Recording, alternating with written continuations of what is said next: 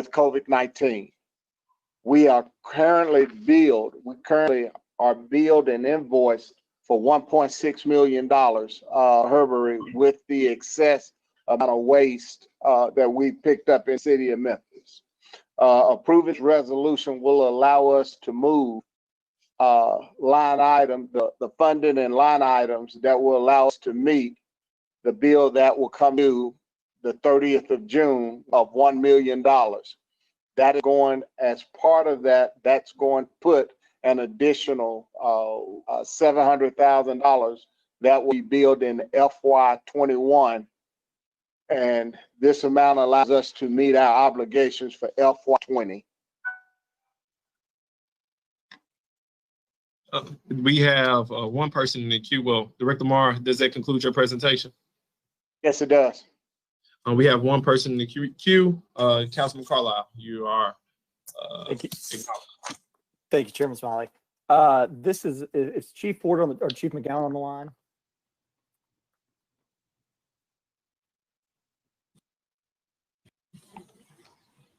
I don't know if Chief Ford is on the line, but Chief McGowan had to step away.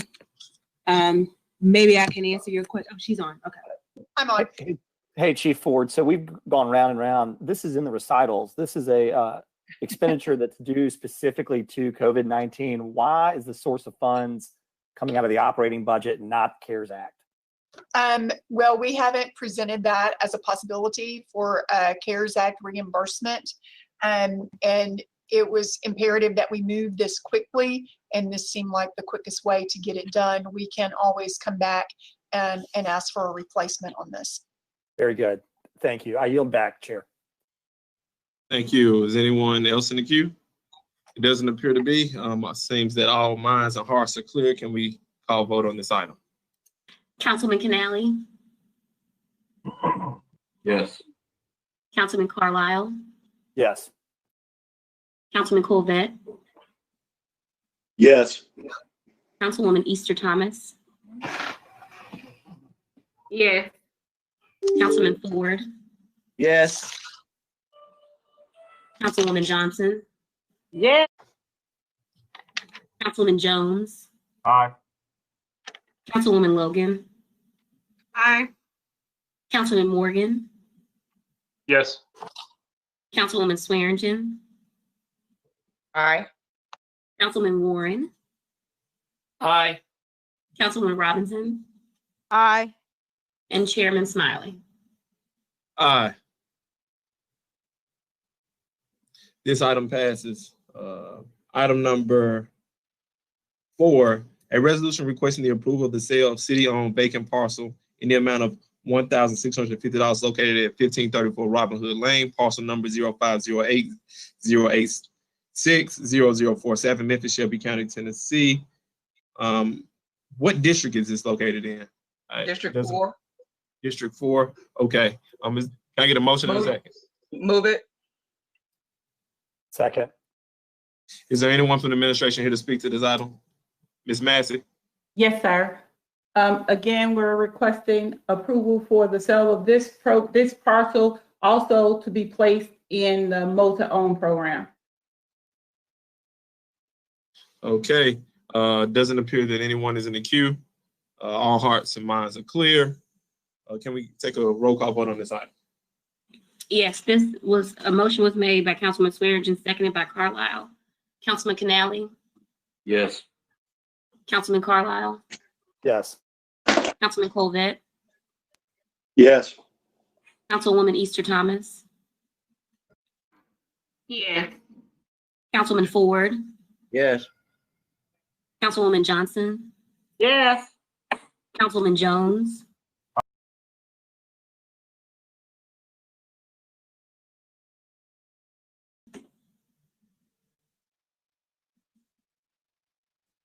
Councilwoman Swearingen?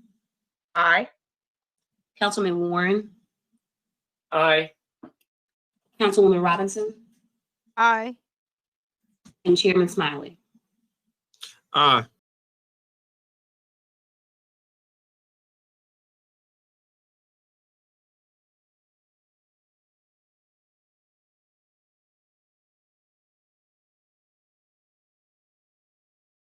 GO bonds from the Traffic Calming Devices Cover Line Project number EN 21200 to Speed Hump Installation Group 12, project number EN, I believe,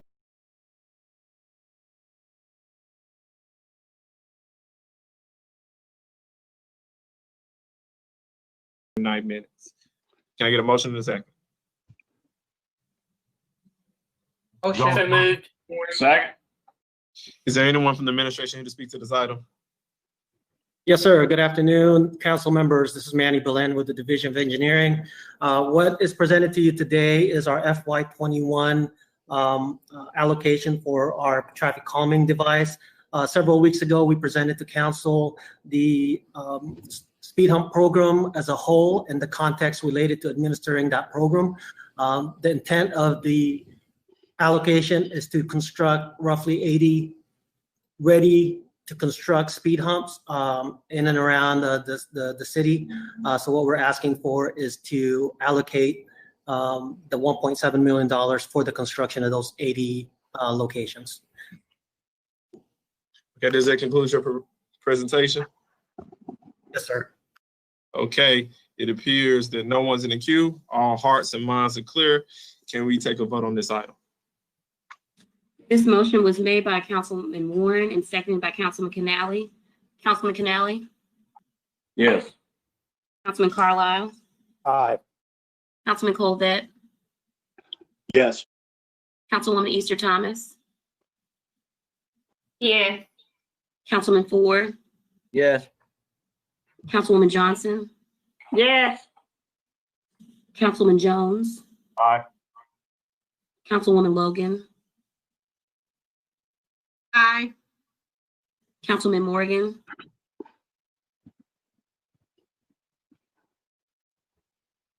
Councilwoman Swearingen? Aye. Councilman Warren? Aye. Councilwoman Robinson? Aye. And Chairman Smiley? Aye, this item passes. Item number 6, I believe, yes, a resolution appropriating $500,000 in GO bonds to the LED traffic signal replacement project number EN 01096. There's a request for consent agenda in the same 9 minutes. Can I get a motion in a second? So moved. Canale. Second. Swearingen. All right, is there anyone from the administration here to speak to this item? Yes, sir. Again, this is Manny Belen with the Division of Engineering. So this is our request for an appropriation of the $500,000 for upgrading all of our LED traffic signal heads. We've upgraded some of our traffic signals to a more energy efficient lighting. We initiated that roughly around 10 years ago. Some, if not majority of our LEDs are at their end of their life cycle. This will allow us to modify and upgrade some of those LEDs that have been gone out. With that said, take any question. Okay, is there any, well, I don't see anyone in the queue. It appears that all hearts and minds are clear. This item was moved by Canale, seconded by Swearingen. Brooke, can we take a vote on this item? Councilman Hold on one Canale? second. Hold on one second, I'm sorry. I see something in the queue. Let me get through it.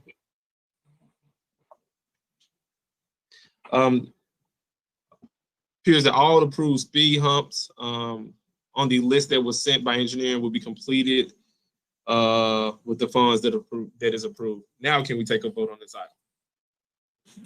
Councilman Canale? Yes. Councilman Carlisle? Yes. Councilman Colvette? Yes. Councilwoman Easter Thomas? Yes. Councilman Ford? Yes.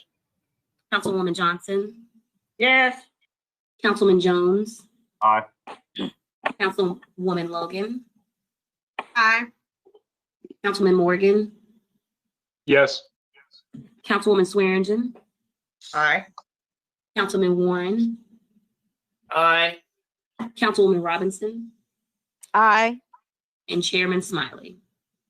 Aye, this item passes. Item number 7, a resolution for the approval of $6,500,000 from FY21 CIP budget, providing funding for street maintenance personnel, material, and supplies. There's a request for consent agenda and same 9 minutes. Can I get a motion in a second? So moved, Canali. Second, Warren. Is there anyone from the administration to speak to this item? Yes, Chairman Robert Knecht. Can you hear me? Yes, we can. You may Great, proceed. sir. You should have received a couple of items to go along with all the council members. And basically, this is the start of how we will prepare for our request for paving for FY21 dollars. As I mentioned in our budget presentations, we have a significant funding going towards paving. About $19.5 million out of our CIP will go towards this function. So one of the items you should have received is a list of all the streets we plan to pave in FY21 by district and by area. And then we also have a secondary report that I presented that kind of shows how those funds are allocated to the different districts and the percentage of streets that'll be covered with that funding source, and how that kind of compares to the other council districts. As you know, we have quite a bit of streets. As you may or may not know, we have over almost 6,800 lane miles. We have shrank a little bit with our de-annexation moves. But we still have a large infrastructure. So our goal is to pave, on a 25-year cycle. The funding this year gets us close. I calculated a 30-year cycle with the funding at 19.5. A lot of the work is going to be done in-house. So this request involves allocation of $6.5 million of the 19.5 to go solely towards street maintenance. It's in-house paving. We have our own asphalt plant in the city of Memphis. We have our own paving crews and equipment in the street maintenance operations. And those crews and those personnel that run the plant supply all the needs and asphalt that we use to pave city streets.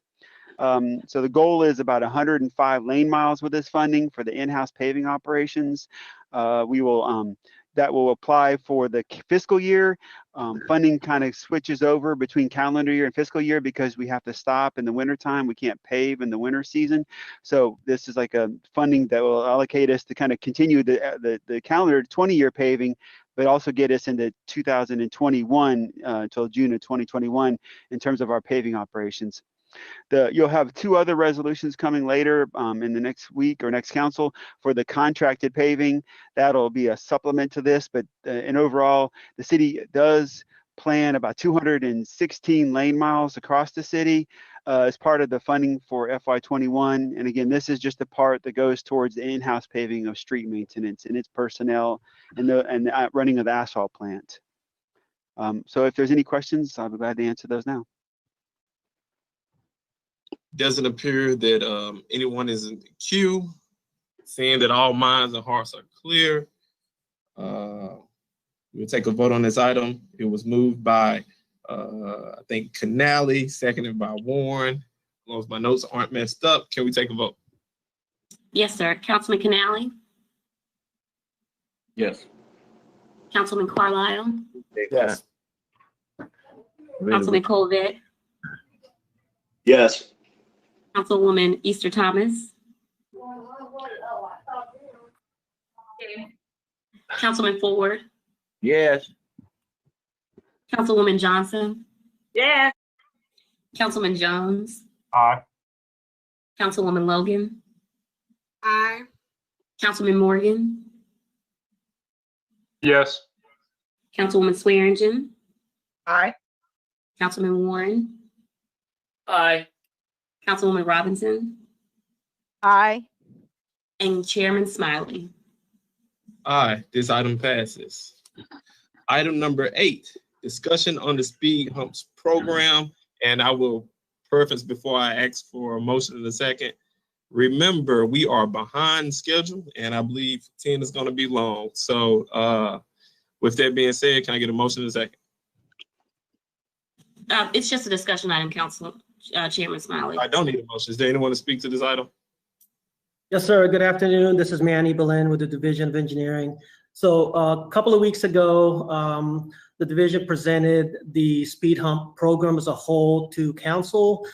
We provided context on how the program is actually administered. We also distributed our plan relative to the appropriation, which thank you very much for approving the 1.7 million on item number 5.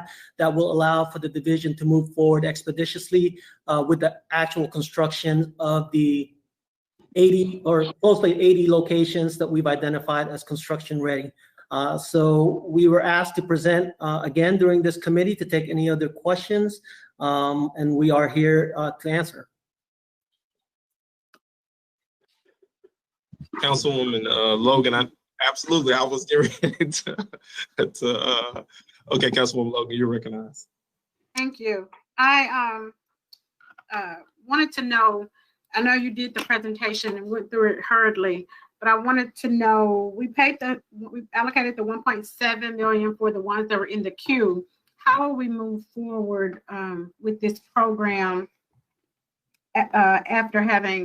once we get all of these constructed? Will it go back to the same 4-year wait on or backlog on them, or how are you planning to move forward?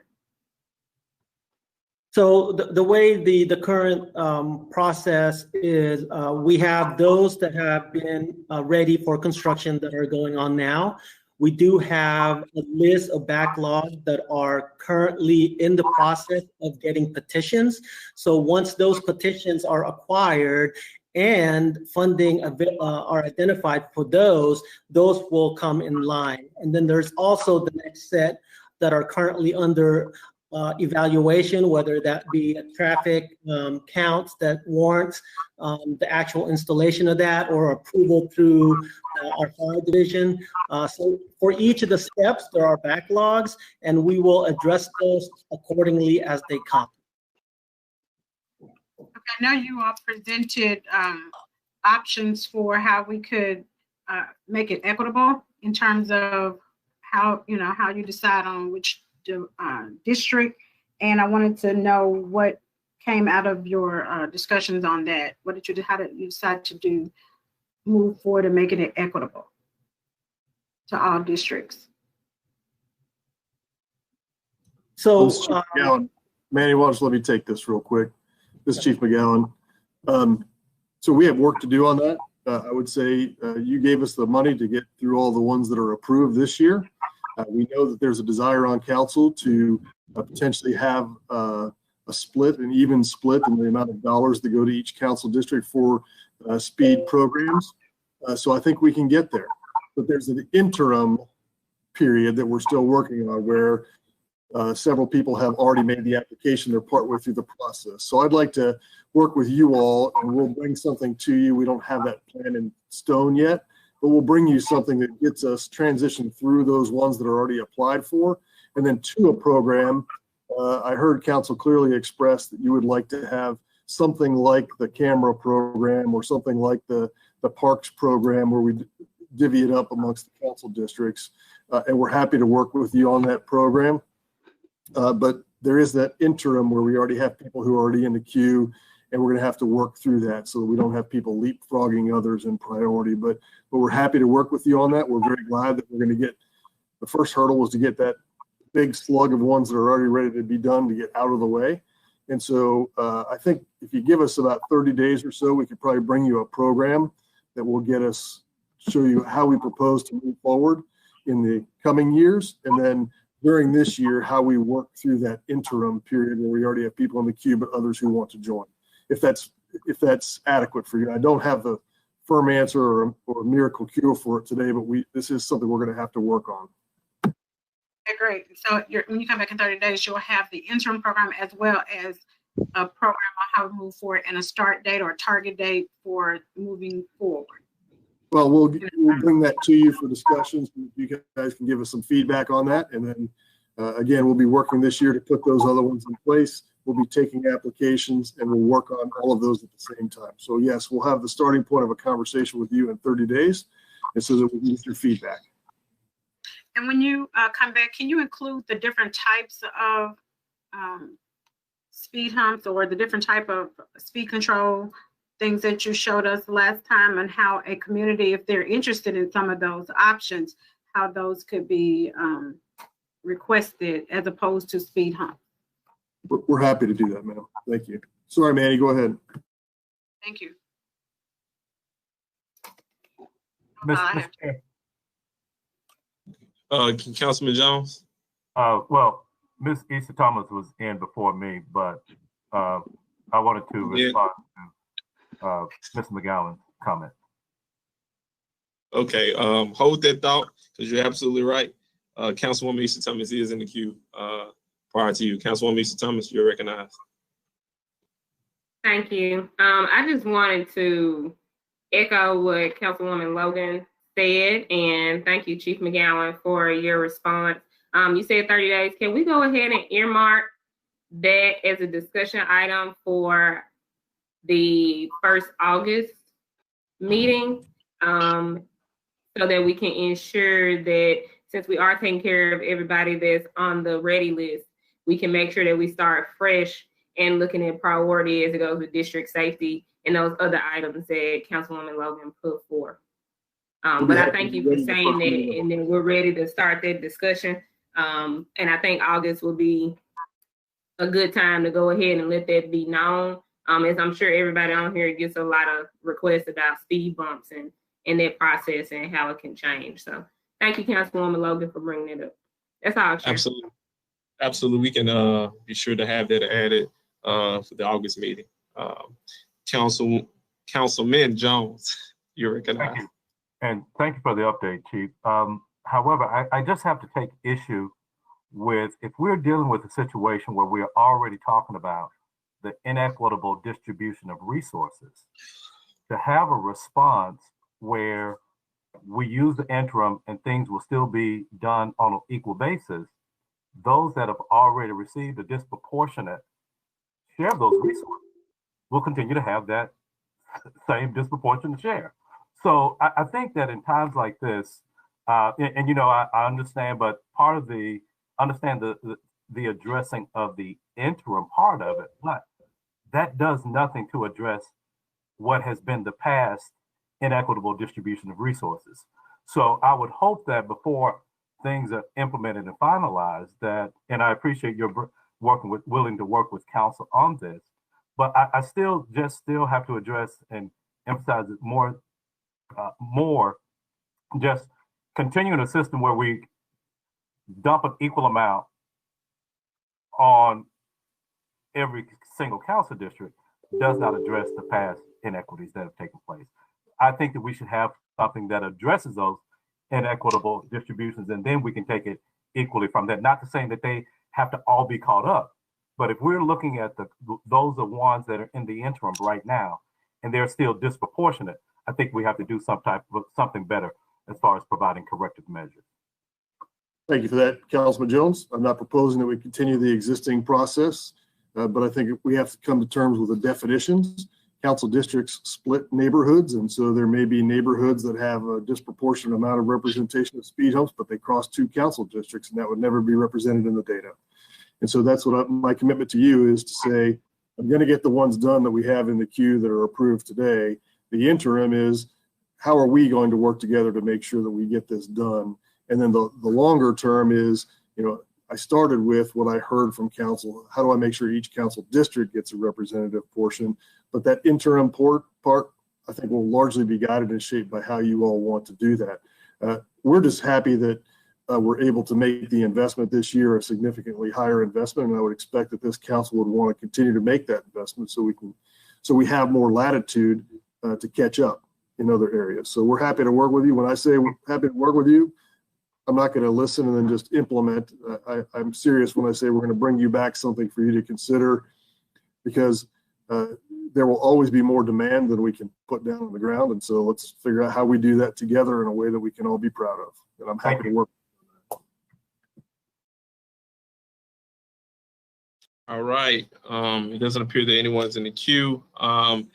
Brooke, I want to make sure that there was, okay, Chase, Councilman Carlisle, I apologize for that. Councilman Carlisle, you recognize.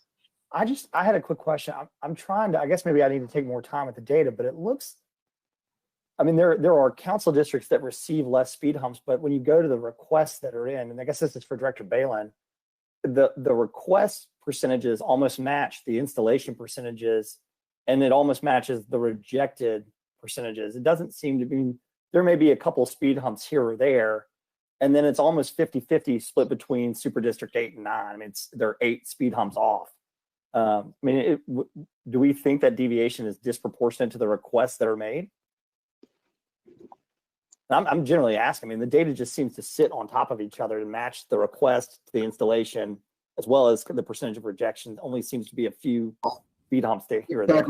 Councilman Carl, I understand exactly what you're saying. Yes, the number of requests and to the number of installations, that proportion and ratio is the same. I think what I heard from some council members was that there's potentially some lack of information. So maybe there were people that weren't aware of the program and therefore couldn't make the request. So I think I'm looking at a holistic approach. How do we make sure that our neighborhoods, our community development corporations, everybody has access to the program in an equal way so that we can get those requests put into place and put into action, and people don't have to wait 4 years for their request, or at least they get the answer quickly. So I agree, and that's why I said data is important, and how we collectively determine what data we're going to measure. But I do want to make sure if there's a gap in information that everybody has, that they're not just sitting back saying, gee, I wish somebody would do something about the traffic. They know what they can do, and we need to address that, I think. Thank you. I appreciate that, Chief. I yield back, Chair. Absolutely. Thank you. Okay. There is no one else in the queue. All right. So I also want to make sure, Ms. Hyman, are you still with me? Yes. Okay. Could you check and see if items 3, 5, and 7, were there requests made for same night minutes? If not, could we revisit one of those items if they're? No, you can make the request for now and you did as you're reading the items off for them to have same night there minutes. was okay, so there was a request for each one of them. I'll make sure I did read those. Okay, absolutely. 3. All right. You read them all. Okay, absolutely. Okay. Item number 9, discussion on solid waste services. Is anyone here to speak to this item? Director Lamar, City Solid Waste. All right. You have the floor, Director Lamar. Well, a couple of things I would like to make the council aware of. Over the past couple of weeks, Councilman Covette, myself, and my deputy director, we've had 3 meetings with Waste Pro to discuss their remedy for the lack of service out in Area E. One of the countermeasures that was put in place, Waste Pro, is that we've added a total of 10 additional crews out to the Cordova area. That gave us a total of 26 crews we have working out there on a daily basis, plus an additional 2 mist trucks that they have. One of the other measures is that we have a contractor that we've embedded inside of Waste Pro's operation. He is the liaison between Waste Pro and City of Memphis Solid Waste. He is doing a deep dive into their operation methodology that is going to help us better understand their operation and come up with a remedy to fix the service delays that we have. The primary benchmark that we have right now from the last meeting was that we have a 20-day or 4-week period in which we are working with Waste Pro to get the cart service back on the schedule. Right now, I recognize we had the issues, cart service or 311 calls being closed prior to the service being provided.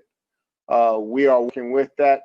Part of that is an internal issue that we have with 311 and the way we put those calls into the system. It allows for the redundancy of the call, causes the system to automatically close once we register additional calls at the same address. We will have 311 calls that that report Miss Garbage, Miss Recycle, and outside the cart. What will end up happening is whatever call came in first, if the first call is a Miss Garbage, we're gonna have a Miss Recycle and a Miss Buckets. Those calls will automatically be closed by the system. And some of the other calls were scheduled, were marked scheduled collection. Scheduled collection. So we're working with Waste Pro on those, and we have a solid waste coordinator that is working in those areas so we can get real-time feedback of the areas in which, or the subdivisions and streets and so forth, that we had slow, missed, or partial service on those areas. So we've speeded up the transition of information from Waste Pro back to the city of Memphis so that we can help them address those issues. Subject to any questions you all may have of me, that concludes my initial brief.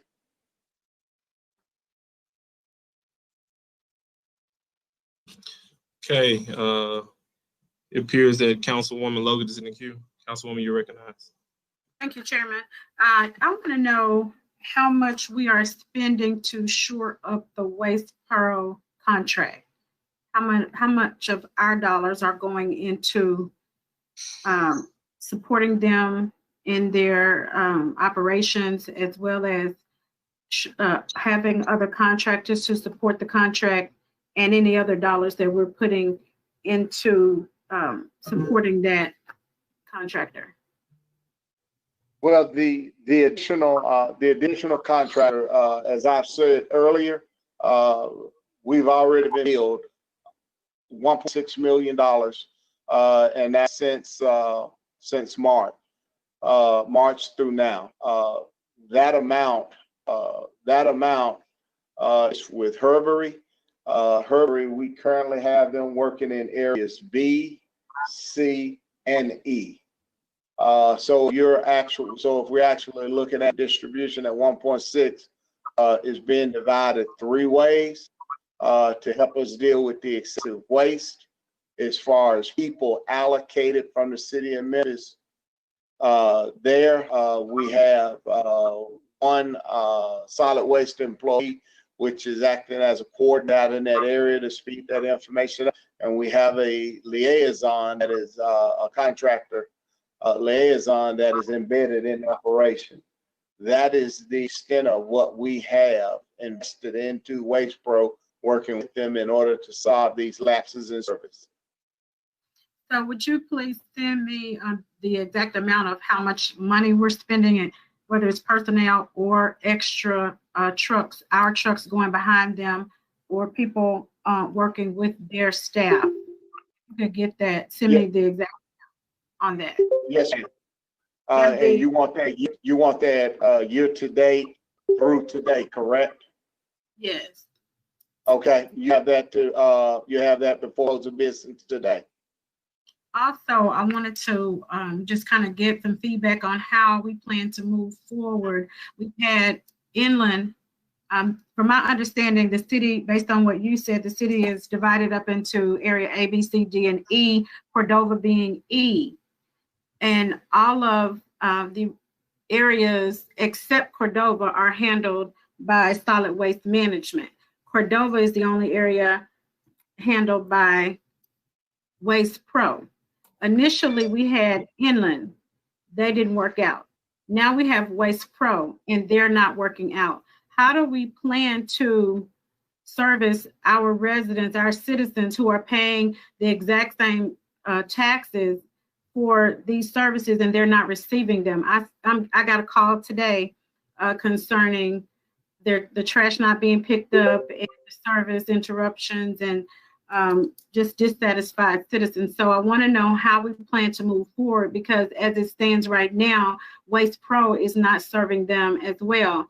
It was the city's decision to name Cordova as Area E, and I feel that they are being charged for service that they're not getting, and their citizens paying taxes as well. So it's up to us to decide on how we're going to serve the citizens in Cordova whether we call them area A, B, C, D, or E. And I'd like to know how we plan to move forward in including them, including area E or the citizens in Cordova being serviced at the same level of excellence or service delivery that the rest of the citizens in Memphis are being served. Well, it's a couple of things that's going on here. Right now, we admit that there's a lag in service that is going on in Area E. Right now, given the environment that we're in, the COVID-19, we've had significant delays in outside the cart service. The additional contractor that we have, that contractor is working both City of Memphis proper, A, B, C, and D, and Area E. Okay, moving forward, our hope is that through working with Waste Pro and pulling apart the operational methodologies, that we're going to be able to work Waste Pro and bring that level of service online with what we have in the rest of the city of Memphis.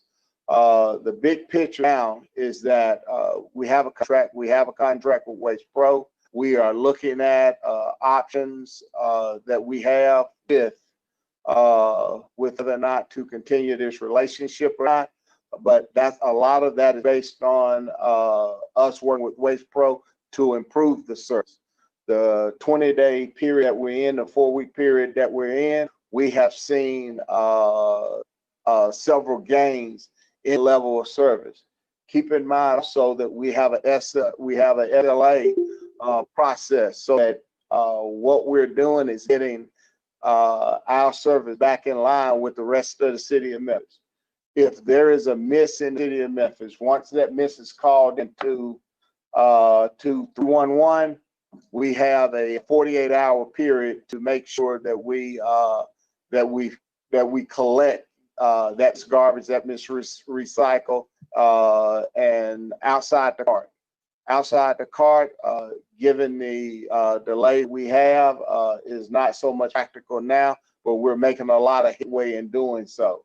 So I am hopeful, given the amount of effort that we're putting in with Waste Pro, is that we're going to bring that service in the Cordova area E, back online with the rest of the city of Memphis, and we should have significant gains by the end of June, going into July, with expectations that when we start looking at the outside the cart, that service will be able to come online and on time during the month of July. All right. It appears that I'm sorry, I wasn't done. I was still talking. Okay. So it appears that you're saying that at the end of June, beginning of July, that Cordova will receive the level of service that they are paying for? Yes, ma'am. That's the outcome. That's the outcome that we're looking for. We are hopeful that we're going to have Cordova back online by Friday with garbage and recycle, and that will give us another 2 weeks to evaluate the service, ensure that it remains online through the end of June, with the month of July being that time period we would dedicate toward making sure we're caught up in outside the cart service. So until then, we need to look at some type of discount or a refund for citizens that are not being serviced. They've gone, and this has gone on even prior to COVID-19. I don't want to see citizens being charged for services that we know they're not getting. This is Chief McGowan. Let me address that, please. Again, I think we've conveyed this in a letter to you, Councilwoman. The service has been delivered. The problem is it's not been delivered on time. It's sometimes 2 days late, sometimes a week late, but what we're paying for is for the personnel, the trucks, the equipment to take the trash to the dump and paid for the tipping fee. So we understand the inconvenience. We've had this happen in other areas of the city, And in the past, we have not afforded people in other areas of the city a discount for the same kinds of disruption in service, because eventually it was picked up and taken. It is unacceptable that it is late. They should expect to have their trash picked up on the assigned day, and they should expect cart to be put back on the curb and everything cleared from the curb. You were just talking about finances, and I want to say that the contractors were providing. Remember, we've assessed liquidated damages, which means we have not paid Waste Pro what they have invoiced us for. So we're using that as a resource to make sure that we're not having to pay any more money to service that area. So, and I do want to say also, it's not just Cordova. There are parts of Hickory Hill that are also serviced by this. So areas in the eastern part of our city that are served by Waste Pro. So I understand the desire to provide a discount. I guess I understand the rationale, but we are paying for that waste to be taken to the landfill, so incurring a cost. It's not as if it's a cost avoided, because eventually we do pay for it to be disposed of. So I guess now we have to monetize time, if that's what you're desiring to do. Well, it's my understanding that we are not paying them. We're seeing a savings by not paying them, and I think the customer should take on that savings as well, because they're having to, some of their trash is not being picked up for 3 months for 3 weeks to a month.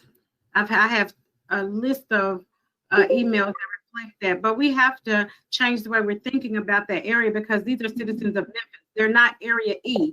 And I think I heard Director Lamar say that they're going to be brought online like Memphis City proper, but these citizens are citizens of Memphis, and they are not receiving the service that the rest of the citizens are, and we have to fix that. Or else we're going to have to reduce their rate during this time, or some type of discount for the services that they're not getting. But I appreciate the email that you sent me, but it still didn't show how we're going to fix that problem.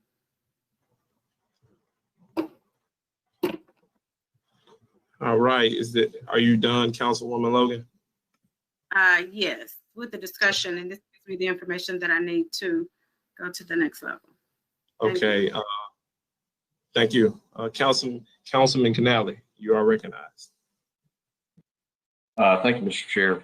Chief McGowan answered my question about the liquidated damages that we had assessed to Waste Pro. I just want to say thank you to Director Lamar and to Philip Davis for all their hard work that they've put into this to rectify this problem. And know that Councilwoman Logan, you and Councilman Colvett have full support of your Super District Councilman in 9, Carlisle, Warren, and myself. And we'll get this right.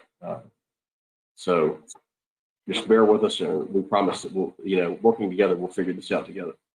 Thank you, Mr. Chair. I yield back. Thank you.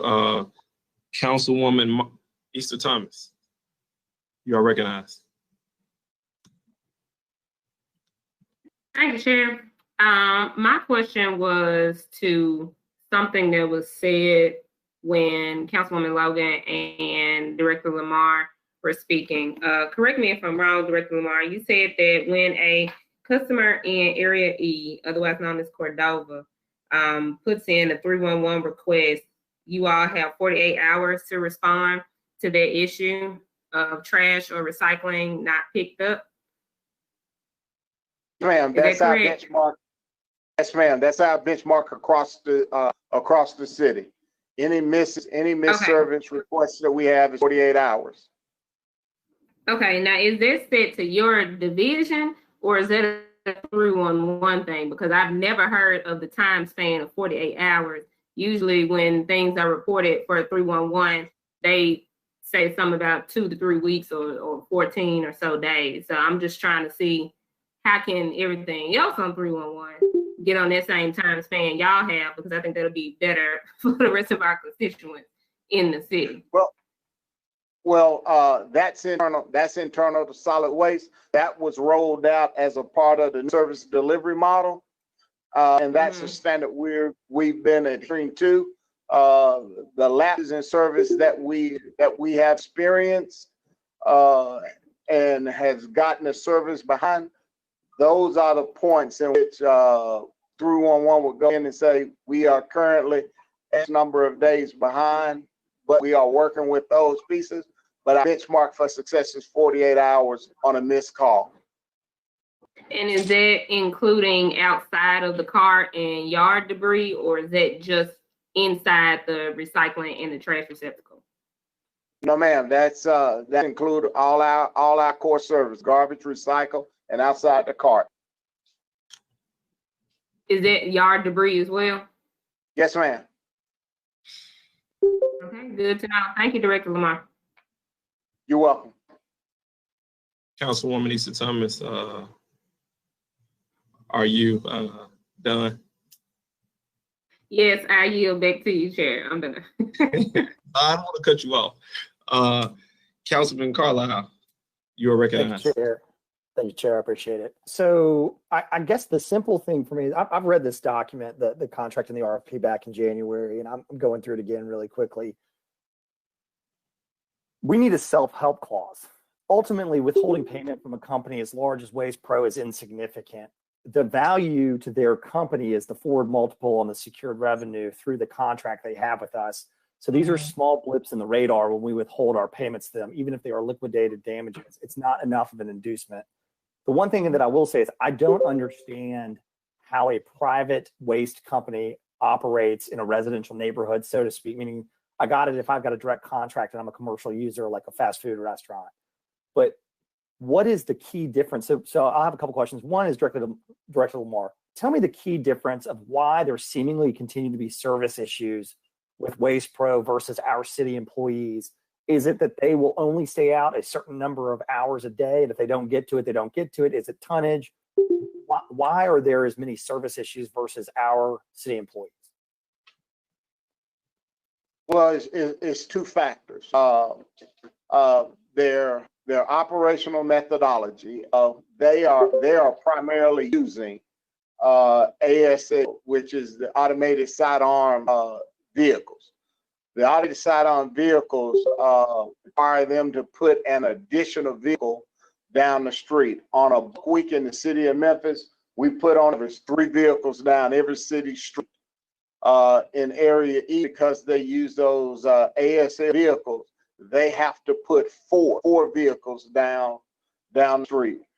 We have held discussions with Waste Pro, and they're in the midst of converting their fleet over from ASL to rear loaders, which will better allow them to service the Cordova area without the requirement to put an additional vehicle down any given street on a buck week. In city of Memphis, on a non-buck week, we put 2 vehicles down a street, down every given street. Waste Pro on their non-buck week, they have put 3. So the ASLs tend to be a liability in this environment because we handle everything outside the cart. The smaller piles that they have, an ASL is 1 man, 1 vehicle, and they pick up by automation. They do not have the person until they send that additional truck down the street to get out and pick up those smaller piles, which becomes labor intensive. For the city of Memphis, we don't have that because all our vehicles are outfitted with crew chief and 2 crew persons, so we're able to grab those small piles, thus clearing an entire street or area with first pass.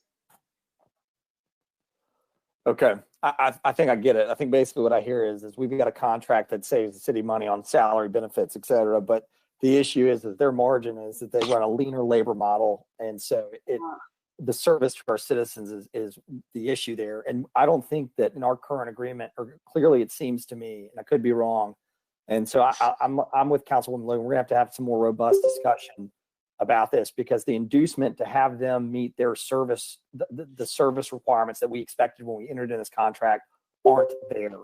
And so if we're having, and this is what I would call it, means self-help in contract law, but the city needs the right to help itself provide the service that we need and bill that back to our counterpart in that contract. And I didn't see a self-help clause in there. It's just the liquidated damages and or withholding payments.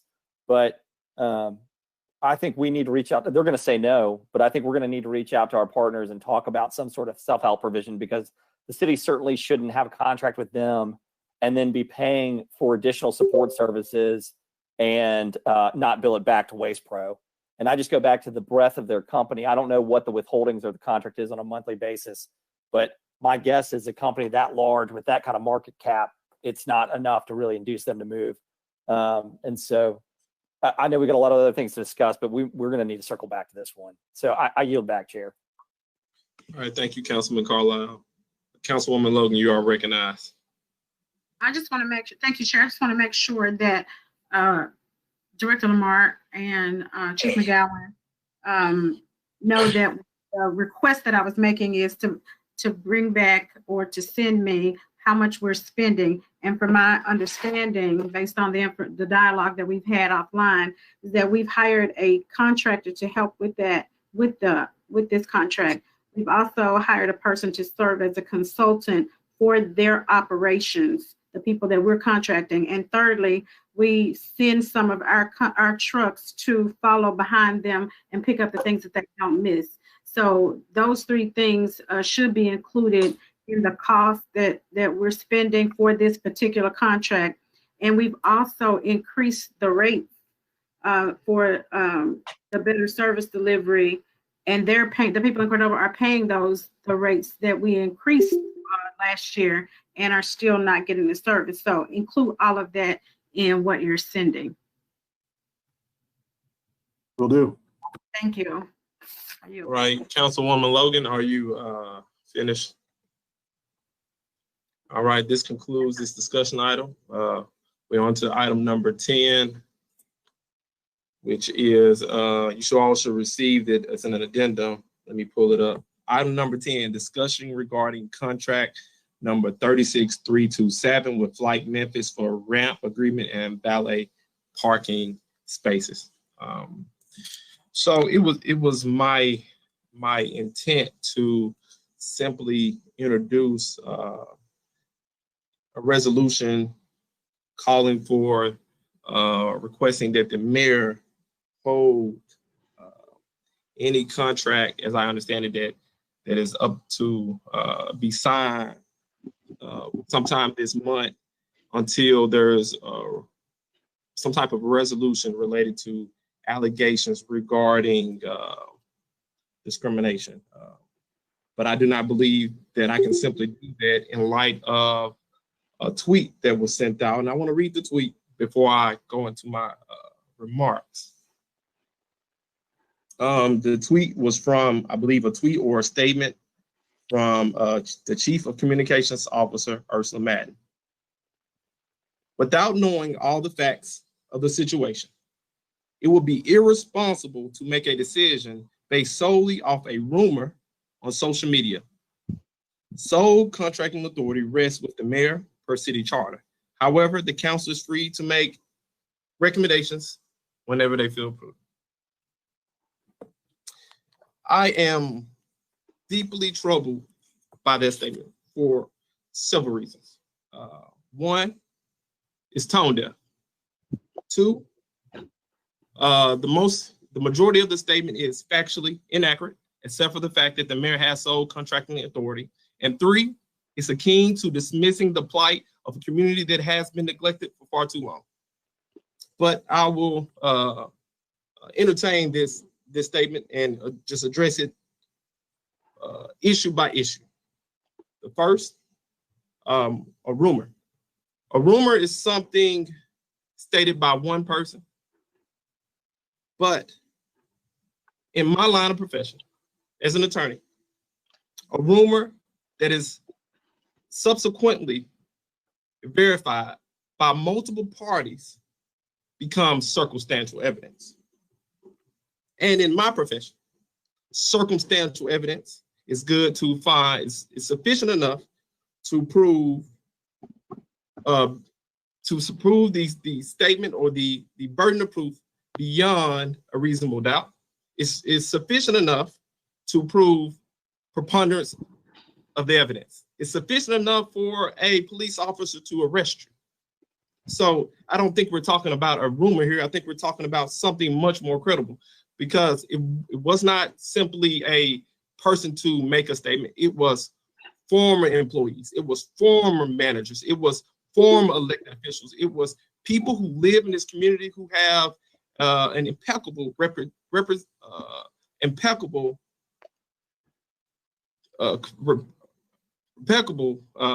moral standing, reputation in our community. So it's not simply someone making a statement. It's people who time after time have gone to a place and have been turned around or sent upstairs. It sounds to me that these people are essentially sent to the back of the bus. I think this council is of the opinion that that should not be the case. So we're not talking about a rumor anymore. We're talking about circumstantial evidence. And then a second thing I want to address, irresponsible. What I would say is irresponsible. It's irresponsible for us to willfully enter into a contract with an organization with allegations that are so serious and so egregious. I think it's irresponsible for us to dismiss people who have been complaining, people who have been protesting. I think it's irresponsible for us to do anything but simply hold a contract in advance. We're not saying we're going to never do business with this entity. We're saying we're going to hold this contract until we have some clarity on what happens going forward.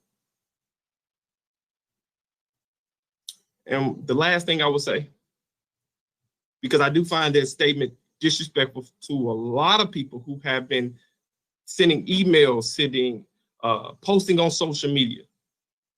The last thing I will say, if no one on the city administration will hear you, this councilman will hear you. I believe that this council will hear you. This council hears your pleas. This council hears your request for us to take immediate action. I don't think this is a situation where we should take lightly. I think this is a situation where this body has the ability to make a sound statement that we support people, that this is a community that it welcomes everyone. And if any entity, if any business willfully discriminates, creates policy that has a disparate impact on people of color, then we will stand against it. We will not contract with you. And, you know, to a great extent, that you are no longer welcome in this community. We do not tolerate racism. We do not tolerate policy that discriminates against Black and brown people, policies that discriminate against LGBT community. We do not tolerate these policies. And with that, I will read the resolution.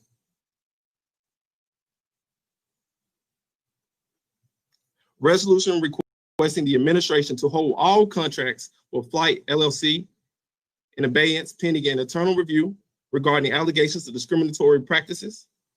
Now, therefore, be it resolved that the Memphis City Council requests that the administration to hold all contracts with Flight Memphis LLC in abeyance pending an internal review regarding allegations of discriminatory practices. Therefore, be it resolved that the Memphis City Council requests that the administration to consider and look into these allegations before executing or extending contracts with Flight Memphis LLC. And with that, I turn it over. Can we get a motion on the resolution? Motion, Easter Thomas. Second, Swearingen.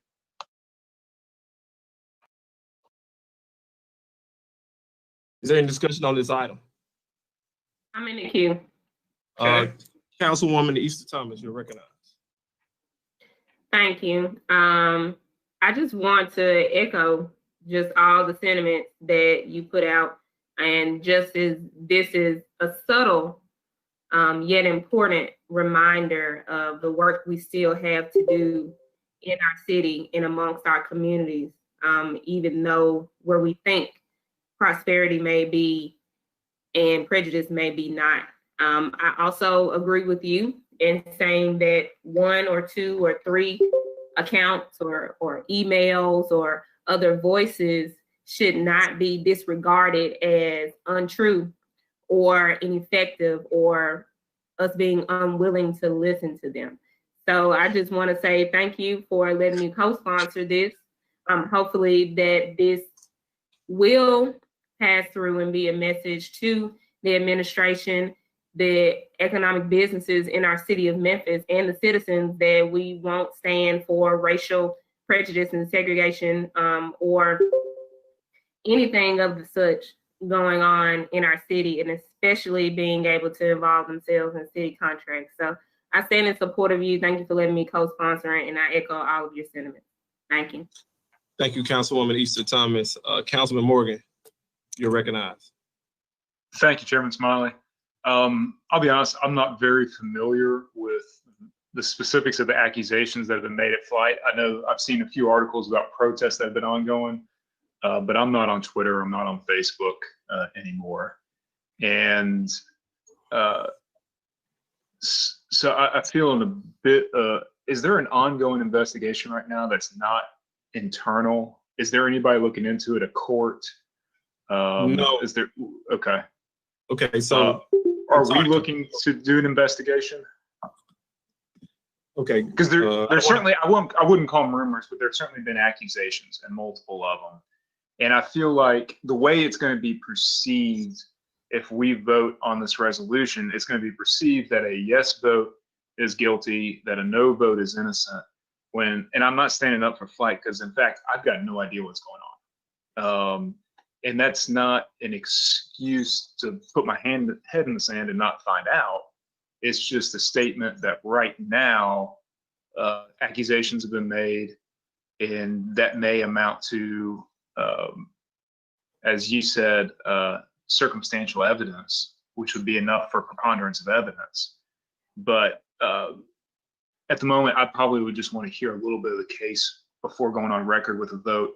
This is a very hot button issue. This is going to be reported on, and I don't want to get ahead of the information or evidence with what is going to be deemed as a verdict, which is not fair, but that's the way it's going to be looked at when this vote goes out. So if we can get some more information, or if I can get some more information, I'd be happy to weigh in, but until then, probably just going to abstain. Thank you. Okay. All right. Councilman Morgan, if I may respond briefly. So the resolution does not state specifically that Flight Memphis LLC were discriminating against anyone. What the resolution calls for is for Flight to do what they said they were going to do, which was complete a internal investigation about the allegations that were made. And it's been several, from employees to elected officials to, the everyday citizen. And what we're simply saying is the contract is up. The contract is set to be signed. What we're simply saying is until Flight goes to their internal investigation, we were requesting that the mayor not sign the contract. And Flight will report back. I believe that I don't have any reason not to take them at their word. They said they're going to conduct an investigation and determine what happened, determine, if there's any validity to the statements. But I will tell you this, where there's smoke, and here it appears to be more than smoke. It appears to be a fire. And I believe that they're going to come out with some type of diversity training, which they already have pledged to do. They also indicated that they're going to figure out what's wrong here. And all we're simply asking is the administration to push the pause button. We're not saying never sign a contract with Flight. We're saying push the pause button because it matters. It matters to people. And I don't think we can bury our hand in the sand on these type of issues. And you talk about what's going on. I can tell you this. From a former manager of the company, this individual was told that when people who look like me, look like some of your colleagues on this council, look like some of the former council people that you served with, would enter into a restaurant without using their title or their name, they were sent upstairs. I can tell you this, a former manager, when he invited his friend to apply for a job as a waiter, was told that his friend would not be hired. And if you ever bring someone back like that, you will be fired. I can tell you this, that another individual who works very closely with this body, that one of the owners or managers called the police on them for simply parking. What I can tell you is that it's been a repeated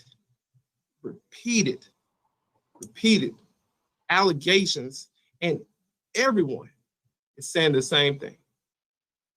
All I'm asking that this body does today is to ask the mayor to hold on. And as Director, Chief Madden stated, contracting authority does not lie with this body.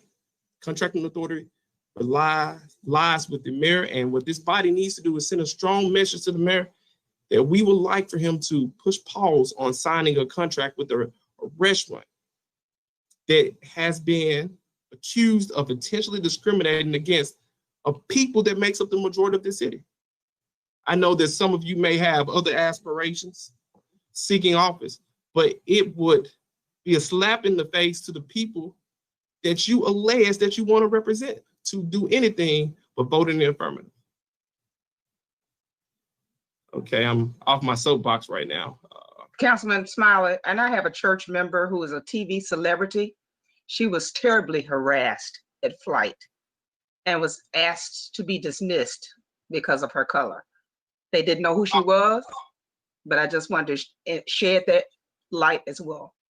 And thank you for bringing that up. I received a message today from someone who works for the MPD, a young lady. She went into the restaurant, and if I would disclose her name, everyone would say that she's an extremely upstanding person.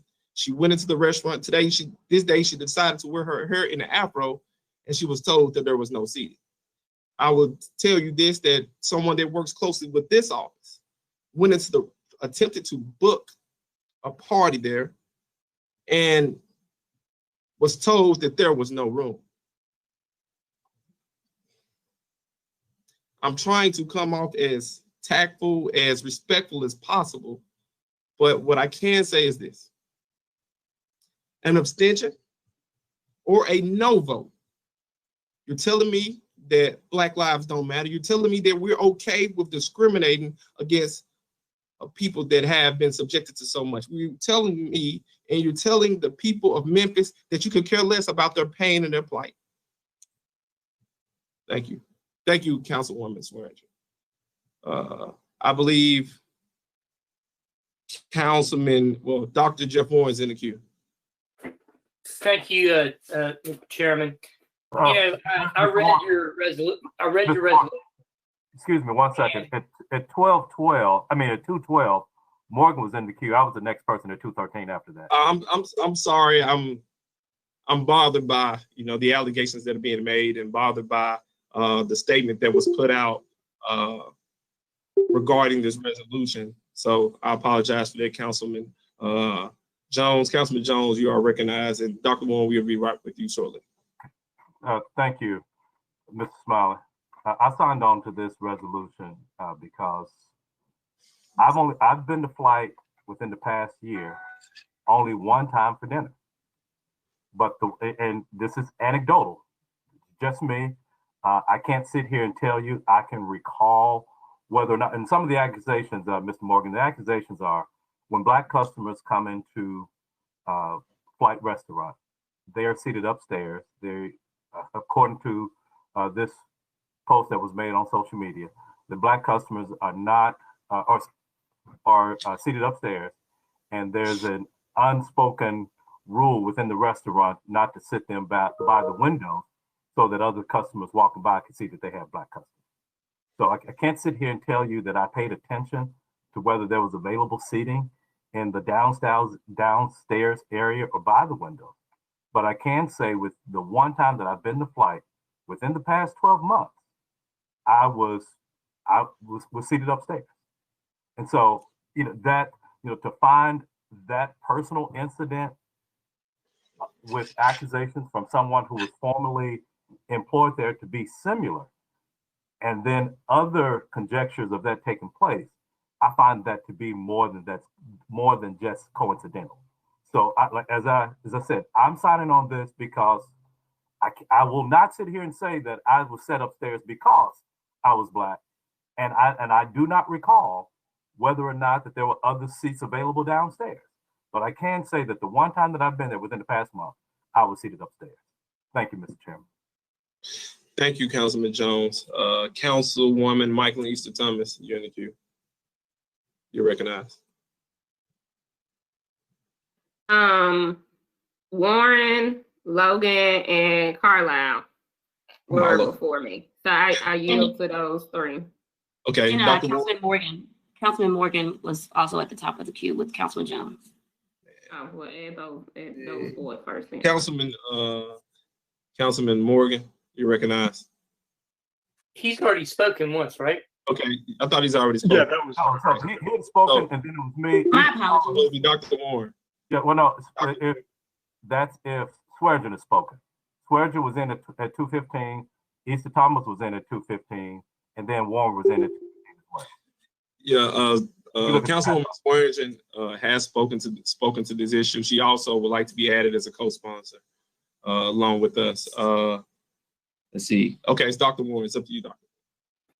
Yeah, I was saying I read the resolution, and although and I understand what Councilman Morgan was saying about not knowing what the story is and how sometimes this is, if we vote for this, we'll be saying they're guilty. I don't think the resolution says that. I think the resolution says, hey, there's an internal investigation going on. There is, a lot of circumstantial evidence here that's been out in the community, and we're asking the administration to please wait for that internal investigation and report before you sign a long-term city contract.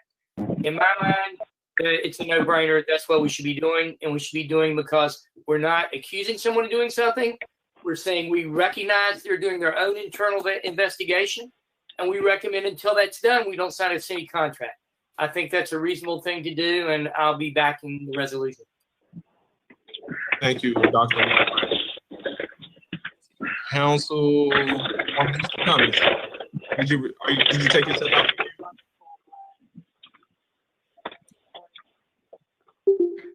Did Councilwoman Logan and Carlisle need to be in the queue? They're under you after your remark that you rescind, and thanks. So no, I put it in. I rescinded it, and then I put it in after Logan and Carlisle.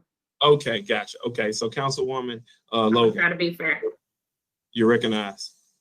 I just wanted to echo that I am in support of your resolution. I appreciate you putting it in because, as Councilman Warren said, it's not an indictment. It's asking us not to spend taxpayer dollars in an establishment that will be discriminatory. You want us to just wait and find out if that's the case. And I think that's only fair that we do to our constituents and to the city of Memphis as well. We don't want to be a city that is seen that way. And I agree that we need to put a pause on that business and any business that there's circumstantial evidence or under allegation, because this is taxpayer dollars that we're going to be spending. And if we need somewhere to spend those dollars, there are a number of really nice African-American restaurants that we could be, as a body, we could be supporting. And we need to make sure that as we are contracting with these organizations, that we have actually surveyed the city to diversify those contracts and make sure we're spending them with African-Americans as well. So while that is going on, while the investigation is going on, if we need to find some others, there are some nice African-American restaurants. We don't, and I want to be added to this resolution as well. I think it is needed, much needed. Okay, thank you. Chief McGowan, you have a point of clarity. Go ahead. I just wanted to mention, Councilwoman Logan, this is a ramping agreement. They actually pay us. So what this contract is reserving several parking spaces. They pay us for the parking spaces to be able to valet park their cars there. I just wanted people to understand this isn't a contract we're giving them. They're paying us. So not saying one way or the other with respect to the resolution, just the facts on the contract.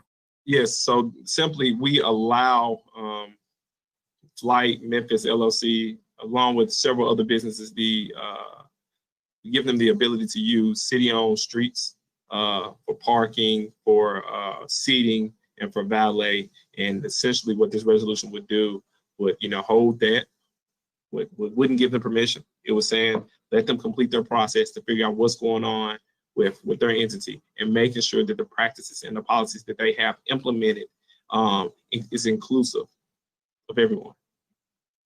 Thank you for that. Yes. So can we be sure to get Councilwoman Logan added as a co-sponsor on this? Councilman Carlisle, you're recognized. Thank you, Chair. Yeah, I'm glad we pointed that out. I wanted to make the difference. We've done that, I think, in a few other places downtown where it's, and in Midtown, I think, where it's really high density. Second Line and Iris and Midtown have a similar agreement. I think it's 3 or 4 spaces.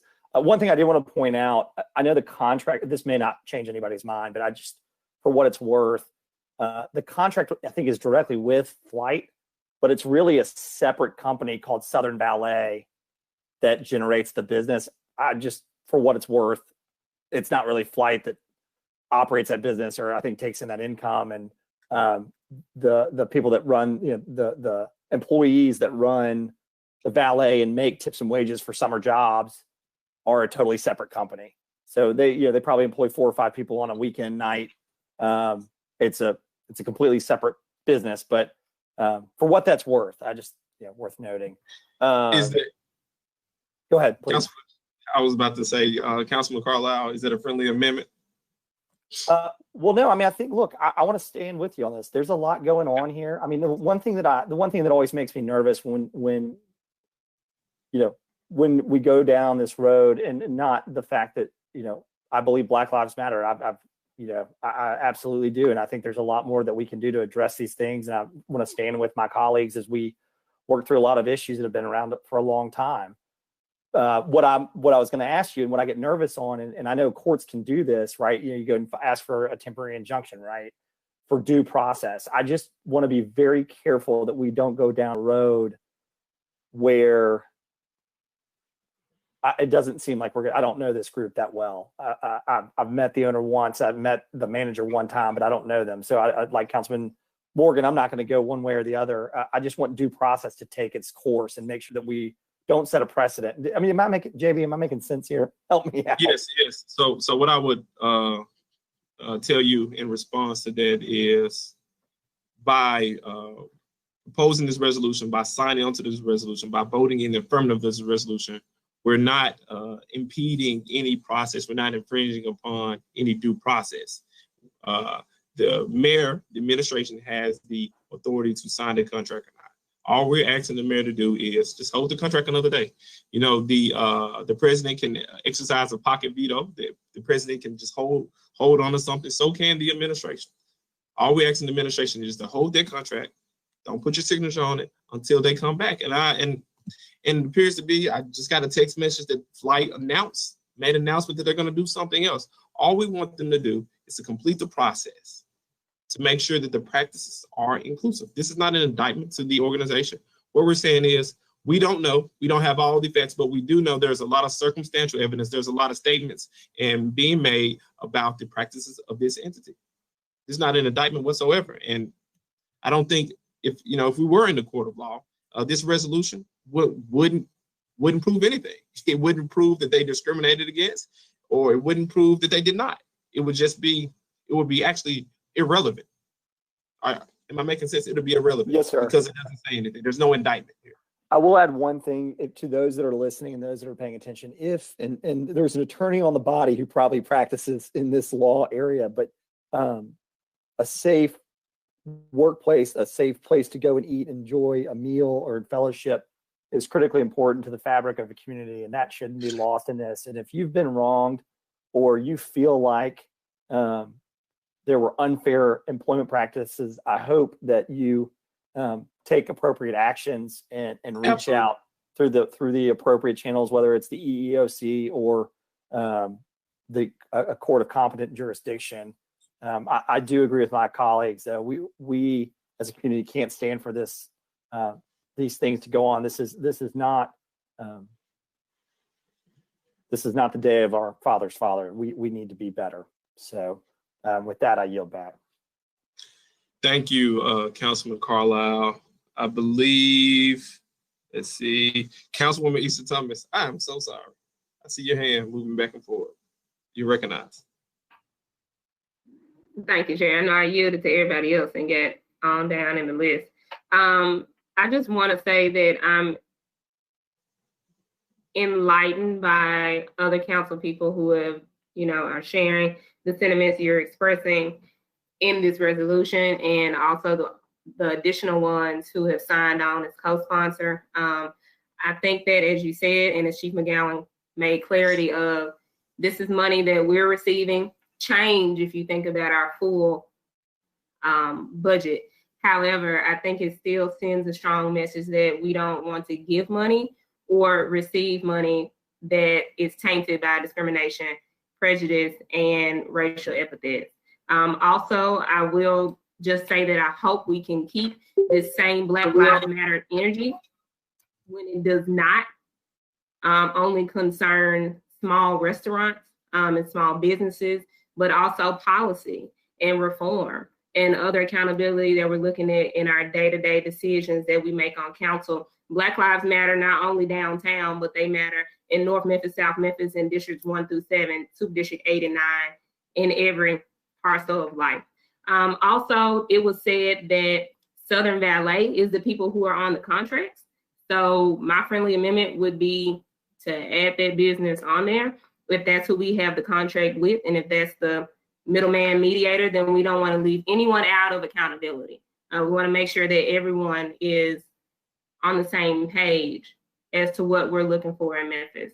I ask that you add that amendment, motion that you add that friendly amendment, and if no one objects, I say we go ahead and call for a vote on this.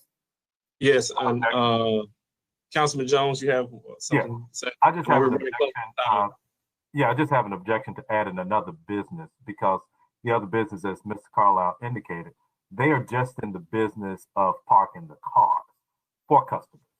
And so it's not necessarily them that says, even if I valet my car that day, they didn't say to Martavius Jones, you're going upstairs to sit. So I think that those. So what the resolution says, would that still be okay? Yes, I think the way that Mrs. Smiley has drafted this resolution accomplishes what we're trying to do without necessarily bringing in, I would say, unintended non-parties. I just want to make sure we don't leave anybody out. Oh yeah, if I thought they need to be left included in there, I would have included them. I don't think this organization needs that. Okay, I'll retake that friendly amendment. Okay, so I would go to, so I would go to Chief McGowan real quick, and then Chief McGowan, you with us? Yes, just to clarify, that the contract is with Flight LLC.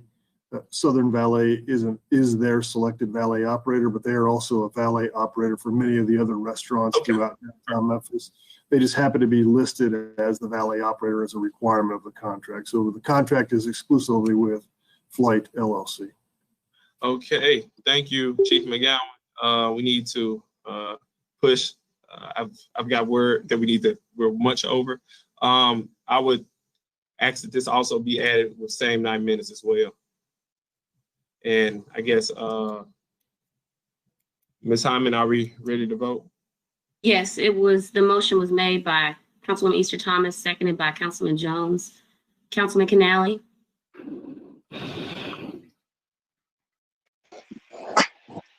Yes. Councilman Carlisle? Yes. Councilman Colvett? Yes. Councilwoman Easter Thomas? Yes. Councilman Ford?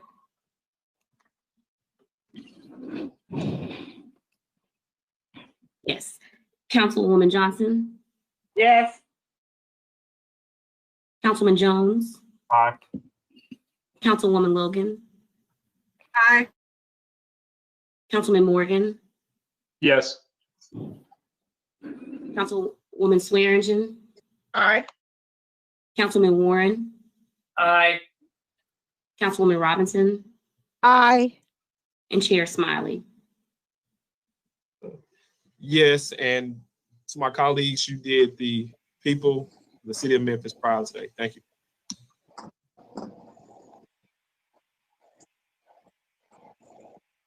I believe that's the last item on Yes. the committee agenda. That's the last item in the Public Works, Solid Waste, and Transportation General Service Committee. As such, this committee is adjourned. This conference is no longer being recorded.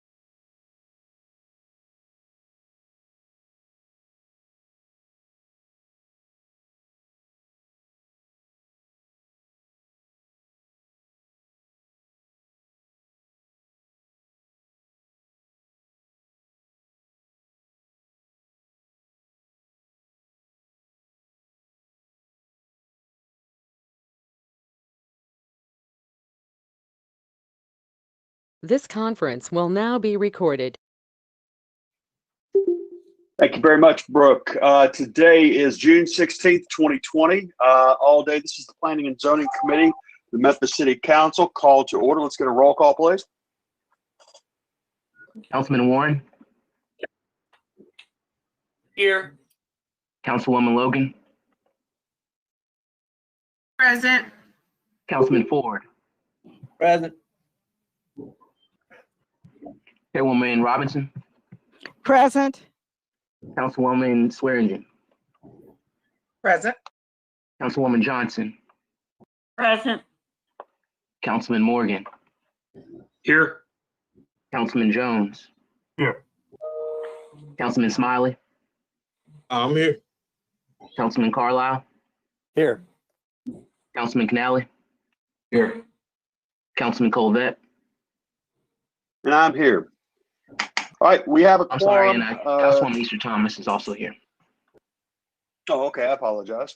All right, colleagues. All right, we have one item in front of us. It's a resolution requiring community meetings prior to hearings before the Land Use Control Board. It's in addition to the consent agenda, and same night minutes are requested, although that may be changed.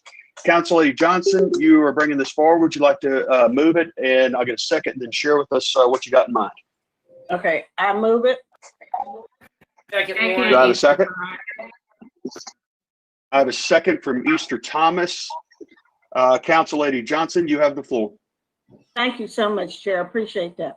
Recently, it was brought to my attention that in lieu of the COVID-19 virus, that the required community meetings before the Land Use Control Board were not always being held.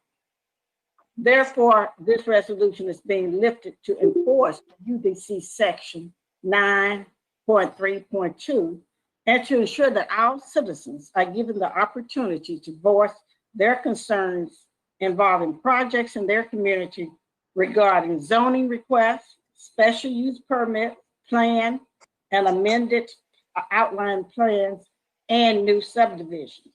I don't know if you're aware or not, but in lieu of the situation we're in, a lot of times the individual, when they go before the land use control board, they're only given 10 minutes for opposition.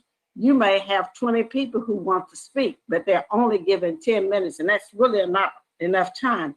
And these community meetings are very vital and important for them to get their views discussed in front of the developers. But while I was working on this resolution, it was brought to my attention that there may be a legal issue that will have to be addressed in order to enforce this resolution. So before I go any further, I would like for Attorney Wade to come on, if he's still with us, and to explain what possible legal issues we might be addressing in this process. Absolutely. Councilor Wade, are you with us? Yes, I am. Please share. I'm not aware of any legal issues that prohibit us from going forward with this, and I would urge you to go forward with it today. You're watching that? Excuse me? Keep hearing some feedback. We're gonna cut that person Somebody's off. mic is hot. It's Jenny. Jenny, Okay. who? Okay, so somebody, a lady's calling in. we received a request from someone to have a comment about this, so I urged Council Lady Johnson to delete her request for this to be added to tonight's agenda and for same night minutes, so that if you approve it, it will go on the July 2nd agenda as normal. And then that will allow any people that want to comment about it to give us written comments in advance. Council Lady Johnson, do you have a problem with, we'll take it off tonight's consent agenda and take off same night minutes and put it on our agenda for the next council meeting? I have no objections. I still would like to get a vote on it today, so we'll go forward and to make sure people understand the urgency of this particular resolution. All right, we can vote to send this forward with a positive recommendation potentially. We could certainly do that. I see where Councilman Warren is in the queue. Yes, I think this is an excellent resolution. I like the idea that, we've got, I don't know how many things for same night minutes tonight. And if we got something we can actually take 2 weeks and make sure we vet it, we don't have to push it through. That's good too. This is very good because you want citizens to be able to talk about land use. You want them to be able to have their voices heard. And I'm firmly behind this amendment, and I'd like to co-sponsor it. Thank you. Very, very, very good. Staff, please add Dr. Councilman Warren as a co-sponsor. Does that conclude your thoughts? You have any further questions? That concludes my thoughts. Thank you, Mr. Chairman. Thank you much. Councilman Carlisle, you're recognized. Thank you. Is Mr. Whitehead on the phone? Yes, sir. Can you hear me? Yes, sir. So I missed just the beginning of the introduction, but ultimately we've suspended the need for neighborhood community meetings under the COVID, under the emergency order. I guess that's the way to say it. That is correct. And, probably fairly compelling legal arguments can be made, both advocating for the suspension of those neighborhood meetings under the executive orders by the mayors and the governor, and compelling arguments can be made on the other side. I think what this resolution says is, regardless of the legal arguments, that this body, the city council, would like to have all of the items that have not already had those neighborhood meetings go ahead and have them. And if that requires a remanding of a case to the Land Use Control Board, so be it. By my count, there are 3 cases that will need to be remanded for that reason. Yeah, I mean, I think that's probably pretty fair. I mean, look, this group has managed to get on the horn together through some up and down technical issues. How would the neighborhood meetings be overseen or executed? I guess would that be on the would it be the developer or applicant's responsibility to host it? Meaning more if it's electronic means. That's correct. This resolution allows for either a telephonic or some other virtual meeting or an in-person meeting. We did ask Director Haushalter, the health director. She urged her preference for the former, that it be telephonic or virtual. And we've already fielded some questions in anticipation of the approval of this to avoid any further delays. The applicants that are affected by this are already getting their ducks in order to hold these meetings. If you choose it to be like a Zoom or a other visual medium, then it's pretty easy because you can show on the computer screen what you're talking about. If you choose to do it telephonically, I am suggesting that the applicant then email the site plan. So at least if everybody's on the phone call, they're looking at the same document. Yeah, so I think what I'm hearing, and Councilwoman Johnson, I may be coming with a friendly amendment to help facilitate this, but I think we need the Office of Planning and Development to come up with some semblance of guidance so that nothing crazy happens if it's a telephonic meeting, meaning to that point that they either, if a applicant chooses to have an electronic meeting, that OPD has laid out what is and isn't acceptable as a platform and what is necessary to be provided to the neighborhood as a part of that meeting. And that may give them a couple weeks to come up with some basic guidance. We don't have to write an entire rule book, but I think we need to have some sort of baseline requirement. I mean, when it's an in-person meeting, we mail notices to everybody within X number of feet. We state where the meeting is going to be, how it's going to be held. I think if we're going to do that for electronic means, that we need to have, I would like OPD to provide some guidance on what they're comfortable with. Josh, you want to weigh in there? Excuse me, Mr. Chairman, to Councilman Carlisle, what we're doing is following the UDC to the letter with the one exception of the means of the forum. So we OPD will be mailing out hard copies of notices to the 500-foot property owners, the neighborhood associations, and the district and super district. And the procedure will be as normal. First, the applicant speaks, then we go to the opposition. So the only change procedurally will be the forum. So the rules are already in the books for everyone to follow. Okay. All right. Fair enough. I mean, I'd still like to see you guys, even if it's not a hard and fast rule, to provide preferred means of what the electronic forum, just as a matter of assistance to the citizens. I don't want somebody to say we're going to do it on Zoom and half the citizens go to. I mean, we just try to do something where it's a little more uniform across each applicant would be helpful. Chairman, I see Alan Wade in the queue.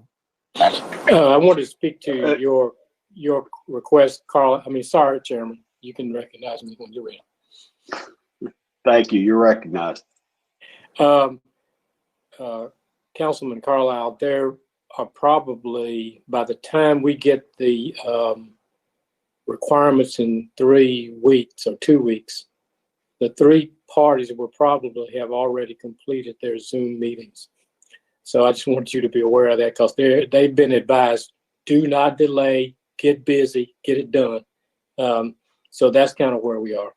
Yes, sir. And I'm not trying to hold up the process by any means. This is more going forward. And again, this doesn't have to be attached to the resolution. I guess I'm making the request of OPD to come up with some guidance that can be followed by applicants, so the citizens know, if electronic meetings are going to occur in the next 3 to 4 to 5 to 8 months, these are the likely platforms they're to be hosted on, just so that they can be prepared and familiarized. That's all. So we can leave it out of the resolution, but I'm asking Director Whitehead if he'll work on just at least something to put on their website is, these are the preferred methods of electronic meetings.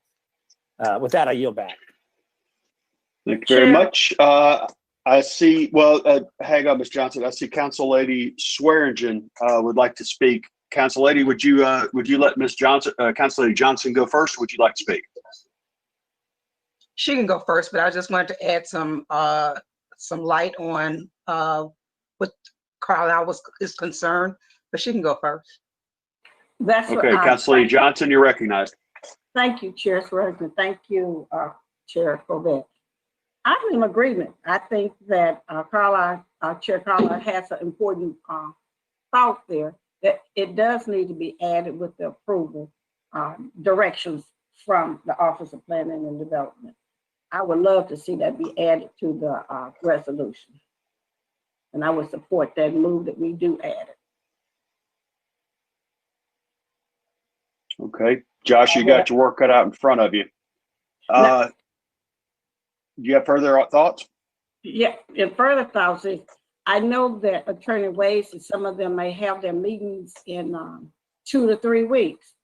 I hope I don't hear from citizens to tell me I got a notice, or I got a phone call, the meeting is tomorrow, trying to meet this requirement, because I think we're going to possibly have some other issues to address.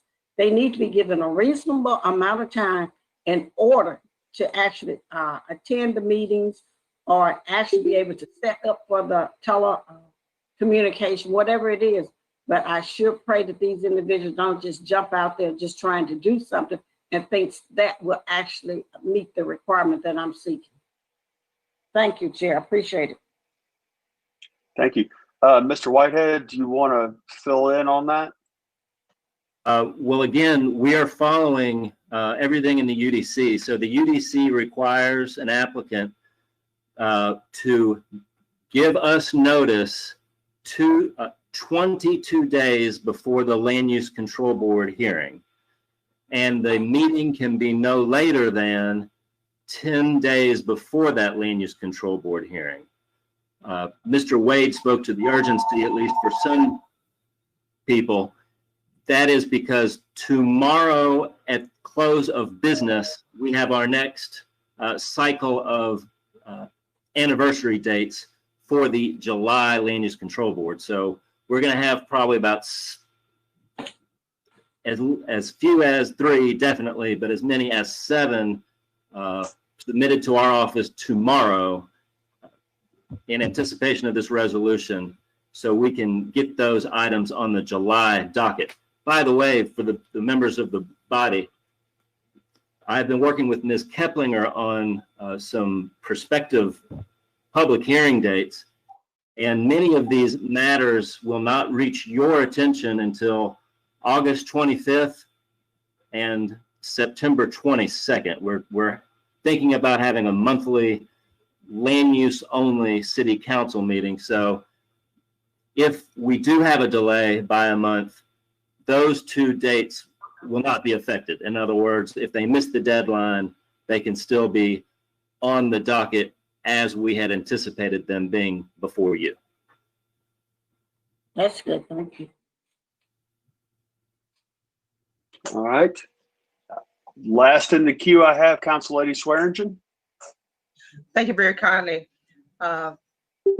Chair. Some of these concerns that I hear my colleagues expressing, it's really not a hardship and what's trying to be established. I agree with her resolution. I had a case not long ago. They canceled the neighborhood meeting due to the corona. I got with the developers and insisted that they reach out to the constituents once again, mail them all of the information, the diagrams, the maps. I had my staff, for anybody who called with any concerns, they call the staff. I submitted those to the developer. I had the developer to even call out and reach the constituents.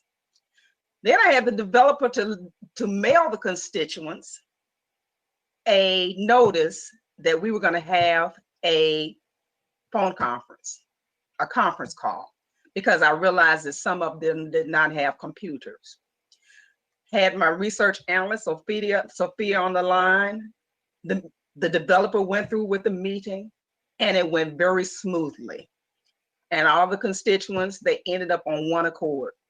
But it was a smooth transition.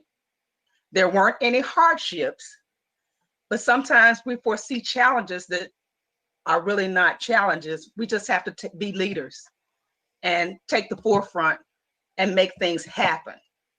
So especially during this pandemic, you had to be creative. But I would hate to place this on Josh Whitehead.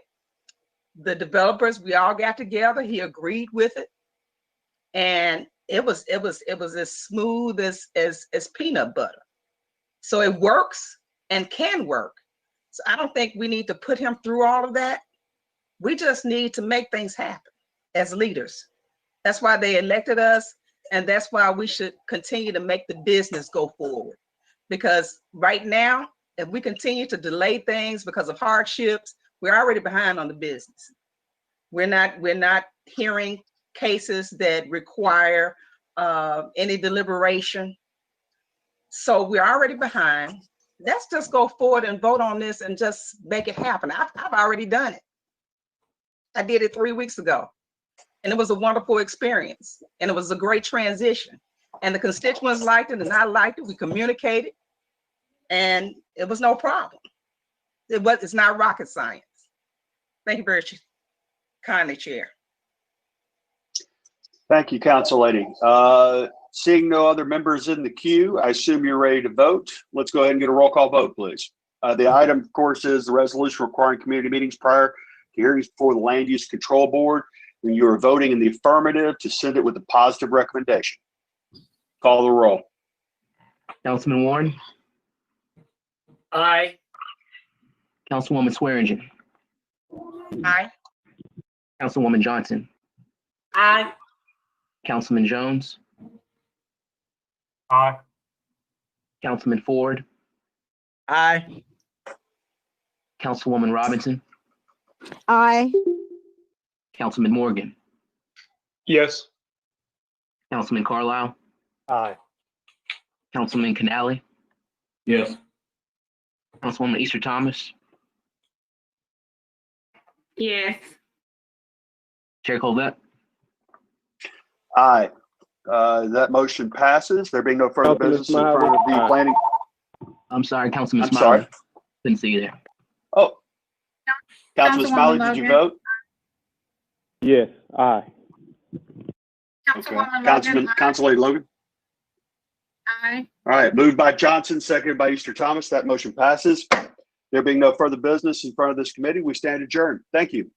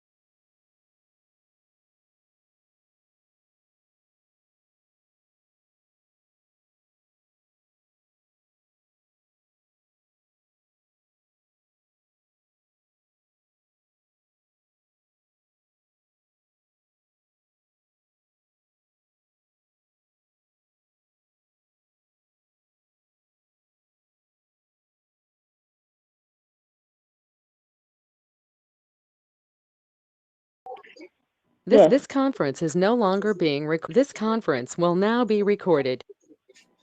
Thank you. I'd like to call the executive session to order. Today is January 16th. Can I get a roll call, please? Canali, Here. Carlisle, Present. Covet, Here. Easter Thomas, Easter Thomas, Ford, Here. Johnson, Jones, Yeah. Logan, Present. Morgan, Here. Miley, Present. Swearingen, Present. Warren, Present. I think I heard Easter Michael talk. Mike talk. thank you. Chair Robinson. Present. Thank you. We have a couple of cleanup items before we discuss our 8 items on the executive session today. First, I'd like to, we didn't intentionally skip over MLGW committee. Chairman Morgan. Thank you, Madam Chairwoman. So what MLGW today was going to present was about a 4 or 5 page summary. It's been emailed to everybody of the IRP draft. The link that I just posted in the chat on the side has a copy of that document. It also has the 75-page slide presentation from Siemens. And it also has a 392-page IRP report. So the public comment period is ongoing right now, and it goes until July 6th.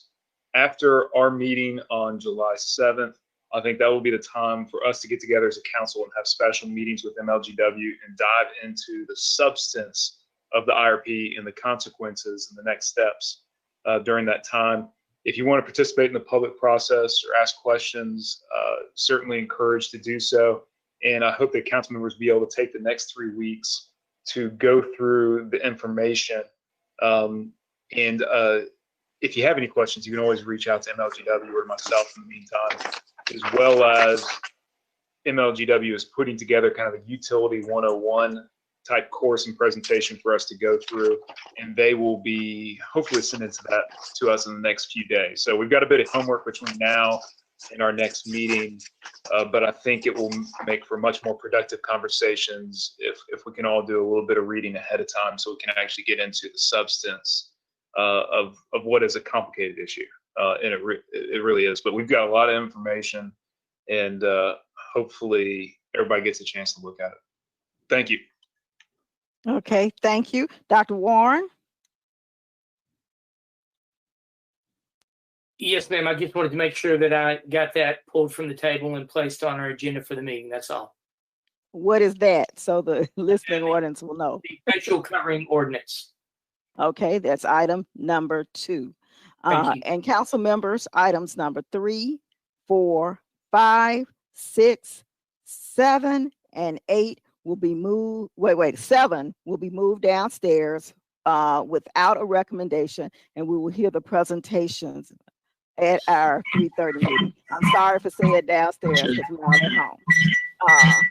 Item number 8 was a resolution. Can we hear that downstairs? I think Councilwoman Easter Thomas. Yes. You're recognized. Yes, Chair. I was also going to ask the same 9 minutes on that.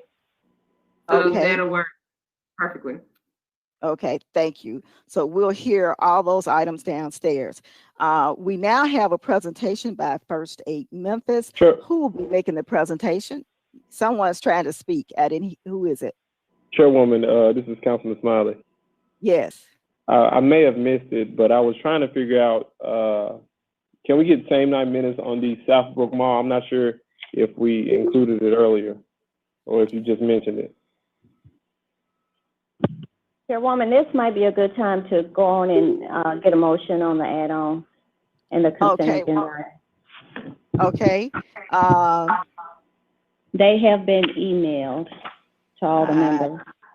Okay. Members, would you please look at your email? Our add-on items. Item number 25. Request same night minutes. 26. Request same night minutes. 27 is same night minutes. 28. Same night minutes. 29. Same night minutes. 30. Are we requesting same night minutes? Yes. Do we have any objections? Yes, it's a request for same night minutes. Okay, I'm just asking, can we do this without objection? Okay, add same night minutes. Item number 31, same night minutes. 32, same night minutes. 33, same night minutes. 34, same night minutes. And for the listening public, most of these items are under part cover, and they could have been under one resolution, but they divided them out. Request for same night minutes on 35, 36, same night minutes. 37, same night minutes. 38, same night minutes. 39, same night minutes. 40, same night minutes. 41, same night minutes.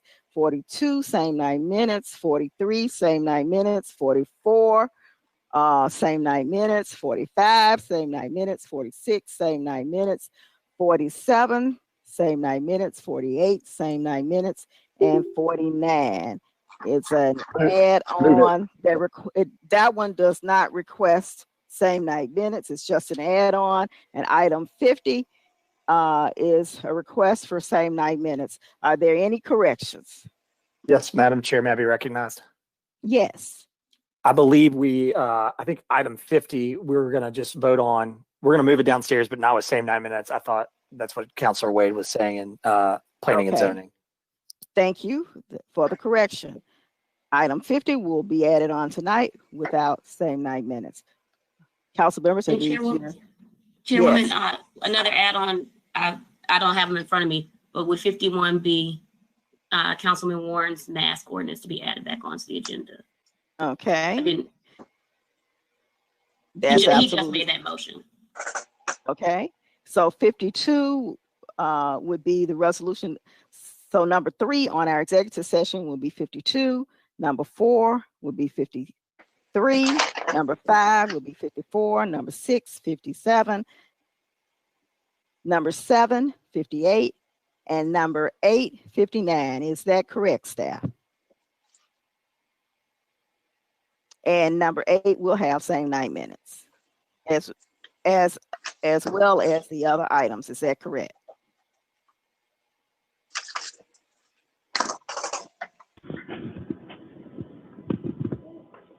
Yes. So we'll double check just to be sure before we get downstairs with council records.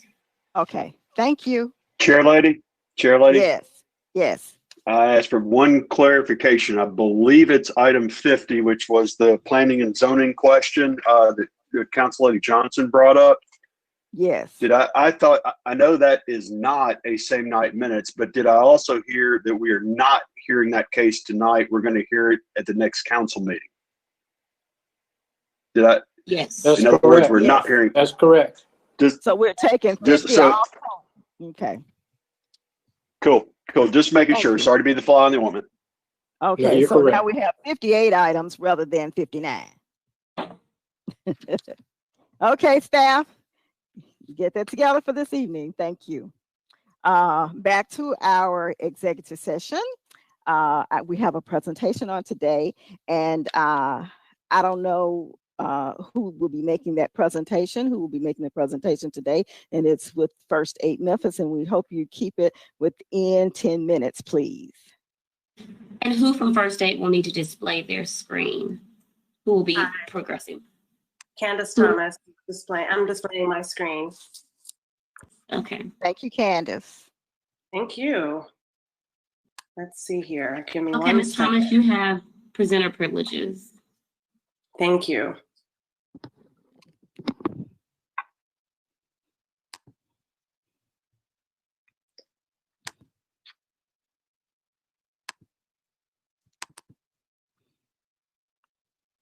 It's taking me a second to connect my screen, but I'm working on it here.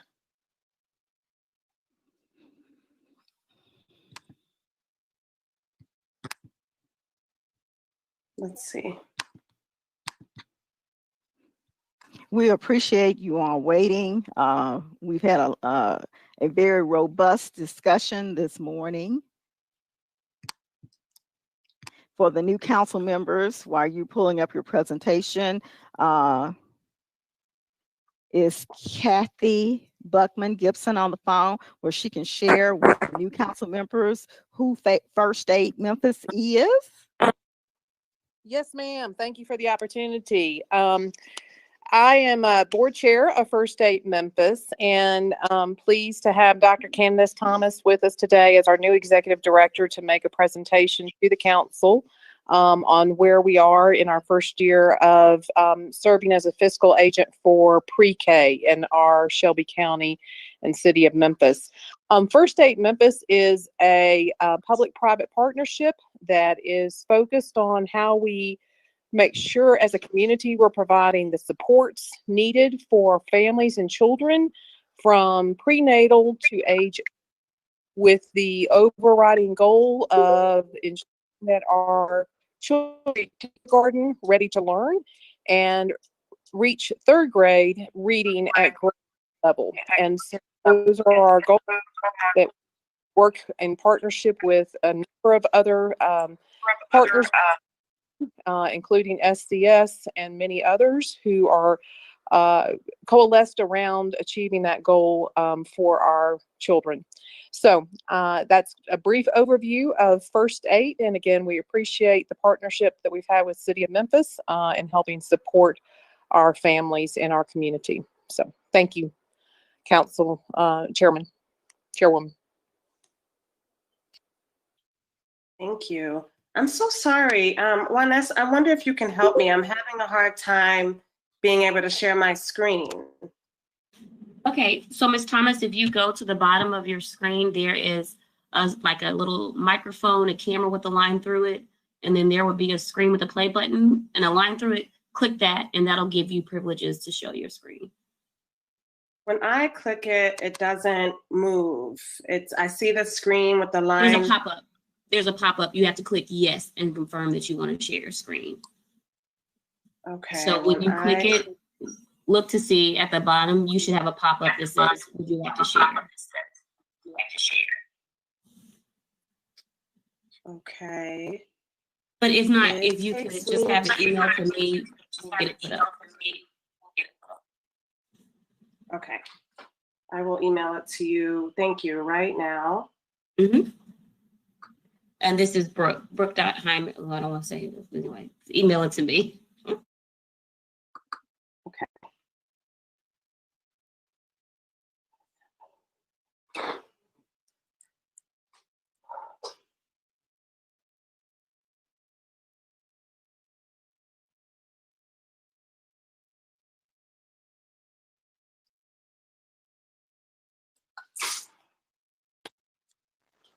Chairwoman Robinson, if you don't mind, I'd like to just go ahead. This Kathy Buckman Gibson again, just introduce Dr. Candace Thomas.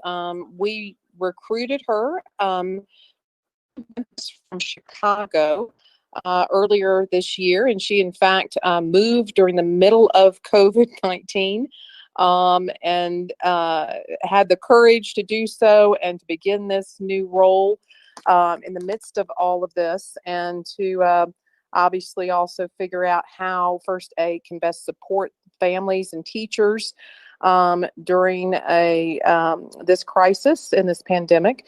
And so we're very pleased to have her with us and welcome her to the City of Memphis and Shelby County.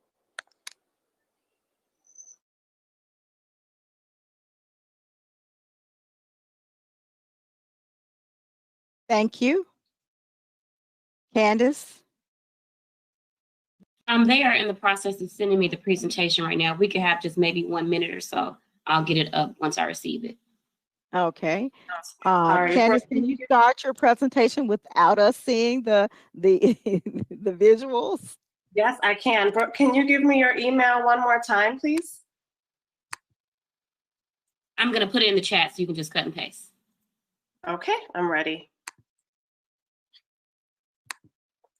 Well, technology is usually my friend, but for some reason today I'm struggling with it.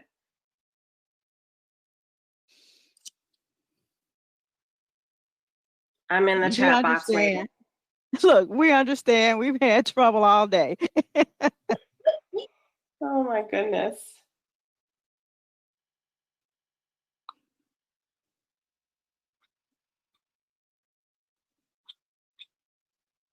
Did you enter it yet? I don't see it. There we go. I see it right now.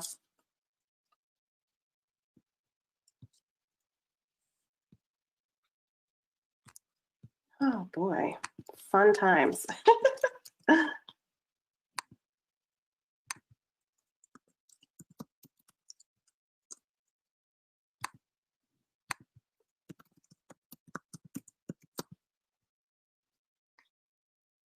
Okay, Brooke, it's coming your way. Thank you so much.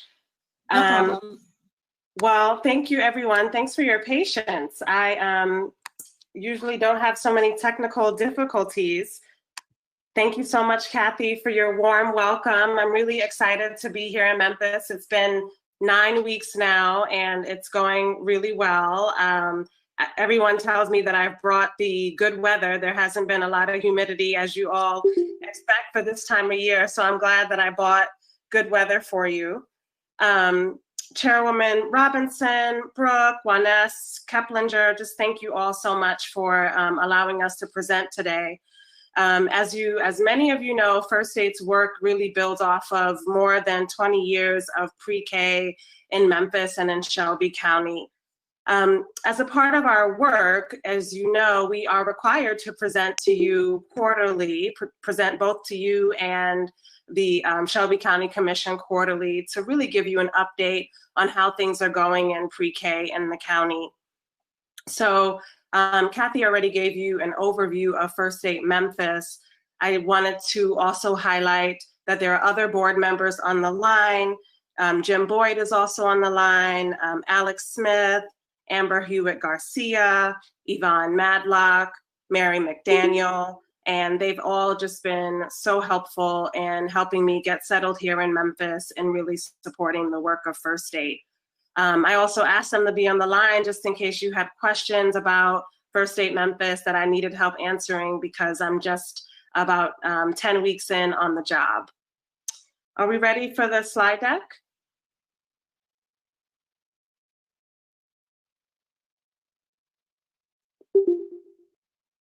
All right, thank you. You can advance a few slides. Great. This is good. One more above, please. Thank you. There's a couple of pictures of First Aid Memphis's staff. You may know that we just started last year and we're a staff of 4 people. And as I said, I just came on board to First Aid Memphis and to Memphis in April. Thank you. Next slide, please. So as you know, kindergarten is really an investment in young children's future. And it really offers kids the opportunity to learn, to be creative, to gain social emotional skills. And now, as you all know, now more than ever, it's really important to be thinking about how does our pre-K program really support children, both in school and when the school buildings are closed. So our report to you today is focused on the Q3 of the last school year, so December 21st to March 12th. We present quarterly just to give you this update, and also today we're presenting quarterly Q3 as well as the year to date. We're giving you some year to date updates and just presenting with you some of our projections and our hopes for the second year of this program. Next slide, please.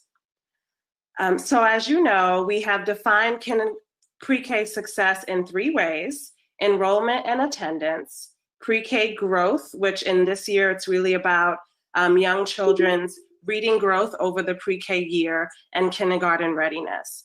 I won't be presenting on kindergarten readiness during this presentation because we're going to have that data in the fall. As you may know, that kindergarten readiness assessments actually occur within the first few months of the school year. So we won't have that data for you today. Next slide, please. So in our first year of the program, we were hoping to serve 49 finance classrooms, 21 classrooms, for a total of 70. As of today, we are serving 49 finance classrooms, 15 non-finance classrooms.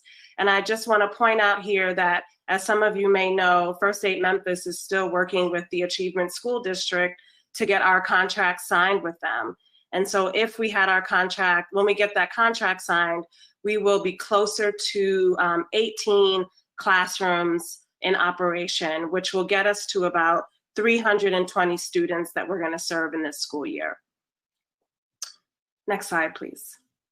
So we originally wanted to have 70 classrooms, and as noted here, there were a couple of Shelby County Schools classrooms that were non-operational, either due to not having a teacher or low enrollment last year. And there are 4 ASD classrooms that were not operational, but we are in the process. We really hope to have a contract signed with ASD so that we can cover the costs for 3 of their classrooms from the last school year.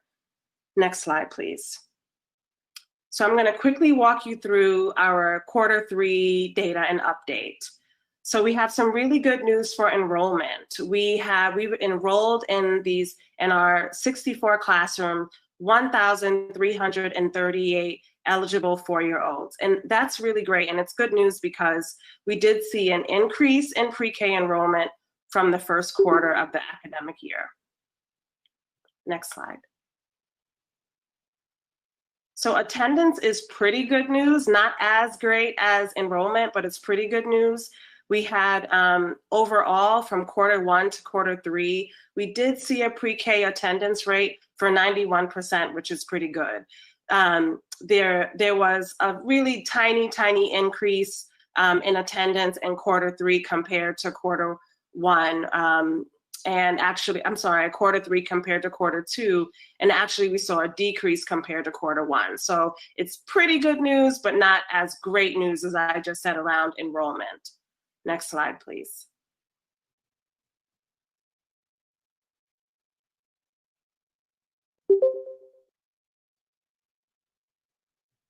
Next slide, please, Brooke. Thank you. So as you know, there are lots of challenges and opportunities related to pre-K enrollment and attendance. And it won't be any surprise to all of you that one of the biggest challenges that we have in the county is transportation. Some of the other challenges we saw this year was some parents really saying that they needed before and after school care. And we also saw some challenges related to parents not being able to enroll their children in pre-K in their neighborhood. One challenge that's not mentioned here that should have been is related to a lot of instability in housing, a lot of parents moving in the middle of the school year, which makes it hard to keep their children enrolled in the same program or attending consistently. So we've been able to really help with that. And so you see here is that a lot of the family service workers have been really working with parents to make sure that their kids are enrolled in pre-K and are attending. And that's been a really strong partnership with family service workers. So we really thank them. Next slide, please. Candace, is it possible that we can just hold on your presentation just a minute? It's time for us to go to our radio broadcast, and I'm going to open back up in the executive session so that you can finish your presentation. Is that okay? Sure. Thank you. Okay. Woman, can you repeat that? I did not hear that. If we go into the full meeting, we do need to allow Brooke to stop recording the executive session so that we can have a full council meeting recording that's separate from the executive session. Does that make sense? So say that again. So I'm gonna open up now and say that we're in our executive session. Then I close out the executive session, then open up our regular meeting. Is that correct? Okay, so when you get ready to open up the full meeting, then we'll give Brooke a few minutes to close out one and open the other. Okay. Thank you. So I can continue now or wait so that you can, I'm opening back up, not in the regular meeting, in our executive session. You can proceed. I can proceed? Okay, thank Yes, you. ma'am. Okay, thank you. Go ahead, Candace. Okay, thank you. So the last bit of news that I want to share to you about Q3 is kindergarten students' reading growth over the academic year. Can you go back one slide, please? Thank you. So this is really good news. I hope everybody feels proud that 80% of pre-K students this year were on track to be reading, we're on track for reading at the pre-K grade level. So we're really excited about that. And we that's really good news for the community. All right, next slide. Thank you. So this is just an overview of our budget for year one, so our projected budget for year one, and our projected budget for year two. Our actual budget for year one and actual budget for year one will be available mid-July, early August. So if you want to see our actual numbers, we're happy to share those with you. But we wanted to just remind you of what we projected for this school year and to show you what we're hoping to do for the next school year. Next slide, please. Okay, so now for this school year, of the $8 million allocated for the 49 finance classrooms, about $7 million has been distributed. And for the $3 million that were allocated for the non-finance classrooms, $2.4 million have been distributed. And we wanted to share with you that we have approximately, this is not actual yet, because this may change depending on ASD and other costs for the school year 2019 and 2020, but we have some unused funds that are approximate. And as I said, some of it is because we're still trying to sign a contract with ASD. We had those 2 non-operational Shelby County schools that I mentioned in another slide. And then we had some budgetary changes due to COVID-19 and school building closure.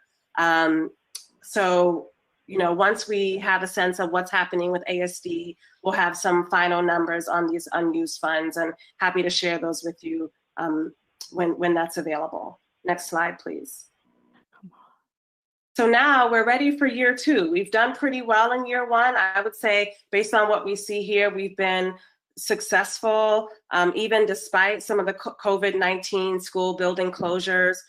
Pre-K teachers, family service workers, and other providers have really been reaching out to students, which is so important, as you all know.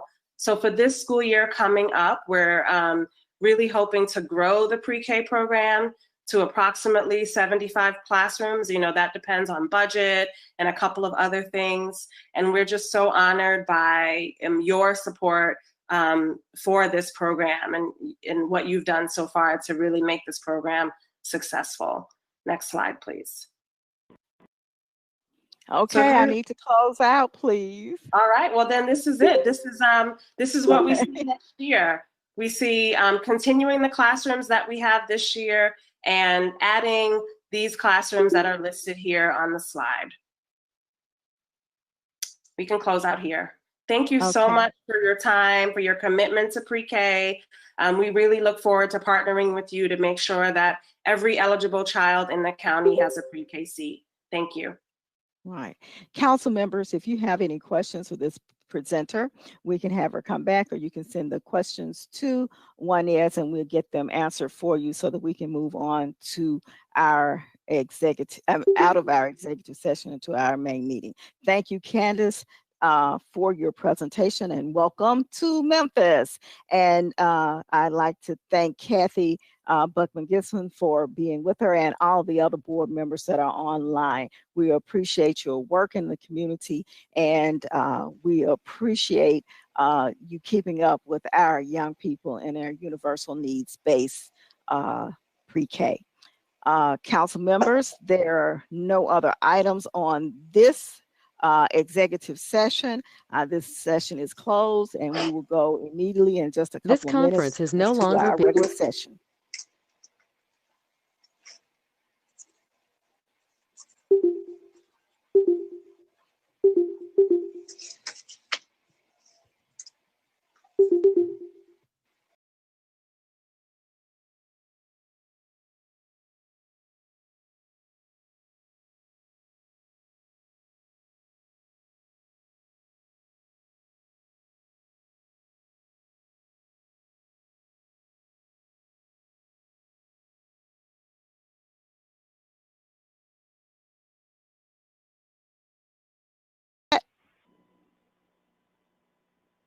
Thank you, Chair Lady. I move to adjourn our June 2nd meeting.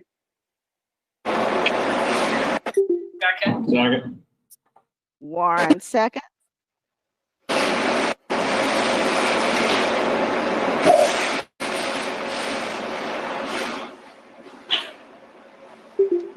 Madam Chairwoman, you're muted. You're muted. I'm sorry.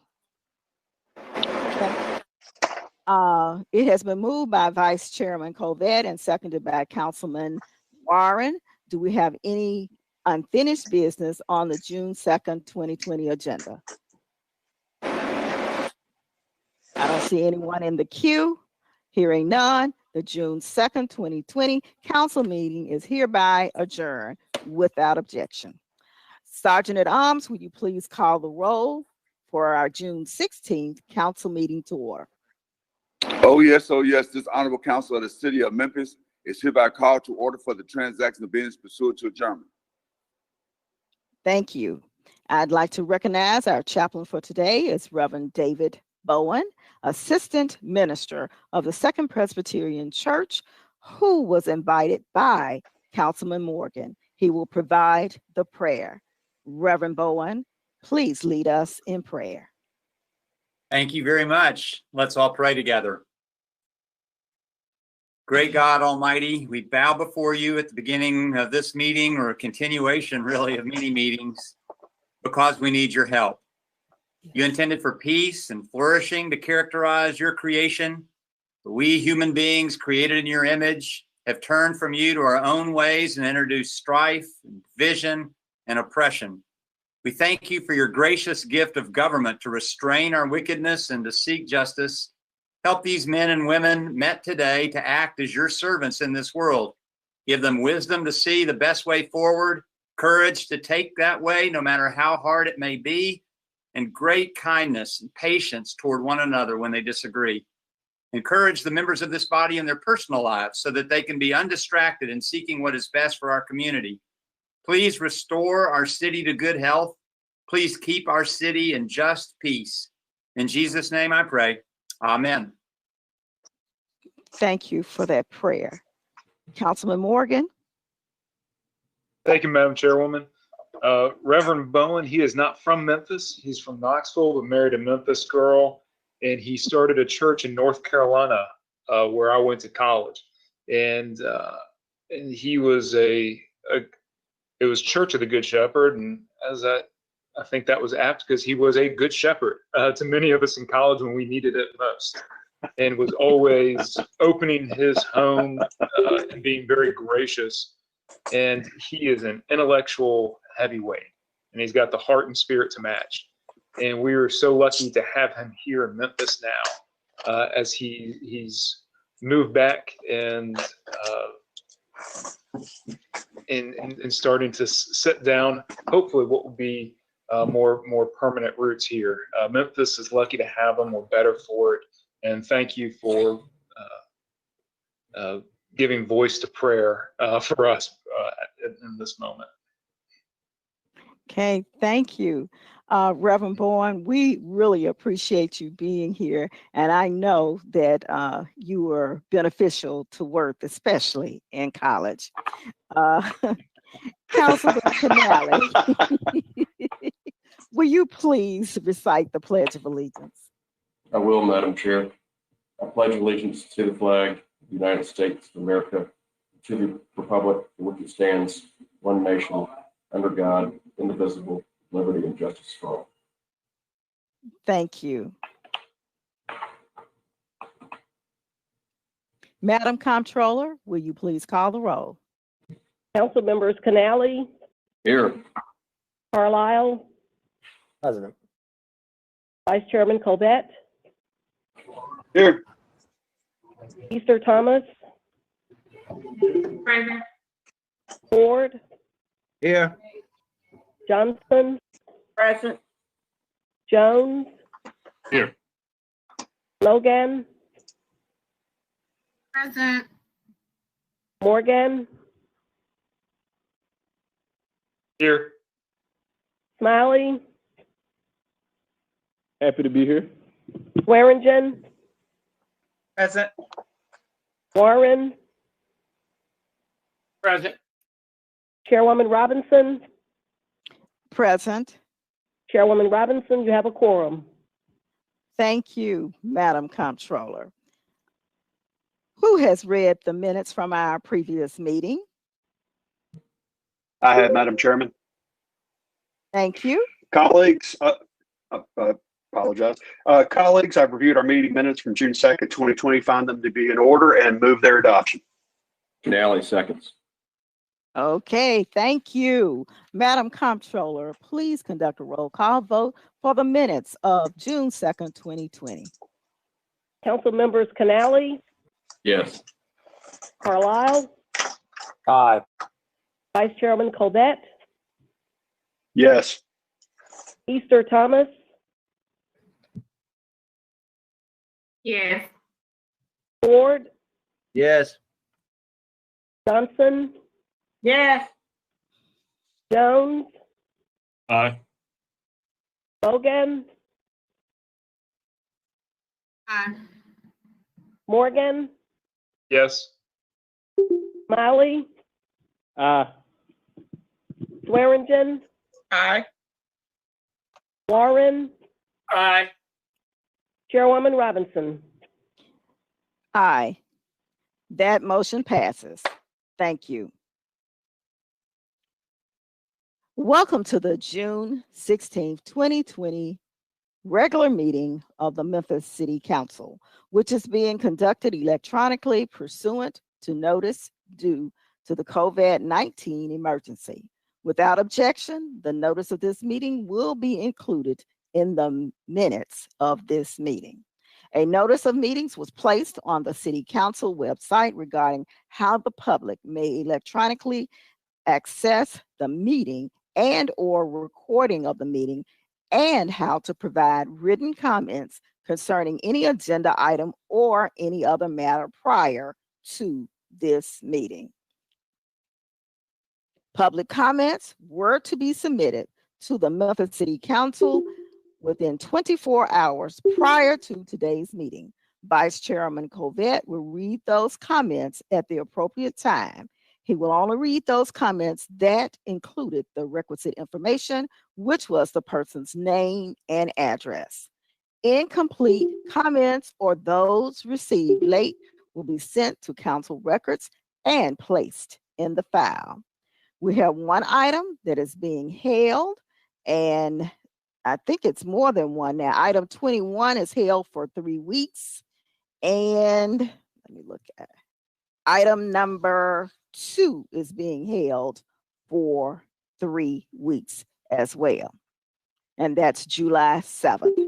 Do we have any other items to be dropped or held on the agenda? I don't see anyone in the queue. Hearing none, let's move to our consent agenda. And Vice President Colbert, can you take over here?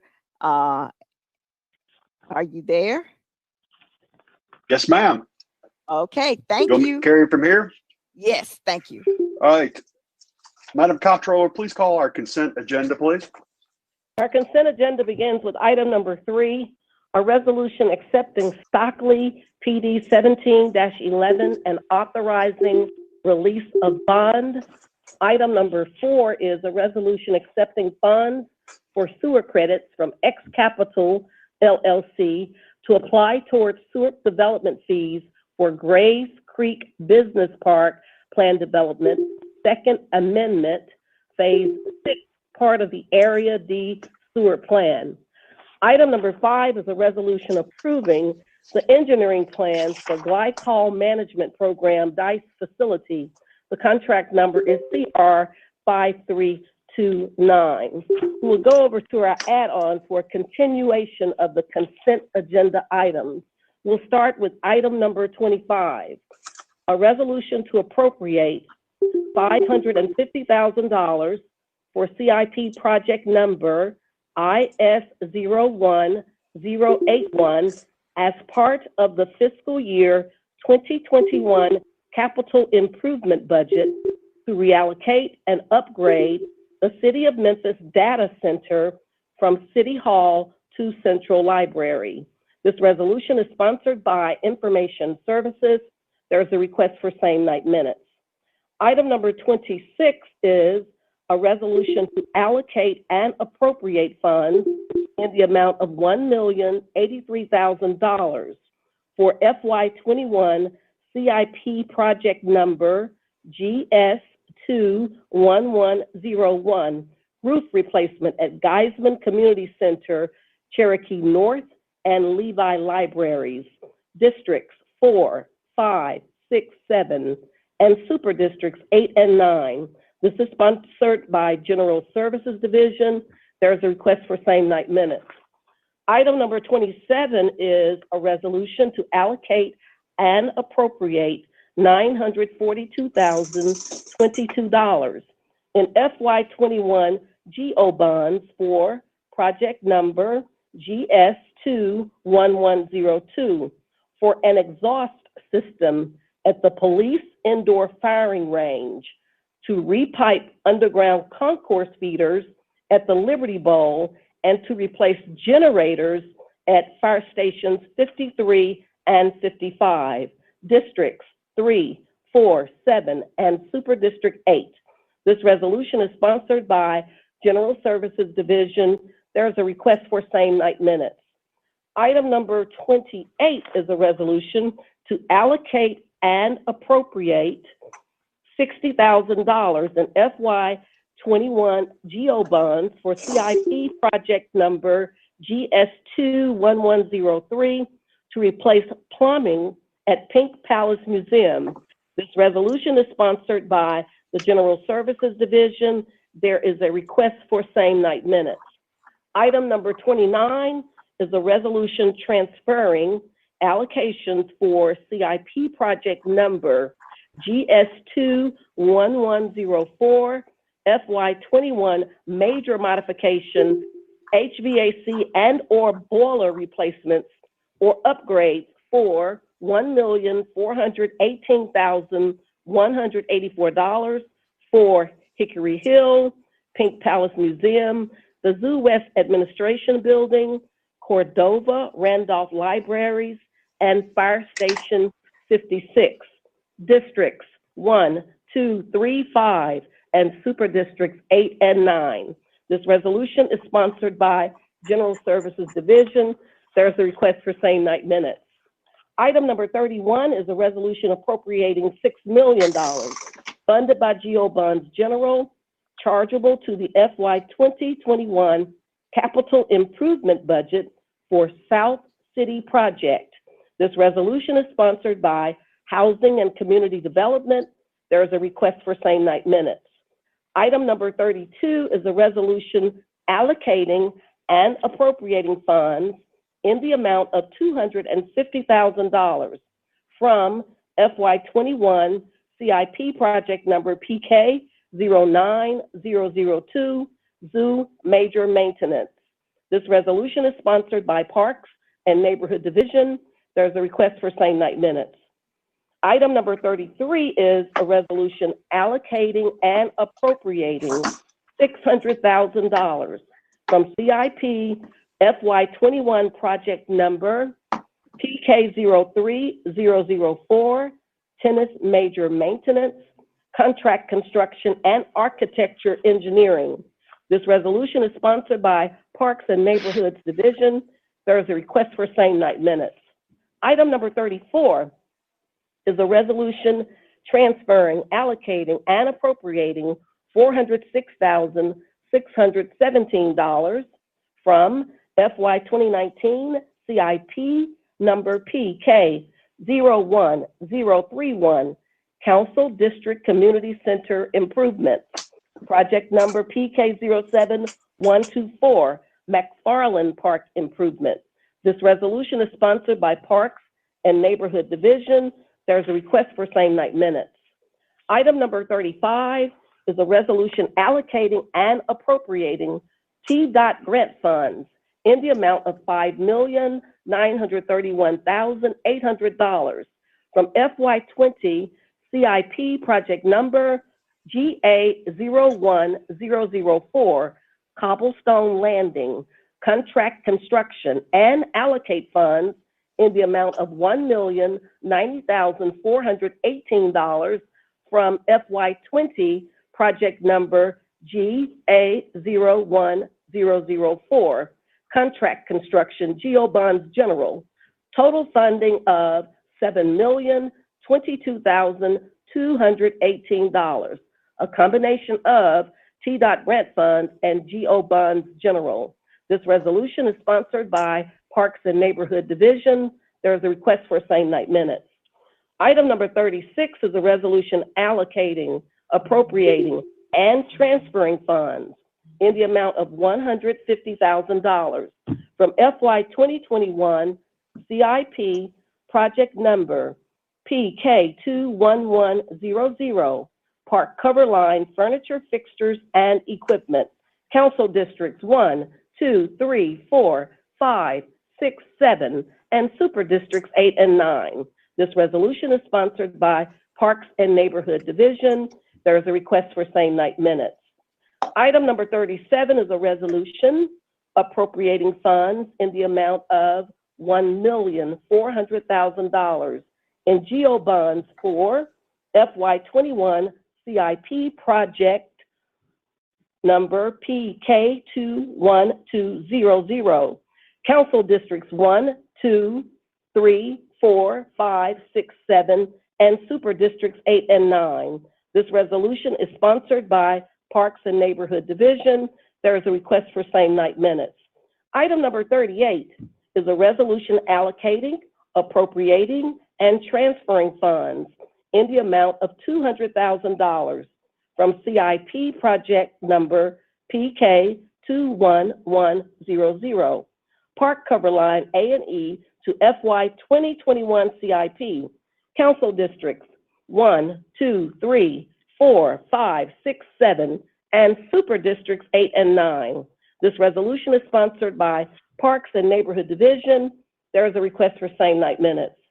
Item number 39 is a resolution allocating and appropriating funds in the amount of $300,000 from CIP project number PK21100, Park Cover Line, and $200,000 for contract construction improvements in the total of $500,000 for Kennedy Park Playground, Council District 1 and Super District 9.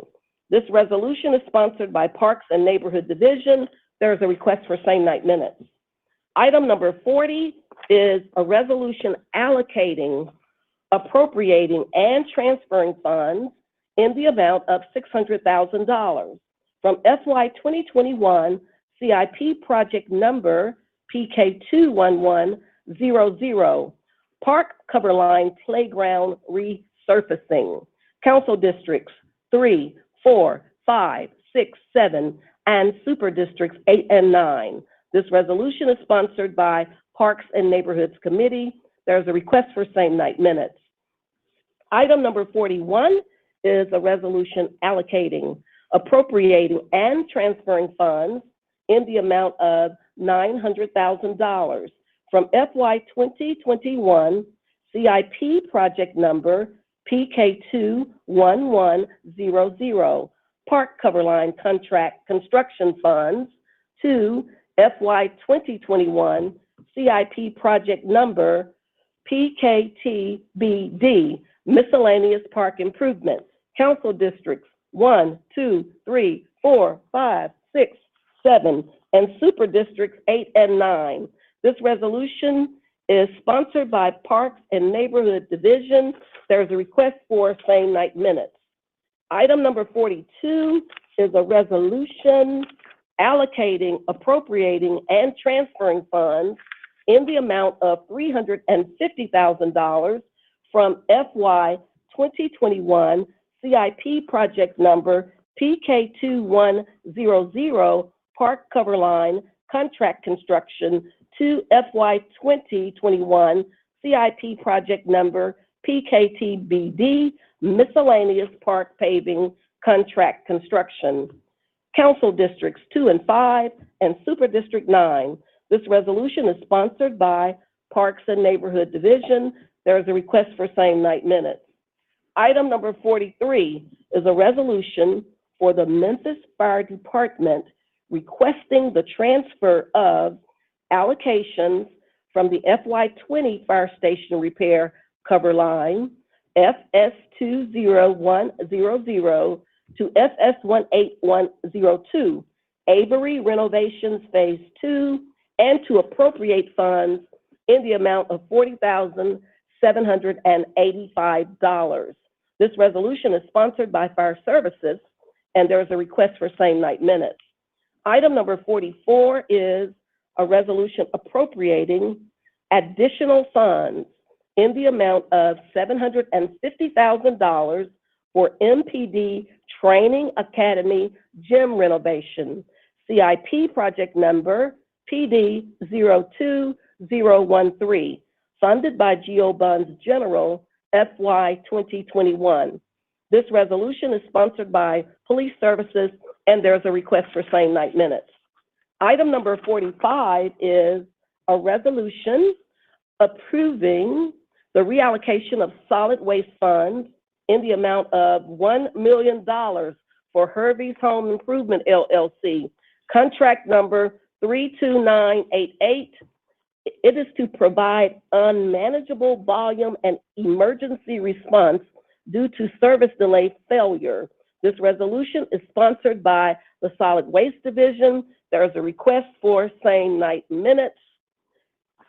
And item number 46 is a resolution amending the FY21 capital improvement budget by transferring an allocation and appropriating $1,700,000 in GO bonds from the traffic calming devices cover line, project number EN21200, for speed humps installation throughout the city. This resolution is sponsored by the Engineering Division. There is a request for same night minutes. Item number 47 is a resolution appropriating $500,000 in GO bonds for LED traffic signal replacement, project number EN01096. This resolution is sponsored by the Engineering Division, and there is a request for same night minutes. Item number 48 is a resolution approving $6,500,000 for FY21 CIP street resurfacing recoveries for public works, street maintenance to fund paving operations. This resolution is sponsored by the Public Works Division, and there is a request for same night minutes. Item number 49 is a resolution requesting the administration to hold all contracts with Flight Memphis LLC in abeyance pending an internal review regarding allegations of discriminatory practices. This resolution is sponsored by Councilman Smiley, Councilwoman Easter Thomas, Councilman Jones, Councilwoman Logan, and Councilwoman Swearingen. I am going to stop here because I think I've concluded my consent agenda items. I'm checking with Administrator Keplinger. Item number 49 is a regular item, is that correct? Item number 49 is a regular item? Not on the consent. That's correct. It's not on consent. Absolutely. So Vice Chairman Covet, that does conclude my consent agenda items, minus number 49, which I read. Thank you. Well done. Well done. Well done. Vice Chairman Coldet, well done. I so move the consent agenda. All right, to have an appropriate second. Second. All right, I've got a motion by Carlisle, second by Warren. Chair Lady Robinson, do you have anything you wish to add? Vice Chairman Colbert, I believe she stepped away for the drive-by party. That's why she asked. Oh. Okay. And again, happy birthday to her mom. Very cool. All right, it's been moved and properly seconded. I'm checking the queue. I see no members in the queue. Are there any other members seeking recognition? Just shout out. Seeing none, hearing none, I assume you're ready to vote. Let's get a roll call. Council members Canali, Yes. Carlisle, Aye. Vice Chairman Colbert, Yes. Easter Thomas, Yeah. Ford, Yes. Johnson, Yes. Jones, Aye. Logan, Hey now. Morgan, Yes. No, once you all leave, we won't let nobody else go. I won't close them down. Okay. Not right now. Smiley, Y'all leave. Once you Swearingen, all leave, we won't let nobody else see it. Yeah, because you said. Warren, Aye. Chairwoman Wow, Robinson, Vice We'll Chairman follow up Colbert, with that Chair. concludes the vote. Swearingen, aye. Thank you. Thank Swearingen is now an aye, and if Chair Lady wants to jump back in and vote on this matter, we'll bring it back up. But in the opinion of the chair, of course, this passes. Madam Comptroller, please call our MLG&W fiscal consent, and then we'll give you a little bit of a break. Thank you, Chair, Vice Chair Colbert. Item number 6 on our MLGW fiscal consent is a resolution approving change number 1 to contract number 12195, substation design suite renewal with DLT Solutions in the funded amount of $119,700 for existing software. Item number 7 is a resolution approving change number 1 to contract number 12196, Autodesk renewal with DLT Solutions in the funded amount of $50,062 for existing software. Item number 8 is a resolution approving change number 1 to contract number 11900, mobile dispatch replacement with Clivis Solutions, Inc. in the funded amount of $347,342.83. Item number 9 is a resolution approving change number 2 to contract number 12023, aerial patrol of gas transmission right-of-way with Tennessee Helicopter Services, Inc. in the funded amount of $80,000.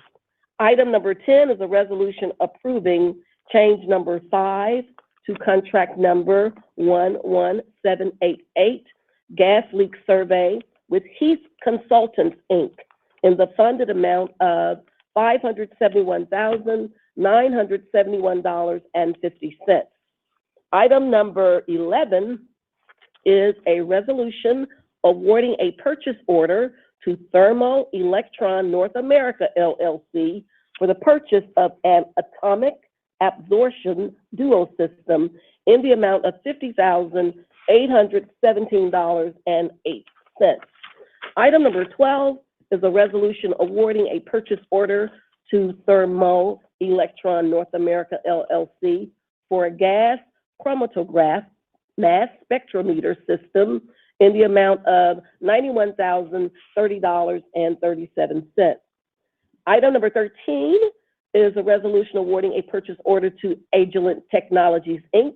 for an inductively coupled plasma mass spectrometer in the amount of $121,195.05. Item number 14 is a resolution awarding a purchase order to ABB, Inc. for supervisory control and data acquisition automation equipment in the amount of $410,805.50. Item number 15 is a resolution awarding contract number 12148, steel transmission structure inspection services to Osmos Utility Services, Inc. in the funded not to exceed amount of $3,994,005.12. And item number 16 is a resolution approving change number 1 to contract number 12200, formerly C2205, Davis Reservoir Inspection and Cleaning with H2O Solutions LLC in the funded not to exceed amount of $18,100. Vice Chairman Colvett, that concludes our MLGW fiscal consent items. Once again, Val, well done. Well done. Can I get a motion to approve MLGW fiscal consent? So moved. I have a motion from Councilman Smiley. Who wishes to second? Morgan seconds. I heard Warren first.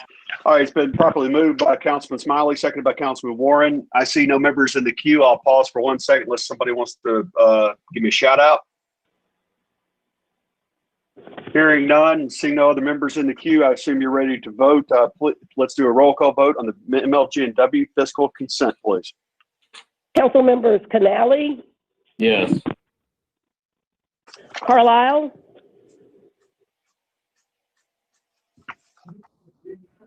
Vice Chairman Colvett, Yes.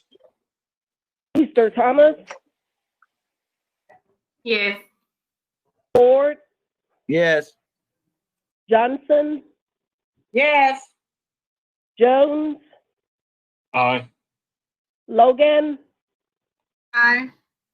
Morgan, Yes. Smiley, Aye. Swearingen, Aye. Warren, Aye. Chairwoman Robinson.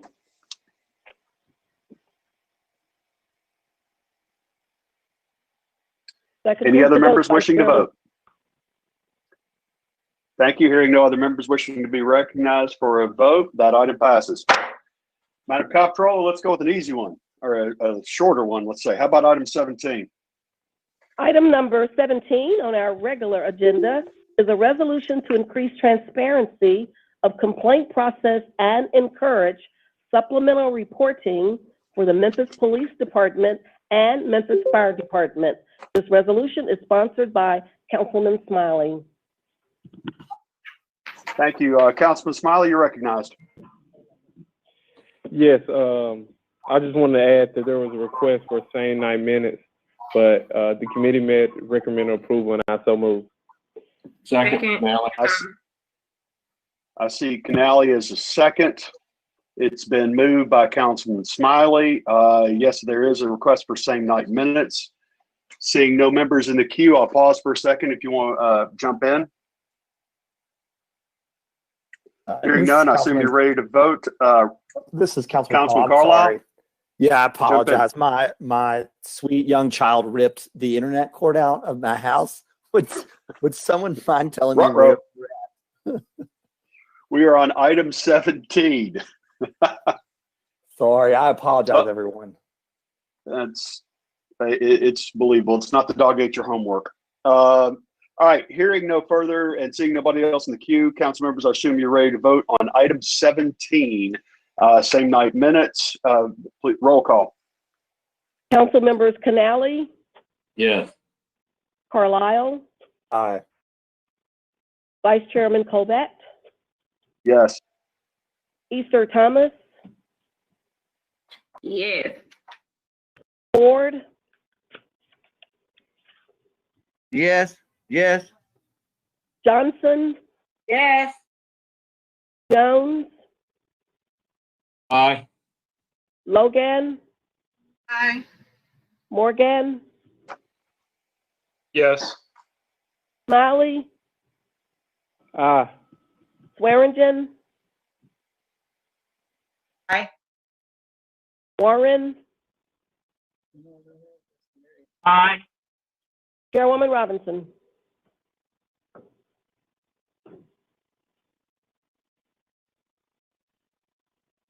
Vice Chair Vote is closed. Outstanding. Thank you. That item passes. Let's go to our next item, I believe is 18.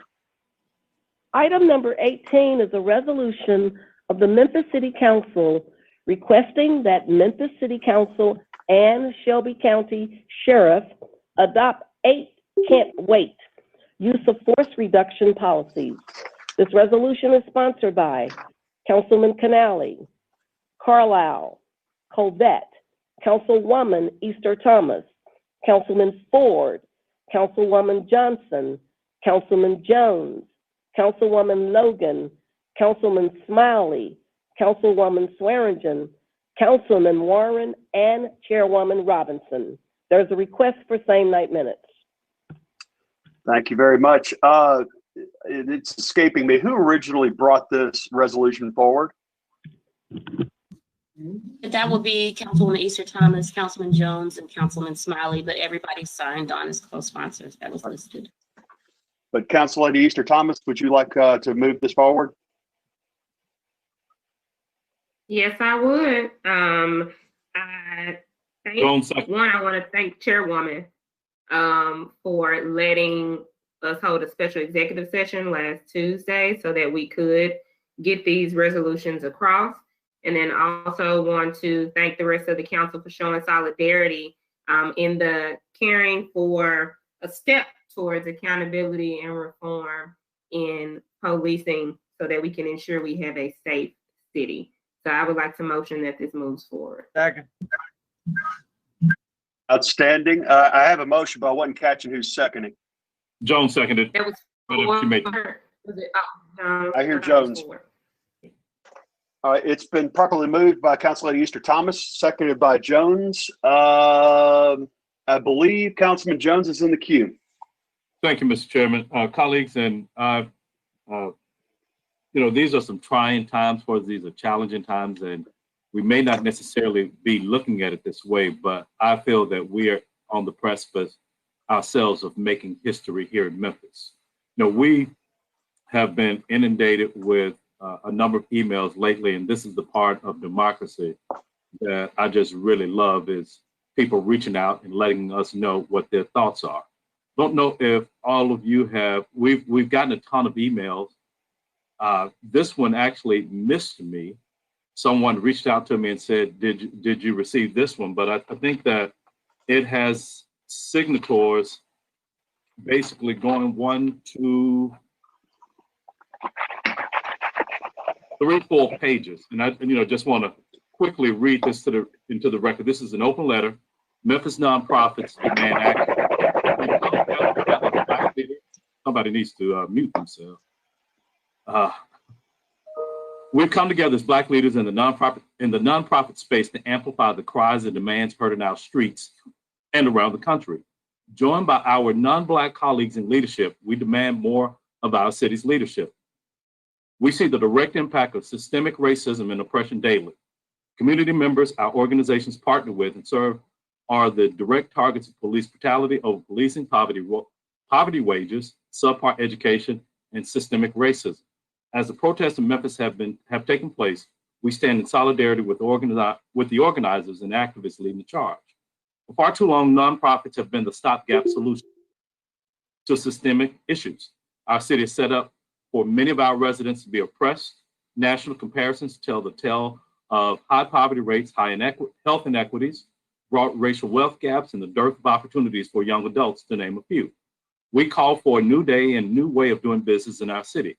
Expecting nonprofits and public goodwill to solve these challenges is not enough.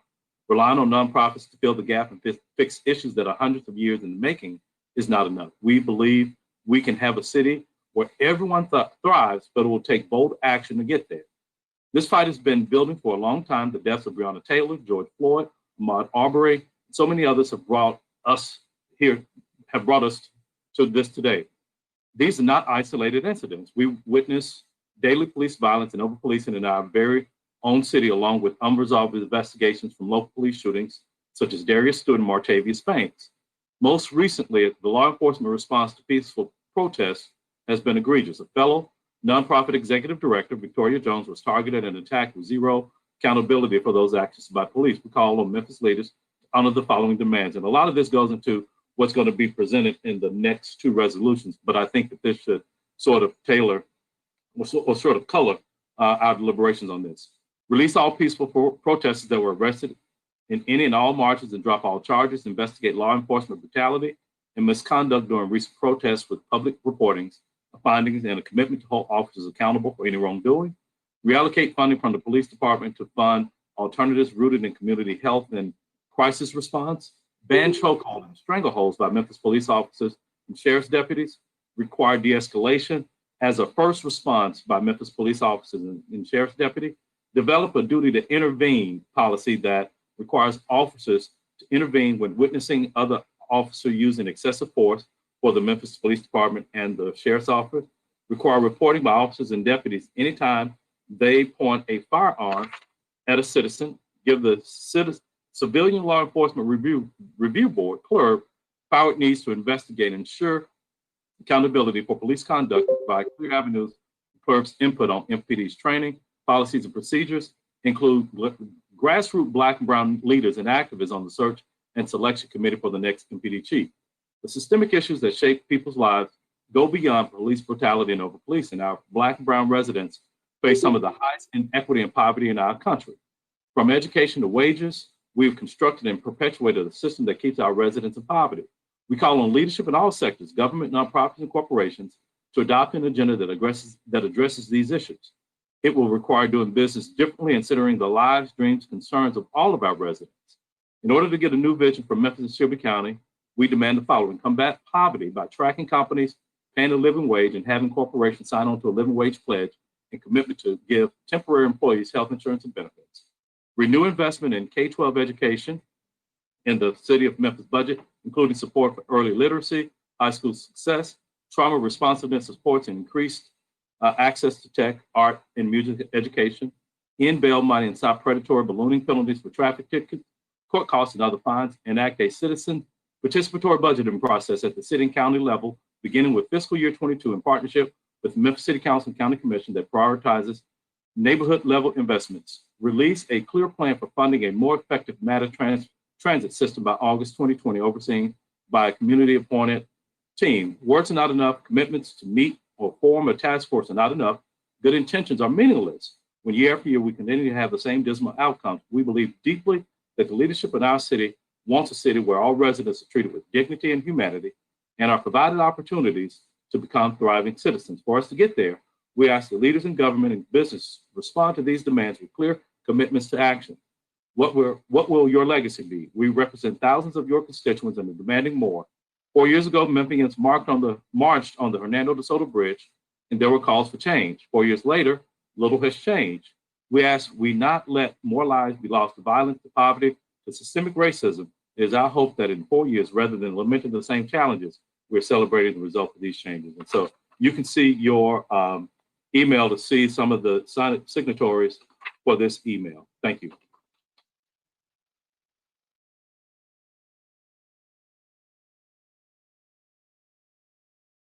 Vice Chairman, you're muted. Oh, my bad. Councilman Jones, do you wish to add or have any further questions? No, sir. Very good. We go to Councilman Morgan and then Carlisle. Councilman Morgan. I wasn't in the queue yet, but I was I was typing it as you said that.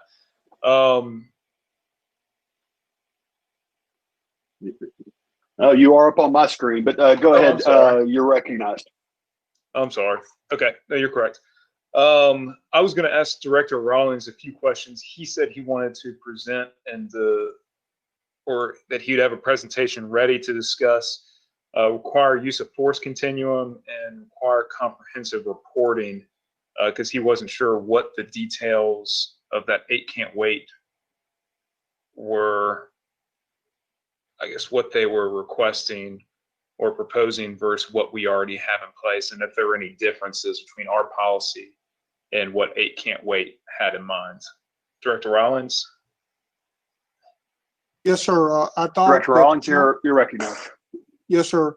I thought council requested that I had a draft presentation. Council requested that I hold it until we finish it. So we're standing by, waiting on you to allow us to present. Yeah, that was done during the Public Safety and Homeland Security meeting. Councilman Morgan, it sounds like we're going to get that in 3 weeks. Do you want him to, are you going to push forward now? Because I think there's probably going to be some more objection. Well, if the presentation is related to what we're hearing now, I think that would be helpful. my main question was my thoughts on this is basically an 8 can't wait. It's 8 recommendations. 7 of them we already do. The one that we don't, about the ban on shooting at moving vehicles in all situations, in all cases, is the one where it's not a big difference. We don't have that many instances of it coming up every year. But it is something where I would favor our current policy versus what the website is recommending. And then on everything else, we already are compliant. So it's one of those resolutions where I think the symbolic nature of it is important. And I think 8 can't wait is a great place to start for a number of cities. And to Memphis's credit, we are ahead of those cities in terms of policies and training that we're implementing at the MPD. So I don't mind voting yes for this, even though the one policy recommendation that we don't currently implement, I don't agree with.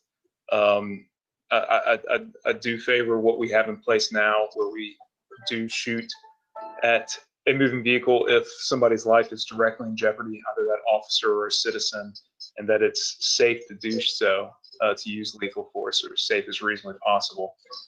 And so I'm a bit on the fence. I abstained in committee, but I'm leaning more towards a yes vote. I do agree with many of the recommendations, if not all. And I'd want to make sure that as we talk to the community about what we're doing, I'd almost prefer for the resolution to say that we are using this resolution to inform the community about what MPD already does, rather than demand something that they've done way before we got here.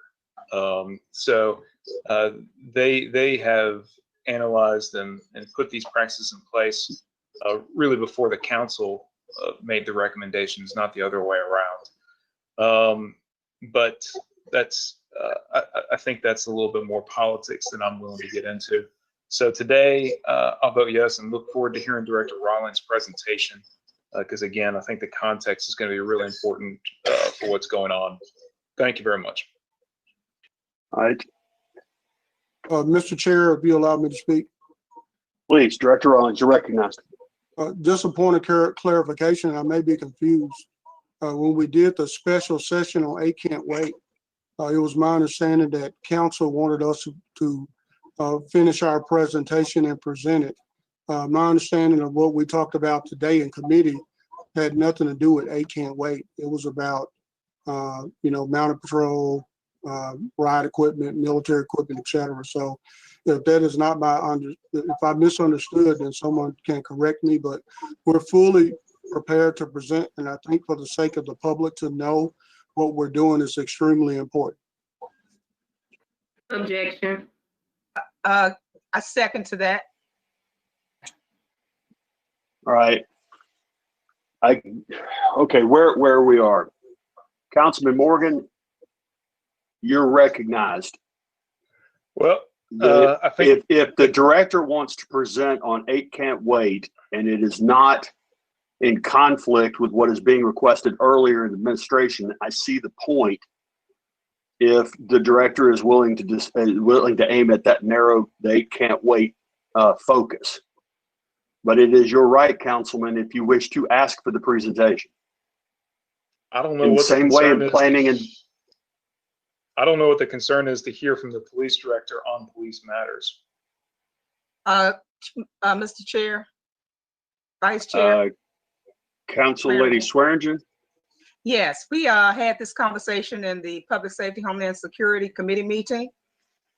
This presentation was supposed to be a part of the request that Councilwoman Easter Thomas brought forward. She requested some additional information, and we don't want to hear this twice. So I think it would be in order for us to follow the means of the body. The body voted to wait 2 weeks, and I think we should do just that. We shouldn't decide something in committee meeting, bring it back up in the council meeting, and vote otherwise.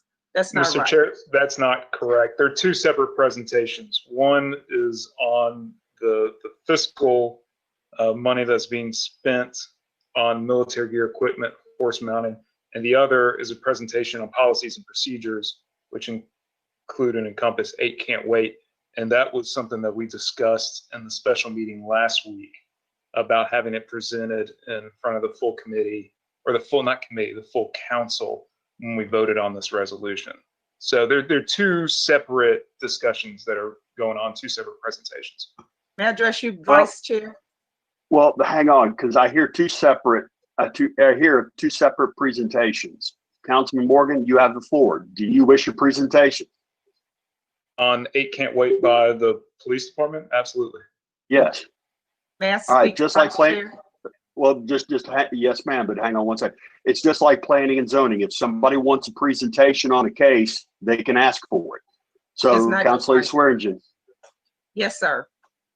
Director Rollins just shared with you the presentation he was going to make was the same presentation he was going to make during that committee meeting. And it was asked for him to delay it for 2 weeks, and he was willing to delay it for 2 weeks. So it's the same presentation. He brought the wrong presentation for Michael and Easter Thomas, but he was going to share that. He was in conjunction. They shared that he had spent time with Chief Ford, and they have collectively collaborated on the presentation, and we decided to wait 2 weeks for that presentation. You can't make a decision on a committee and then come to the council meeting and decide to do it another way. That's not decorum. Well, Council Lady Swearingen, what I hear though, and Director Rawlings, am I hearing you correctly? This is a different presentation. That's not what Director Rollins just said. Well, and so I'm asking him again. Chairman, let me make it clear. These are two totally separate presentations. In the special meeting that we did last week, I had a draft presentation ready, and council requested that I not present the draft and that I wait. These are two totally different items, and in review of the item that, 8 Can't Wait was not in the committee this morning. That was about military equipment, ride equipment, et cetera. But there are two totally separate presentations. And I just want to, follow the will of the council, and you let me know what you want to do. But the Memphis Police Department is fully prepared to present.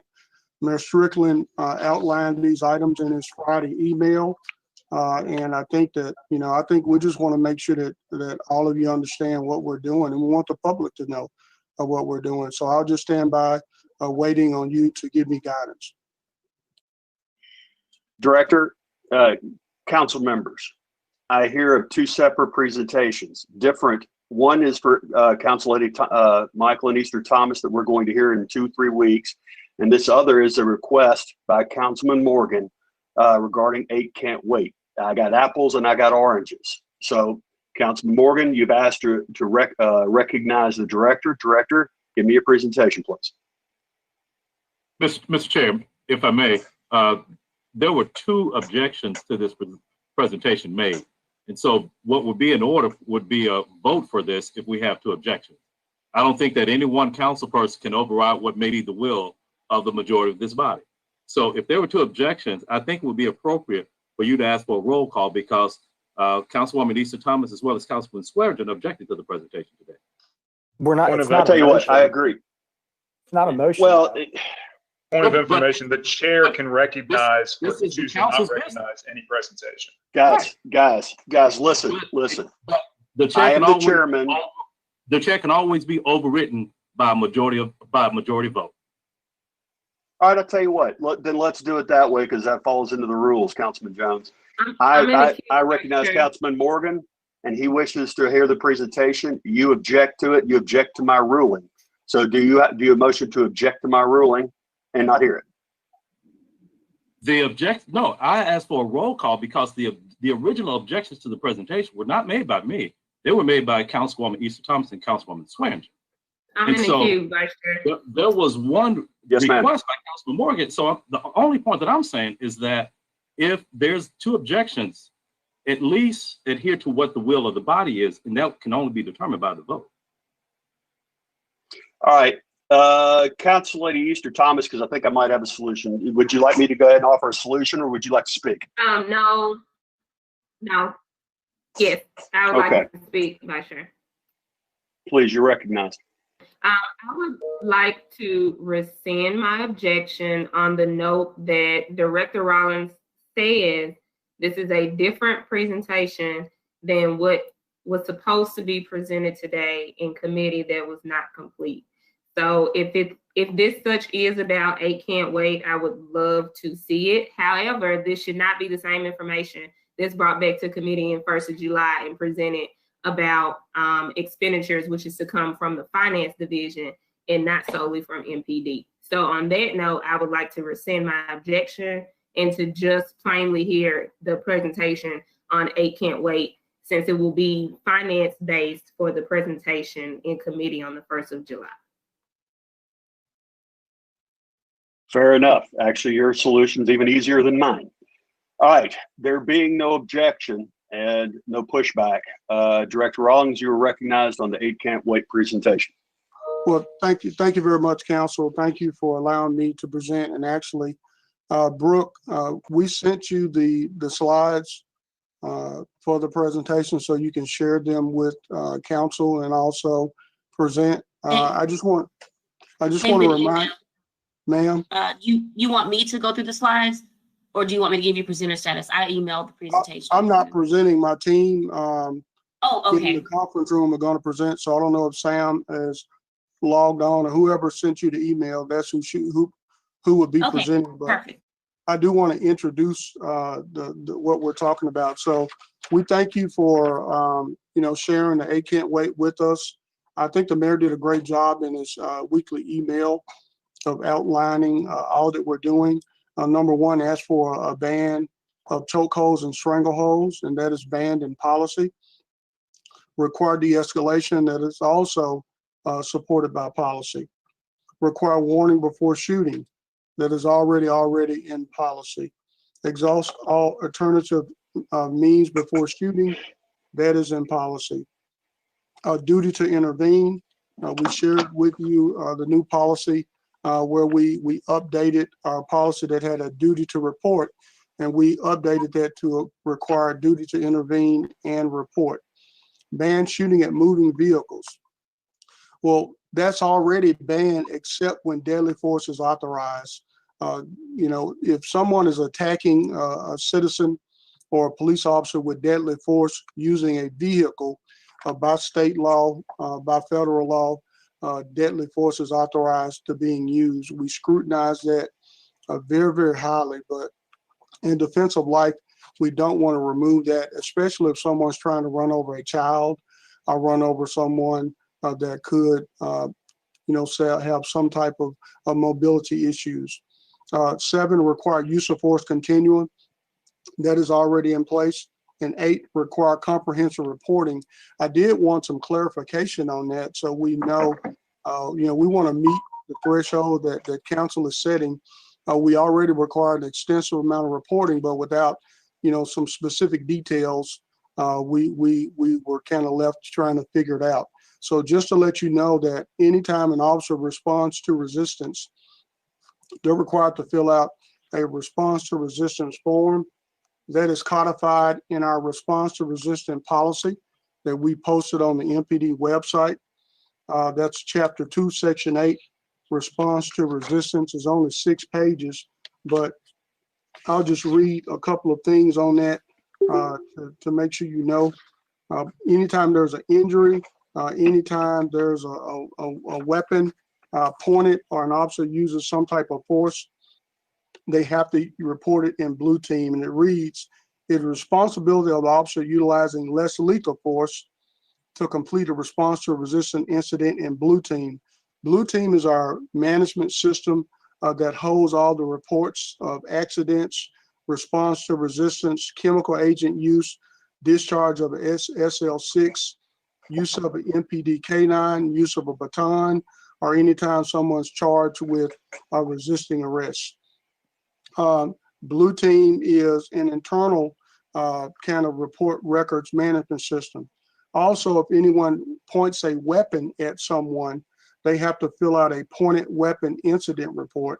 And if they discharge a weapon outside of training, they have to fill out a response to resistance. We also have a annual report that's prepared by our Inspection of Services Bureau, where we have posted those on our MPD website also for all to view. And, you know, we do a number of other reports. So I would like a little more guidance on that. And with that said, pending your questions, I'm ready to turn it over to our team for a very quick presentation on 8 Can't Wait. I have council members Carlisle and Warren in the queue, and I believe that's it. Would y'all like to defer and let the rest of the presentation go through? Would you like to ask your questions or comments now? I'll wait till the director's presentation's over. Very good. Doc? Proceed with the presentation. Thank you. I guess Doc's not ready to ask his questions. Oh, I'm sorry. Could you repeat that? Yes, please proceed with the presentation. Thank you very much. Director, please proceed. All right, Brooke, I don't know if you're going to pull it up or you're turning it over to our team, but I know that I was just about to ask them, did they want me to do it or were they going to? Why don't you just do it, Brooke? Okay. Why don't you do it? So Council Attorney Zaid Salim, our legal advisor, and Deputy Chief Samuel Hines, and maybe assisted by Deputy Chief Don Crow, will present the 8 Can't Wait summary. And I'll turn it over to them and I'll mute.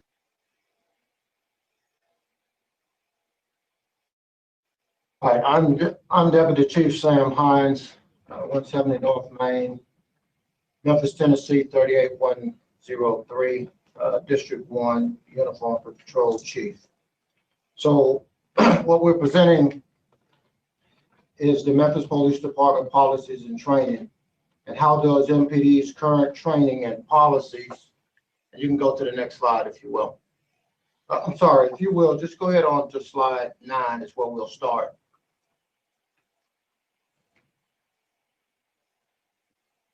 So we'll skip over the 8. We got those listed, they've been outlined. So here what we want to do is talk about how does MPD's current training and policy and procedures compare to the 8 Can't Wait recommendations. MPD has both training and policies and procedures that mirror each of the 8 recommendations. MPD constantly reviews policy and best practices to both update its current policies and training provided to its members, and it is an ever continuous process. Next slide, please.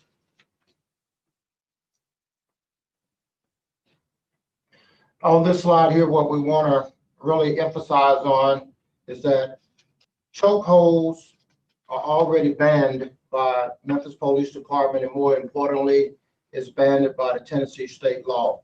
That TCA code 38-3-121 chokeholds and the restrictions on use of.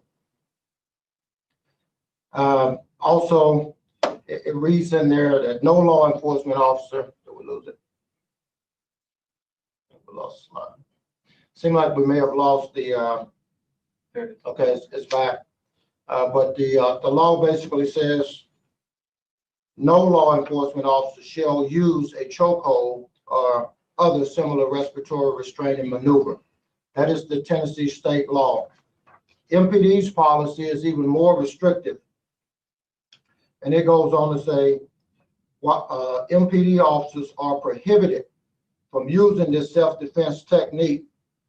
However, any officer may resort to the use of the chokehold if the officer was involved in a situation where deadly force would be authorized or justified.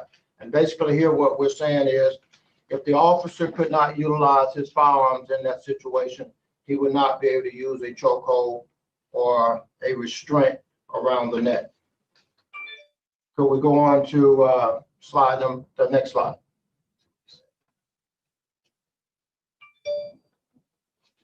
All right, current policies on required escalation or de-escalation. On the de-escalation, we obviously know what the term means there and what we're trying to get to. Memphis Police Department, basically in the 3rd paragraph below, what we want to emphasize on is the officers will quickly react and establish the objective reasonableness according to circumstances and the totality of facts known to the officer at the time of the incident. And what's really important is the last sentence. Officers should also de-escalate their response to resistance when the situation is safely under control and a higher level of force is no longer necessary or reasonable. So we like to teach our officers, or we do teach our officers, to de-escalate in those situations at the first opportunity. Next slide, please. Here's just a quick de-escalation scenario. Actually, it just happened on June 8th, where we had a mental consumer that shot her husband with a .22 caliber revolver, and officers made the scene.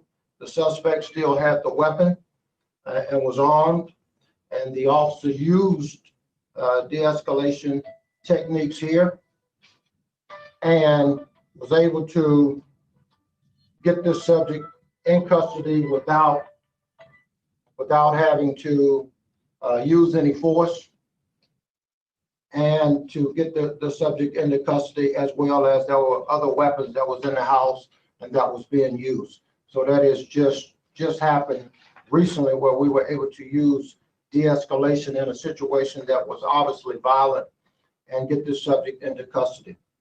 I'd like to go to the next slide, please. Required warning before shooting.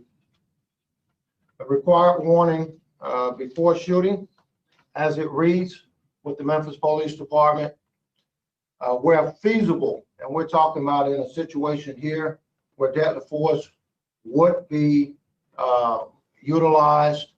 We like to say where feasible, the officer has identified himself, herself as a police officer and given warning that deadly force is about to be used unless flight ceases. And this is an extreme situation where you have a violent fleeing subject, a violent suspect that where someone else has been seriously harmed, or the officer has been seriously harmed, and possibly with the use of some force or deadly force. And next slide, please. The next one, where it requires exhaust all alternative before shooting. The reason here, I think we skipped one. Go back one to number 4. Officers shall, what's real key here is officers shall use only the force necessary, only the necessary amount of force that is consistent with the accomplishment of their duties. Okay? Only the force that is necessary, where there should be no unnecessary force used and no excessive force. Go to the next slide, please. Number 5, which is obviously very key, but this was already here in our policy. Duty to intervene. IDR 127, duty to intervene and reporting proper conduct. Any member who directly observes another member engaged in dangerous or criminal conduct or abuse of a subject shall, and the key word here is shall, take reasonable actions to intervene. For sworn members, down at the last sentence, for sworn employees, commissioned officers, this reporting requirement also applies to the allegation of uses of force not yet reported. So even if there's an allegation of a force or abuse, it should be reported. They also have the duty to intervene. Next slide, please. Number 6, ban shooting at moving vehicles. I think the director just hit on this in detail, and it's here on the slide, but to go over it, the most important part that is still here that was up during the discussion, officers is prohibited in the following circumstances: from or at, utilizing deadly force from or at any moving vehicle, except in the case where an officer has probable cause to believe the subject committed a violent felony and the suspect possesses a direct threat of serious bodily injury or death to other persons if not immediately apprehended. And I think the director gave a pretty good explanation, an example of that. This is something that if this person is not stopped right now, then there's going to be more harm, more violence done to more people. And our last one we'd like to hit on is number 7 on the next slide. This is our force continuum, which we've had in place quite some time. And if you just orient to the bottom there where it talks about response to resistance continuum, our physical presence is the first line, verbal warnings, verbal commands, chemical agents, empty hands, control, both soft and hard hands, and then would be impact weapons, less lethal weapons, MPD K9, and the last would be deadly force. We would always try to start at the very bottom of our use of continuum force.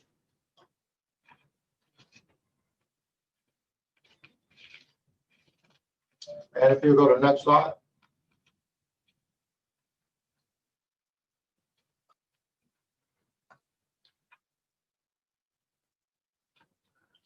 I'll just kind of let you look over that one.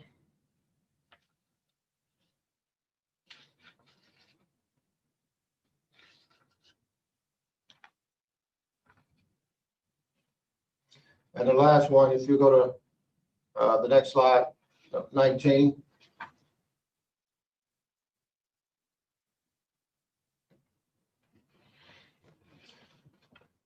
And here's what we talk about when the comprehensive reporting. It is the responsibility of the officer utilizing deadly force to complete a response to resistance form on all incidents involving the discharge of a firearm. You'll go to the next slide. And the last one, again, kind of goes back to what the director had talked about.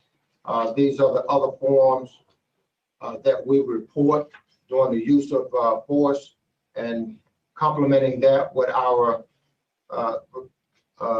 with the response resistance, complementing that is our blue team, where we report all of those things that will go into the blue team, and we will keep a record of those, and then we give warning signs whenever these officers may fall into a certain category. May need counseling, talk to about incidents that are occurring. All right, so Go back over a little quick. What's back that we got in the last slide you read? The blue team report. Go ahead and emphasize the fact that any time force is used by any if you will, go back to slide 20. So I want to emphasize this because it's really important. It is the responsibility of the officer utilizing less lethal force to complete a response to resistance incident on all incidents involving the use of any part of the officer's body to compel compliance. This would include the uses of force that fall in level 5, empty hands, control, of response to resistance. Okay. Also, the chemical agent use would have to be reported. Discharge of any impact weapon, the SL6 or the officer's taser. Also, the use of MPD K9 to apprehend the suspect. All of these would need to be reported. The use of baton or expandable baton. Whenever a suspect is charged with TCA 3916-602 resisting arrest would have to be reported. Whenever there is a death, injury, or an alleged injury to an officer or suspect as a result of police utilizing less than lethal force. Pointing a firearm at a subject must also be documented.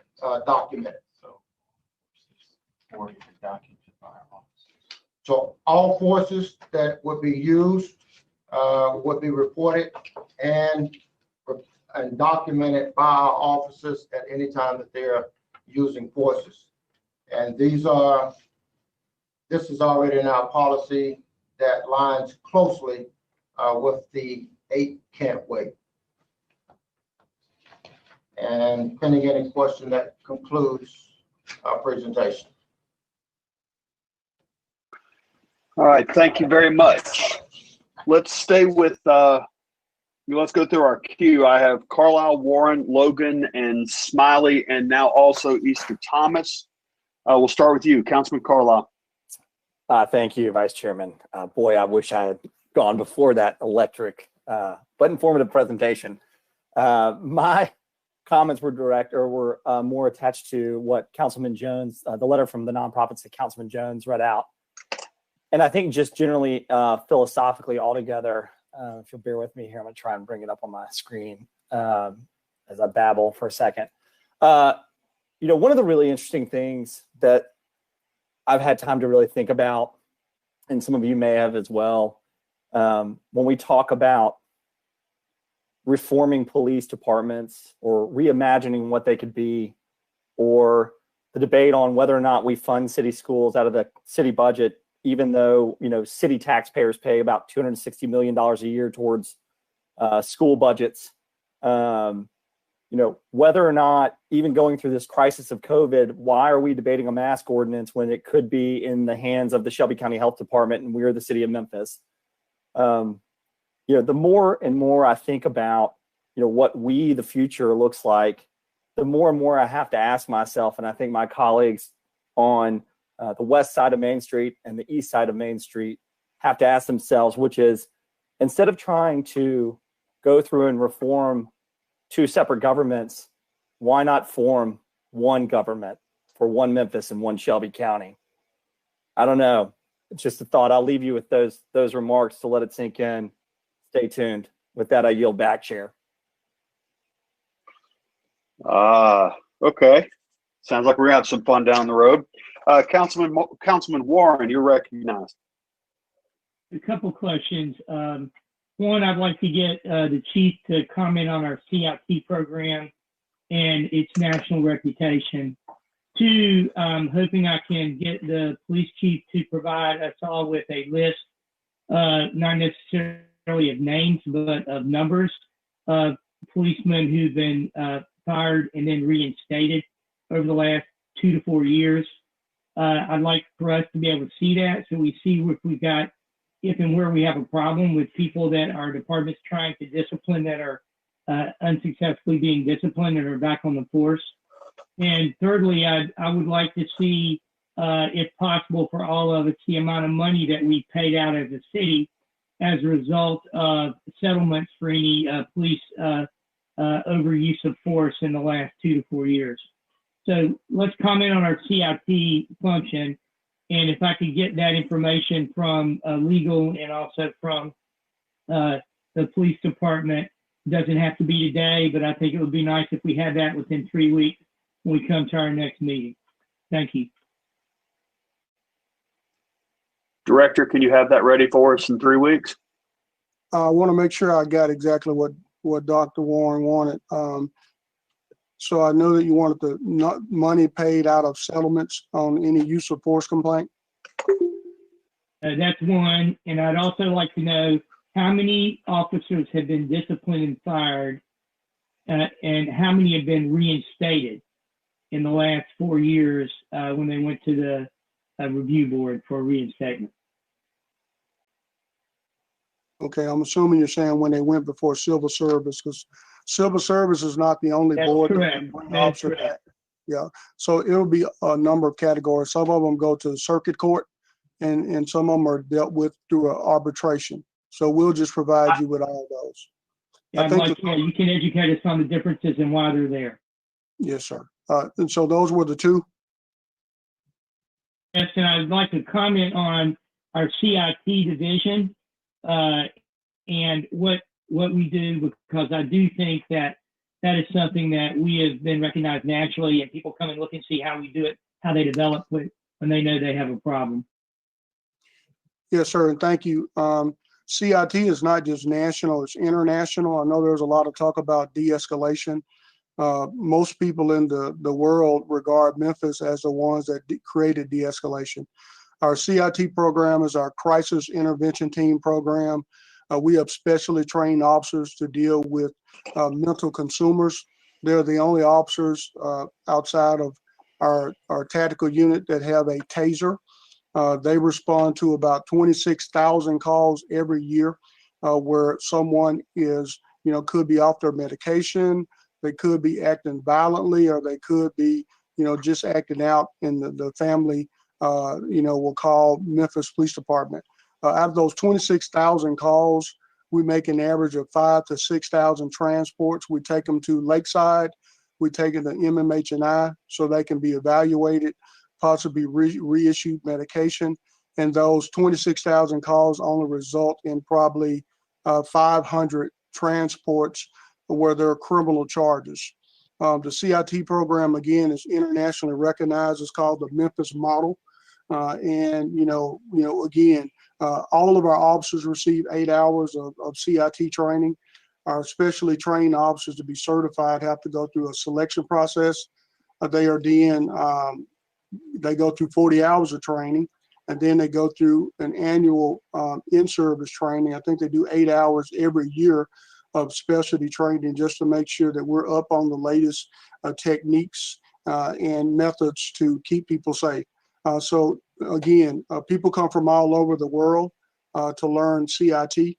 They come from all over the nation. And if you Google Memphis CIT, there's a great PBS special that is out there that gives you kind of a quick review of what Memphis CIT is. And you'll learn a lot in a few minutes. If council would allow me, I'd love to come back and share what CIT is. Love to have you back. All right, let's see if we can't get that on an agenda, see what we've got in the next few meetings. Thank you. Councilman Warren, does that give you direction? Yes, that was exactly what I wanted to hear, and I want to see the results on the questions. I think that'll be enlightening for the rest of the council. And I really appreciate the CIT program. If every incident ended with the CIT result, our jails would not be quite so full, and we wouldn't have people who are mentally ill there. And I know we've got a number of them. Thank you. Thank you, Councilman Warren. Chairman, I failed to say that it's on our CIT program is on the City of Memphis website. If you look under Crisis Intervention Team, it'll give you the history of it. It's also on the University of Memphis website because Mr. Cochran, Sam Cochran, was a key involved in CIT. And also there's like I talked about, this PBS special is also on, and if Brooke allowed me to share my screen, I can just give you a screenshot so you know what it is, but it's on PBS NewsHour Weekend. And they came to Memphis because Memphis started CIT. This was a November 2015 special that was shot, and I think you can see it now. But again, it's just a great special about what Memphis CIT is and how we deal with the mentally ill. And one thing you said, Doc, the problem that with mental illness, we know that about 40% of the population either suffers from a diagnosed or undiagnosed mental condition, and that as institutions shut down, individuals that suffer from mental illness have been put on the street. And that's why the Memphis Police Department had to step up. So when we talk about, what services do we provide, I'd love for somebody else to step into that space But until such time, I think we're going to have to continue to make those investments in our CIT program, working with NAMI, National Alliance of the Mental Ill, working with MMHI, working with Lakeside and all of our partners as we not only combat instances of mental illness or some type of undiagnosed mental illness, but also as we combat the opioid epidemic. So when you have a person that may be suffering from a mental illness and they're on drugs, it exacerbates the situation that we see, especially amongst our homeless population and some individuals that come into contact often with law enforcement. Okay. Thank you, Director. I'm going to look that up. All right. Council Lady Logan, you're recognized. Thank you, Vice Chair. And Director Rollins, just a couple of questions. Thank you for your presentation. My question is the training that you just shared with us, how often do officers receive that training or receive training? Is there a continuing education? Are they held responsible for having a certain number of hours of ongoing training or refresher courses or anything? Yes, ma'am. Secondly, who does that training and who vets the information that's shared? So now if you're specifically the Tennessee Post or the Peace Officers Commission on Standards and Training, which falls under the office of the governor, Post requires that each police officer receive 440 hours so they can graduate from the academy. We require 880 hours. We doubled the Post requirements. Our officers spent about 6 months in the academy and have a very exhaustive curriculum. So the recruits receive 8 hours of CIT training. The officers that are part of the CIT program have to, go through a grueling selection process, and then they have to receive 40 hours of training, and then they have continuous training throughout their career where they're certified as a CIT officer. Each police officer has to attend a 40-hour in-service training to keep their certification. And so that in-service training throughout a career. So if you think I've had 30 years of a 40-hour in-service training. So when we talk about officers in training, our officers are very, very well trained. We've never lost a case to litigation based on training. And, Penny, your questions, I think I tried to answer. And if there's any, we also have specialized training where we bring individuals in from the outside. We also work with NAMI of Memphis, National Alliance of Mental Illness. We work with the VA hospital. We work with Lakeside. We work with almost any provider of mental health services, so we can make sure our officers are well trained and are up to date with, modern practices and policies. Okay, thank you for that. But I was talking about not only the CIT training, but training in general, the your response to the A Can't Wait, and just training in general. How often are they recertified or continuing education information or anything like that, or like they go through it during the academy? Then how often do they go through updated training? Yes, ma'am. So there are kind of almost 4 different types of training. One is an officer can attend any training that they want. If they see something that's offered out in the general law enforcement arena, they can take the training. I've had an ungodly amount of training in my entire career. The other is they require each police officer after graduation to retire to go to training every single year. Every single year, a police officer has to attend a 40-hour in-service training. Some of that training is mandated by posts, and then we have electives, and we'll generally focus on whatever the hot topic is. And then we have specialized training, and the academy will host specialized training. We'll bring in outside instructors, and sometimes our other law enforcement partners will host that training. So, again, and we have roll call training. So the policies that we talked about, the banning of chokeholds, the policies were published. They were emailed out to every member, and then the supervisors covered the training and roll call. We also, with the COVID-19 grant, part of the grant that you approved was to purchase a software called Power DMS. And what Power DMS will do is require an officer to digitally sign off, review and sign off on a policy or a training so that we can make sure that's done remotely, because we know that we can't assemble, 70 or 100 police officers at the academy to do the standard in-service training. But almost every day at roll call, we push out a very large amount of information in bulletins, policy and procedure updates, and the supervisor will go over those in roll call, plus the employee is emailed, and then they all have access to our enormous policy and procedure manual that is published and updated electronically on our MPD kiosk page. And also our policy is updated and posted on our website for the public to view.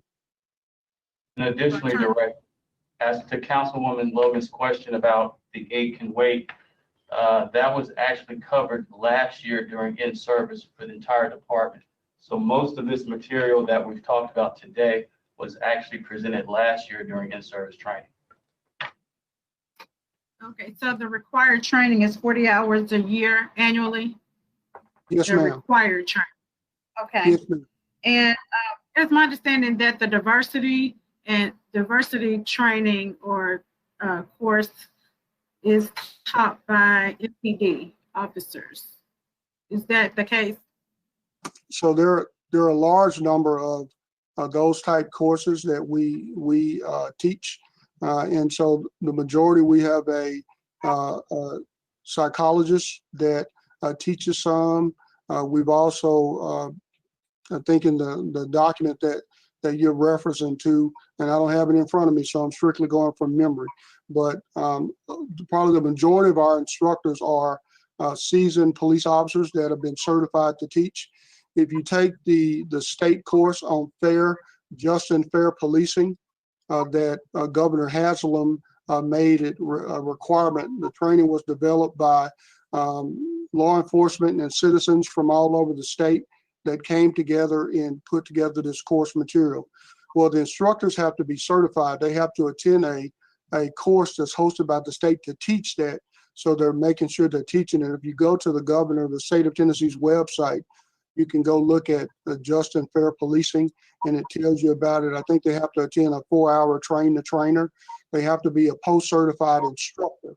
And so all of our instructors that teach, you're required by the state of Tennessee to be certified to instruct, and then you have to have expertise in the particular field that you have. So the majority of the instructors are commissioned police officers. We do have Dr. Howard Nelson, who is also a reserve, and he's a licensed clinical psychologist. And then I'm losing, I can't remember, but Playback Memphis comes in, and they also do it. We've also brought Elliot Perry in. We brought DeAndre Brown in. We brought in a number of individuals to, speak to our recruit classes or in services, and then I spend quite a bit of time with them.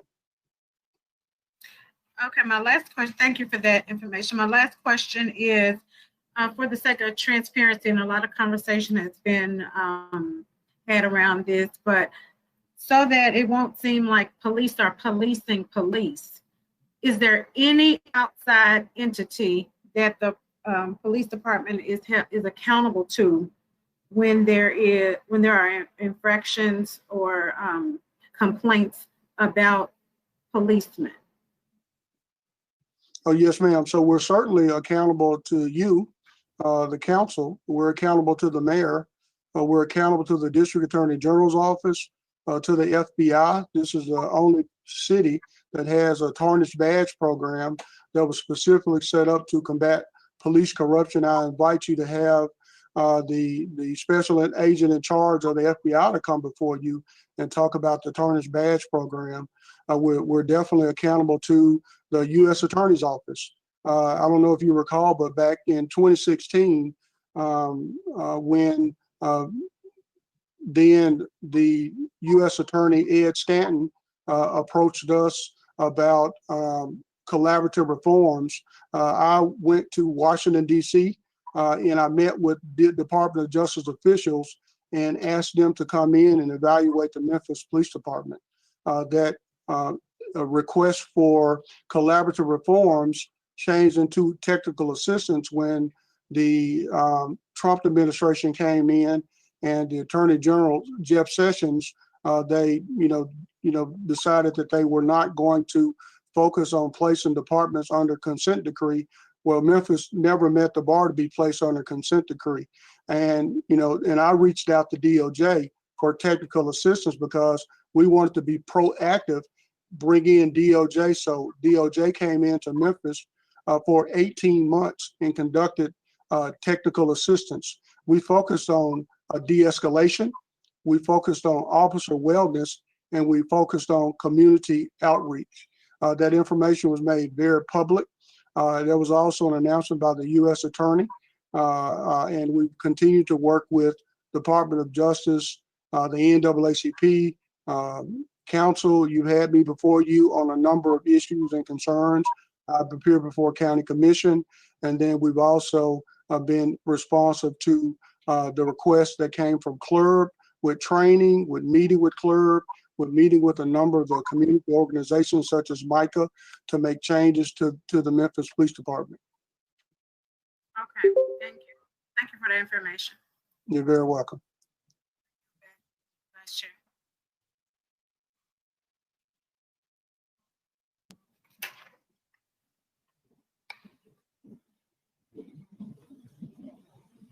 Councilman Colvett, was there anyone else in the queue? I'm in the queue. My apologies. Daggum mute button. Thank you, Council Lady Logan. Councilman Smiley, you're recognized. Thank you, Council Director Rollins, for your presentation, for the work that you're doing. Just listening to everything, it seems to be that we are we have one of the leading police forces in the country. So I would commend you and your leadership team for the work that you all are doing. And just want to touch on a couple of things and make a couple of points as relates to Duty 5. I think in your presentation, I would like to see the policy be updated to include excessive force specifically. The language is not, as direct. Seems to be somewhat, I don't want to call it. Yeah, I don't necessarily, somewhat ambiguous. I would like to see it be the language excessive force to be included specifically, and our training policies also to include the fact that excessive force must be reported. And then, correct me if I'm wrong, I think you spoke on the fact that officers who use force will have to report it. Am I correct? Yes, sir, that's correct. Okay. Was there any? So if you're repeating yourself, I'm sorry, because it was a lot. So I was trying to take notes and I missed some things. Did you say anything about whether or not officers had a duty to report force if they see it? So let me see if I can help by reading the DR. Okay. The DR we issued on June the 9th, the purpose to amend our policy and procedure, DR 127, reporting improper conduct. And now it reads as follows. DR 127, duty to intervene and report and reporting improper conduct. Any member who directly observes another member engaged in dangerous or criminal conduct or abuse of a subject shall take reasonable action to intervene. If you would like to add something to that, if you would send that language to me, I think we'd definitely be, amenable to making a modification. Go ahead, sir. Oh, I'm just saying, the language is spot on. The only thing I would add to that would be and report, because it said duty to intervene. Someone's using, but I'm not sure if it says anything about their duty to also report. Because I can, Yes, sir. if I see my colleagues fighting, I can break it up and not tell anybody. Let's say if I was at school, not tell anybody and say, we're good, all well that ends well. I don't necessarily go tell the principal what happens. Here, I'm saying, let's go tell the principal. Let's No, make sir. sure. It's there. I only read the first line. Okay. A member shall immediately report to the department any violation of policies and regulations or any other improper conduct which is contrary to the policy, order, or directives of the department. So I think that covers what you wanted. For sworn employees, this reporting requirement also applies to allegations of uses of force not yet reported, meaning that if you know of something that has not been reported, meaning that a citizen has not came forward and said that, hey, this happened, and the officer saw it, they heard about it, somebody told them, they have an obligation to report. Perfect. And I'm not sure if this would be something your department would do or something that you all keep up with or something that we need to reach out to the public defender's office. Are you all keeping a running list, assuming that there are, officers charged with crimes? Are you all keeping that type of list? I think there have been a number of open records requests for some particular list as such. And I think we've responded to all those open record requests. But the DA, what you may be referencing to is that was reported in the news. And again, I always caution counsel on what's reported in the news unless you see the news station give me about 30 minutes to explain it. And I think that's why it's so important that when y'all see news stories, you ask the police director to come forward and answer those questions that you may have. I think we got some great reporters, but we also got some that probably should be doing something else. So on that particular report, the DA responded to that. She did an interview, and so it goes back to what we call a Giglio list. And our attorney, Zaid Salim, is very much more versed in that than I am. But there's a Giglio rule where if something is favorable to the defense, it must be reported. For instance, if I arrested someone for DUI and I had been arrested for DUI, it could be misconstrued that I may have given a person favoritism, or I may have been overzealous in my enforcement of a law, and so that defense has the right to know if there's something in my background, such as a allegation of me not being truthful. Then I think you're well aware as an attorney of what I'm talking about also. But Attorney Salim, can you jump in? And he does a much more eloquent job of explaining the legal terms than I do.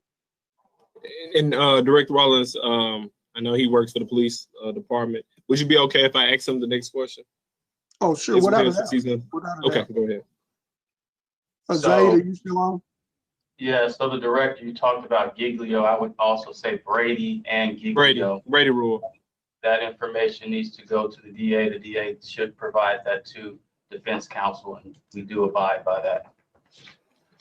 Okay. Yeah, let me make sure we know that just because the officer has some charge in his background, the officer could have some type of arrest, that officer still could be allowed to testify in federal court and state court. I think, District Attorney General Amy Wyatt, can take a position where they don't call that particular officer forward.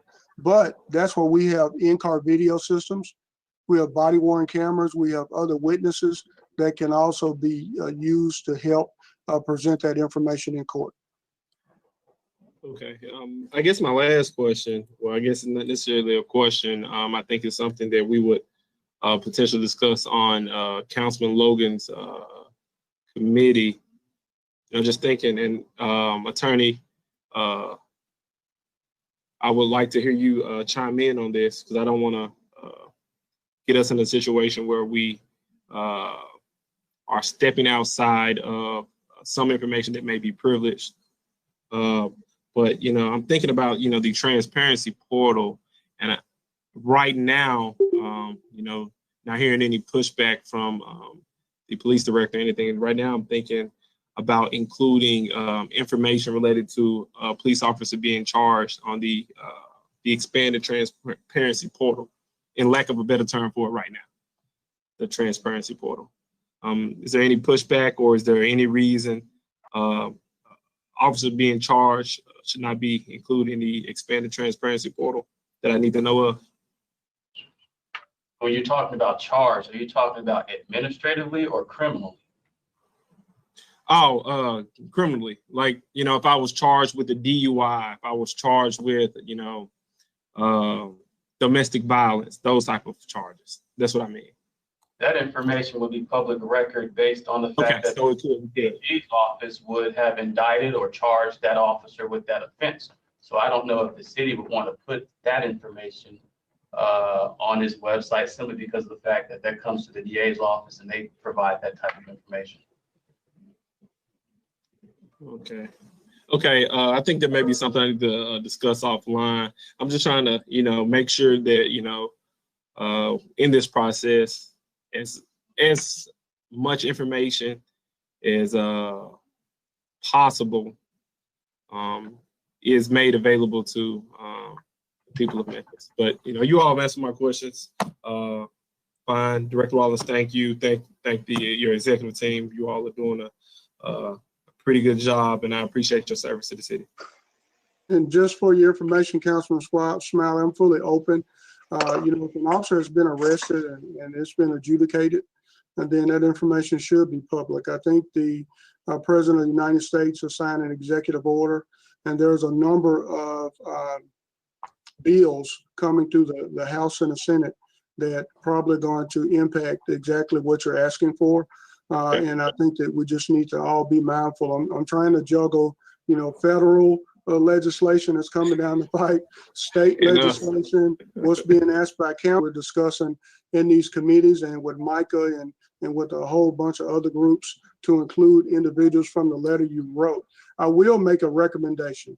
I think council is the best body because council represents all of Memphians to vet what the police department is doing and what direction you want us to go in.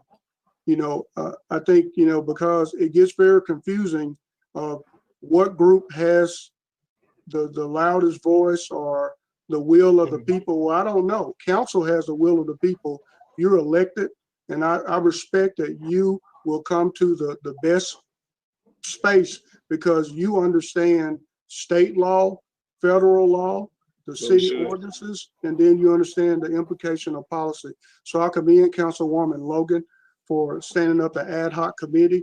But, you know, I just wish that the citizens of Memphis will give you time to do what you seek out to do. And so we make sure we do it right, and that we make sure we haven't, you know, broken something that is not broken, and that we fix stuff that's truly broken. So thank you. Okay, my last question, and I guess this is for Councilwoman Logan or anyone else who knows. Councilwoman Logan, your ad hoc committee, does it include anyone from the police department? Yes, absolutely. The Director Rollins has been invited or is a part of it. And if he can't make it, then designate his team. Okay, thank you. That's all for me. I yield. Yes, ma'am. I'll miss your first meeting because I'll be in federal court with the ACLU lawsuit. So I don't want to apologize right now so that you know where I'm at. I did get that message, but you are sending Deputy Director, correct? Yes, ma'am. Thank you.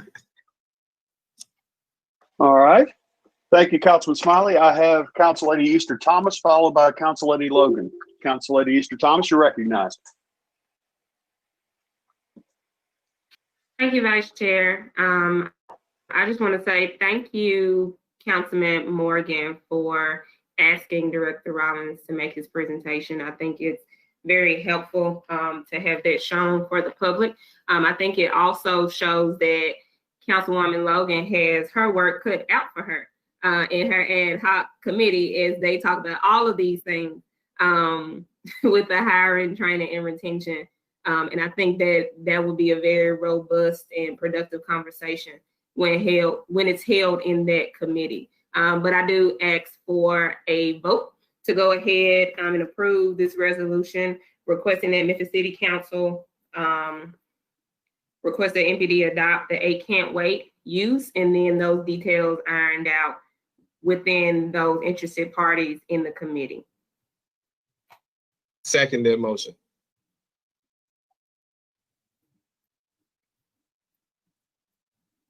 You're on mute, Vice Chair. I'm so sorry, guys. I'm still figuring out the system. Councilman Morgan wishes to speak one more time, and then I'll call the question. Is that okay with you, or are you calling it right now? I will definitely let Councilman Morgan speak, and then you can call the question. Outstanding. Thank you. Councilman Morgan, you're recognized. Thank you all very much. It's been a long day, and we've got more to do, so I'll be brief. I think it's important to give credit where credit's due, and the MPD has been very, very intentional about the policies and the work they've done in putting some of these in place. So I'm going to make a motion that I hope is not controversial. On the resolution, there are 4 therefore be it resolved paragraphs. My motion would be to strike the 3rd therefore be it further resolved paragraph, and to add one in its place that says, therefore be it resolved that the Memphis City Council congratulates and commends the Memphis Police Department for already having adopted 7 of the 8 can't wait principles. Objection. Okay, well, and not on the premise of that I don't want to congratulate, just objection. All right, Councilman Morgan, are you? It's definitely not friendly because you object. Councilman Morgan, do you wish to proceed with offering your amendment? I wish to proceed, and part of the reasoning is that paragraph has. Well, hang on, just hang on 1 second, Cowboy. All right, I got a motion to amend. Do I have a second? Can I hear the motion again? I shouldn't. Everybody's breaking up. I'm sorry. Maybe it's me. Can we display it too so we can see it? Worth, have you written it out? Whoever has presenter's rights, so we can show the paragraph I'm talking about cutting, and I'll try to type it as fast as I can in the side chat. Okay. Well, in essence, what does the 3rd paragraph say?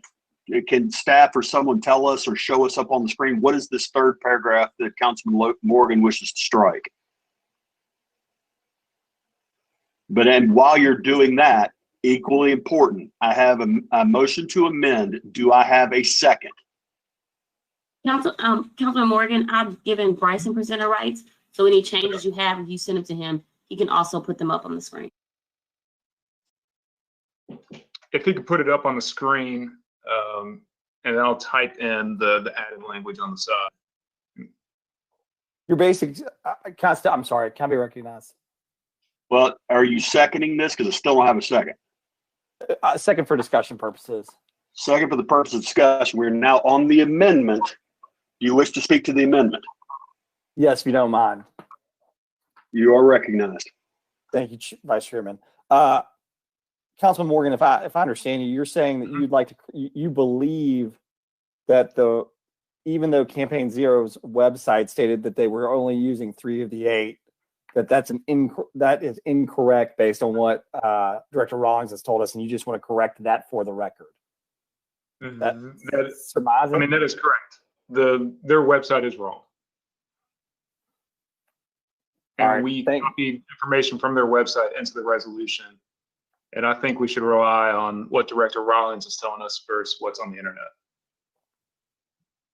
Well, can we get that the original resolution up? I'd like to see paragraph 3. Yes, Bryson is pulling it up at this moment. Hey, this is Bryson. One moment, having tech difficulties, moving slow. Tis the summary of the day for us.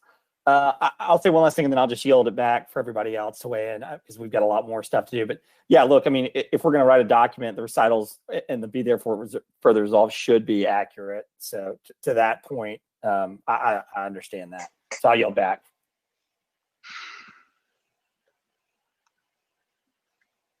Councilman Morgan, I have it up. Which paragraph are you talking about? The third now, therefore be it resolved. It is the third, therefore be it resolved. That starts, yeah, that Campaign Zero's research shows that the Memphis Police Department already uses.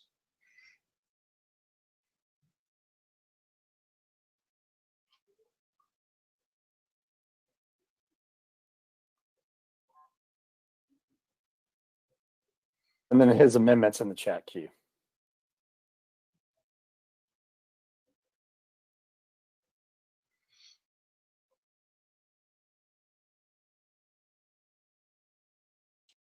Okay. I have a motion to amend. I have a proper second, especially for discussion. Let me go into the queue and see who I see. Interestingly enough, there is Councilman Warren asked if we could say acknowledge, which I guess instead of congratulate, is that what you're saying? There's a friendly amendment. Okay. The word's acknowledged. Now I have Council Lady Easter Thomas in the queue on the amendment. Thank you, Vice Chair, for recognition. I see the issue with saying that in the third, therefore be it resolved, Campaign Zero's research shows that Memphis Police Department already uses 3.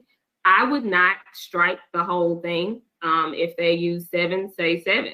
If that can be, if that is what we just heard in the presentation, support it, and still asking to use all 8.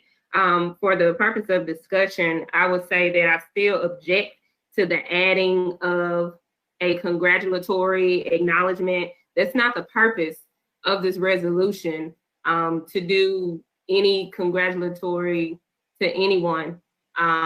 This resolution is about starting the conversation and the process amongst accountability and reform to protect Black lives. And I think it would be a very disrespectful move to congratulate anyone in this resolution, as we are talking about Black lives that have been slain, not by particularly our police department, but by police in this nation. And that is why I object.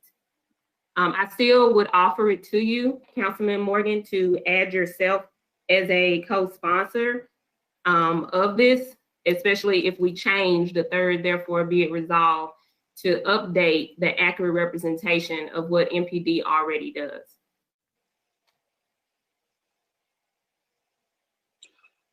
Councilman Morgan, just make sure I understand correctly.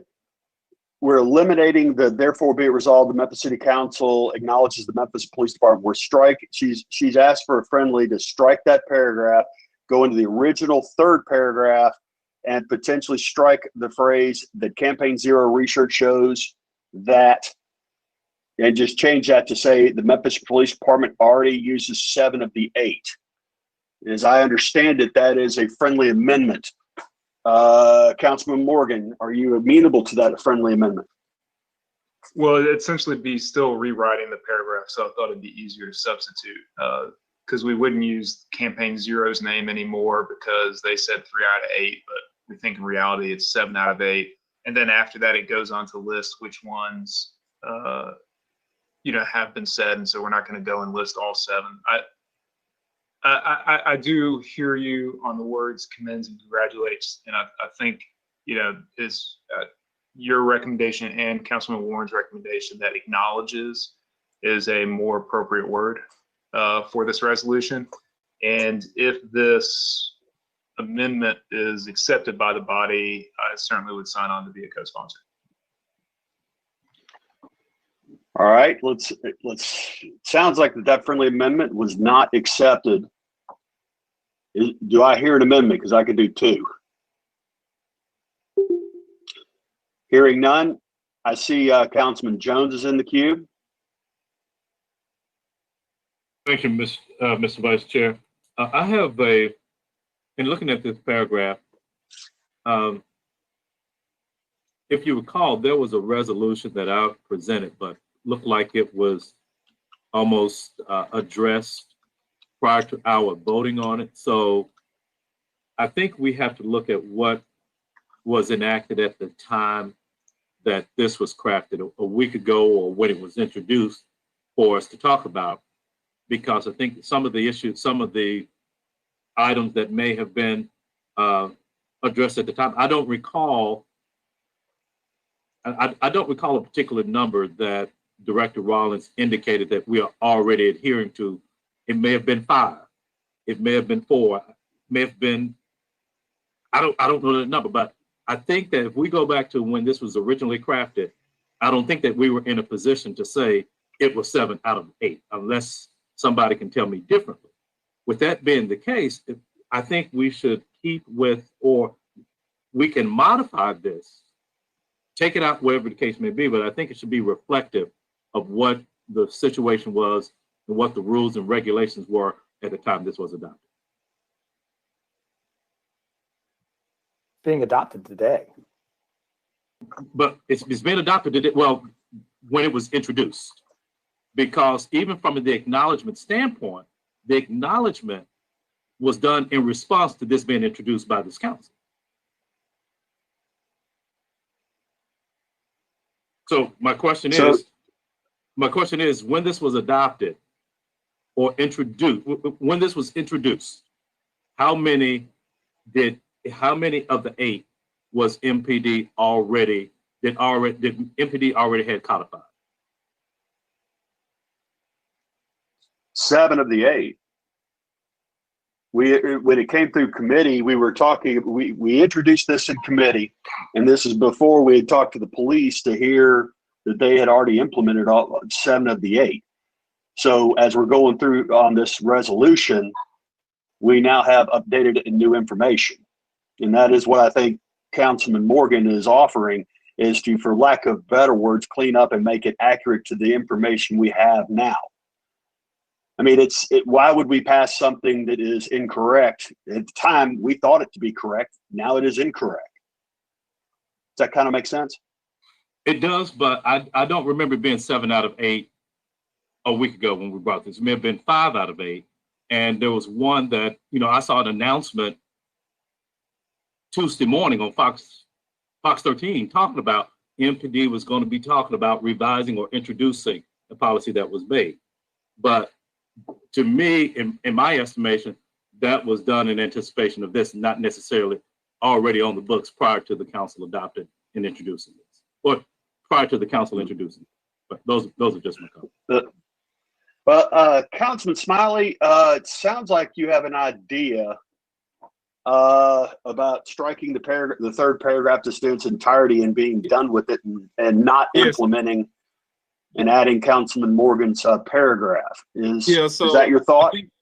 So I think it accomplishes both what Councilwoman Easter Thomas wants to do, which is pass it to show that we are standing in solidarity with communities who have been oppressed, and to make sure that we have policies in place that reflects, the will of the public. And also, if there's any inaccuracies, we can just get rid of those inaccuracies just by removing the paragraph and go forward from there. So that would be my suggestion. I think that accomplishes the goals of both Councilman Morgan and Councilwoman Easter Thomas, and we can go forward from here and not have a lengthy debate about, I wouldn't say trivial issues, but just minor things when we have the goal of getting it done today.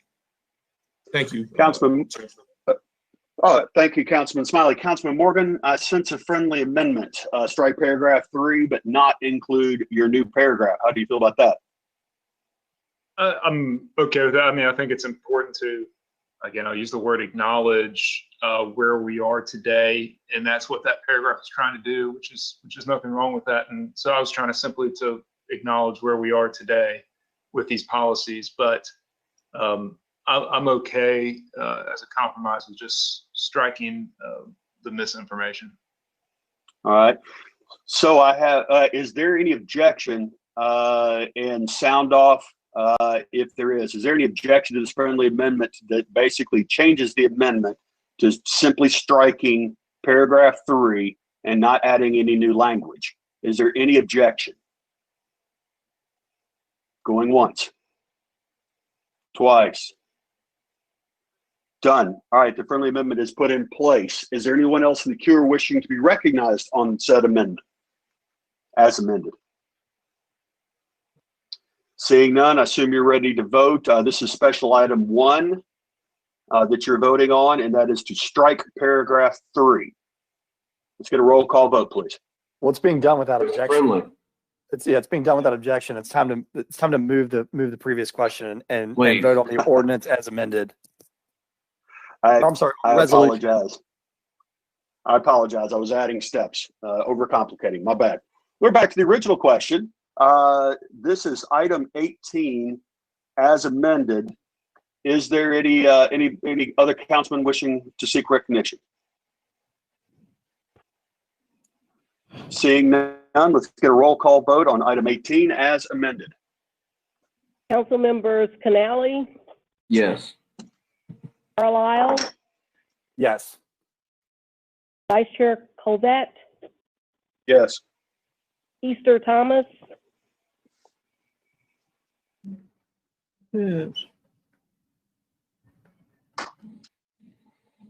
Ford, Yes. Johnson, Yes. Jones, Aye. Logan, Aye. Morgan, Yes. Smiley, Aye. Swearingen, Aye. Warren, Aye. Chairwoman Robinson. Aye.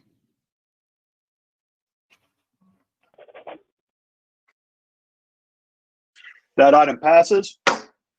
I see our chair lady is back. Would you like the chair or you want me to keep going? Looks like I can pick up from She may here. be if you having want some to tell me. Can you hear me? We can hear you. You have the ball. I think next item on the agenda is item 19. Okay, thank you. Item number 19. Madam Comptroller, will you please call the roll? Will you please read the item? Item number 19 is a resolution requesting that Mayor Strickland form a community task force to assist in the selection of a new MPD director. This resolution is sponsored by Councilwoman Easter Thomas and Councilman Smiley, and there's a request for same night minutes. Okay, thank you. Councilwoman Easter Thomas. Thank you, Chairwoman. Just to reiterate, this is a resolution requesting that Mayor Strickland form a community task force to assist in the selection of the new police director for Memphis. I don't know who has presentation rights, but if you could scroll down.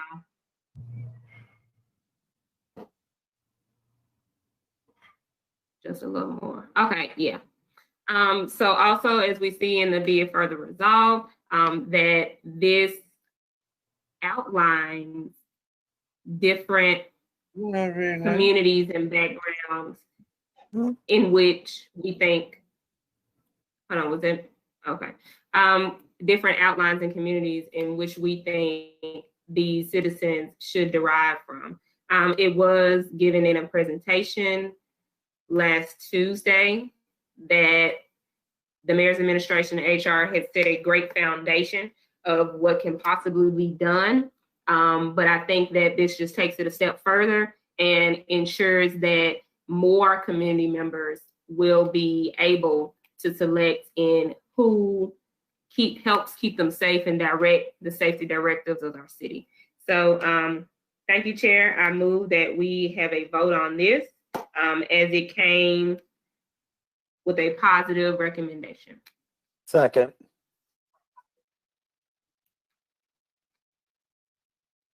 Thank you. I had unmuted myself and then somebody muted me back, but I don't see anyone in the queue. So on this item, Madam Comptroller, This item has been properly moved and seconded, moved by Councilwoman Easter Thomas and seconded by Councilman Carlisle. Will you please call the roll? Council members Canali, Yes. Councilmember Canali, Yes, I'm sorry, yes. Carlisle, Aye. Vice Chairman Colbert, Yes. Easter Thomas, Yes.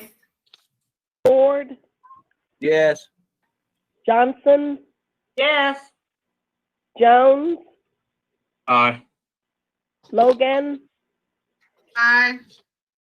Morgan, Abstain. Smiley, Of course, aye. Swearingen, Aye. Warren, Aye. Chairwoman Robinson. Aye. That motion passes. Thank you. Madam Comptroller, will you please call item number 30?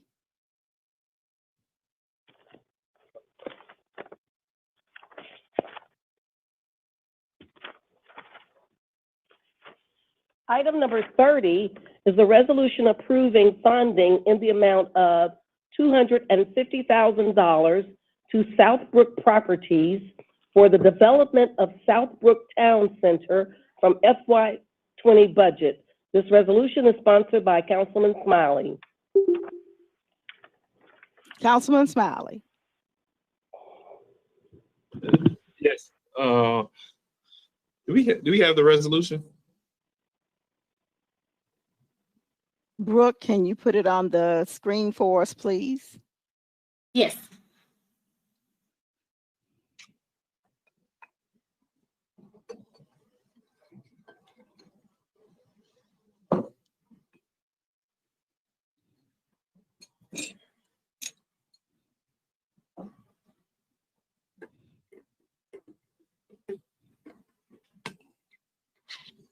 Okay. Resolution to, oh, that's not it.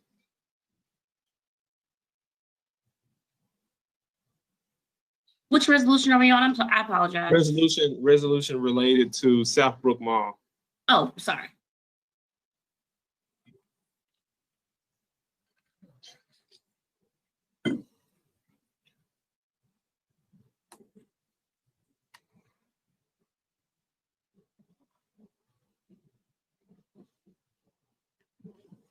Okay.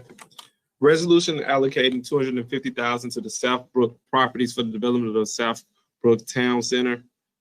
Let me scroll down some so I can. Okay. Now, therefore, be it resolved that the Memphis City Council allocates $250,000 to be distributed to the Southbrook Properties for the development of Southbrook Town Center. Therefore, be it further resolved that the Memphis City Council requests the administration to analyze and determine any unused funds from FY20 that can be utilized for this $250,000 allocation to the Southbrook Properties as an FY20 expenditure. The committee met regarding this allocation, recommended approval, and I so move. I need a second. Second, Easter Thomas. Johnson, Easter a second. Okay. Easter Thomas, I got it. Okay. Okay. Do I have anybody in the queue?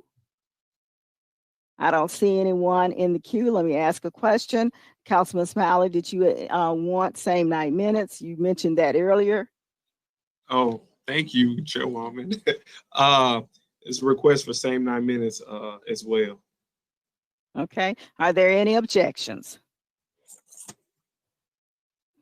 Seeing none, Madam Comptroller, please call the roll. Councilmember Canali, Yes. Carlisle, Yes. Vice Chairman Colbert, Yes. Easter Thomas,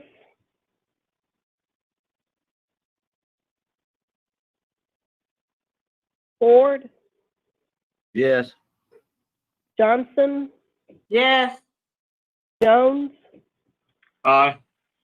Logan, Aye. Morgan,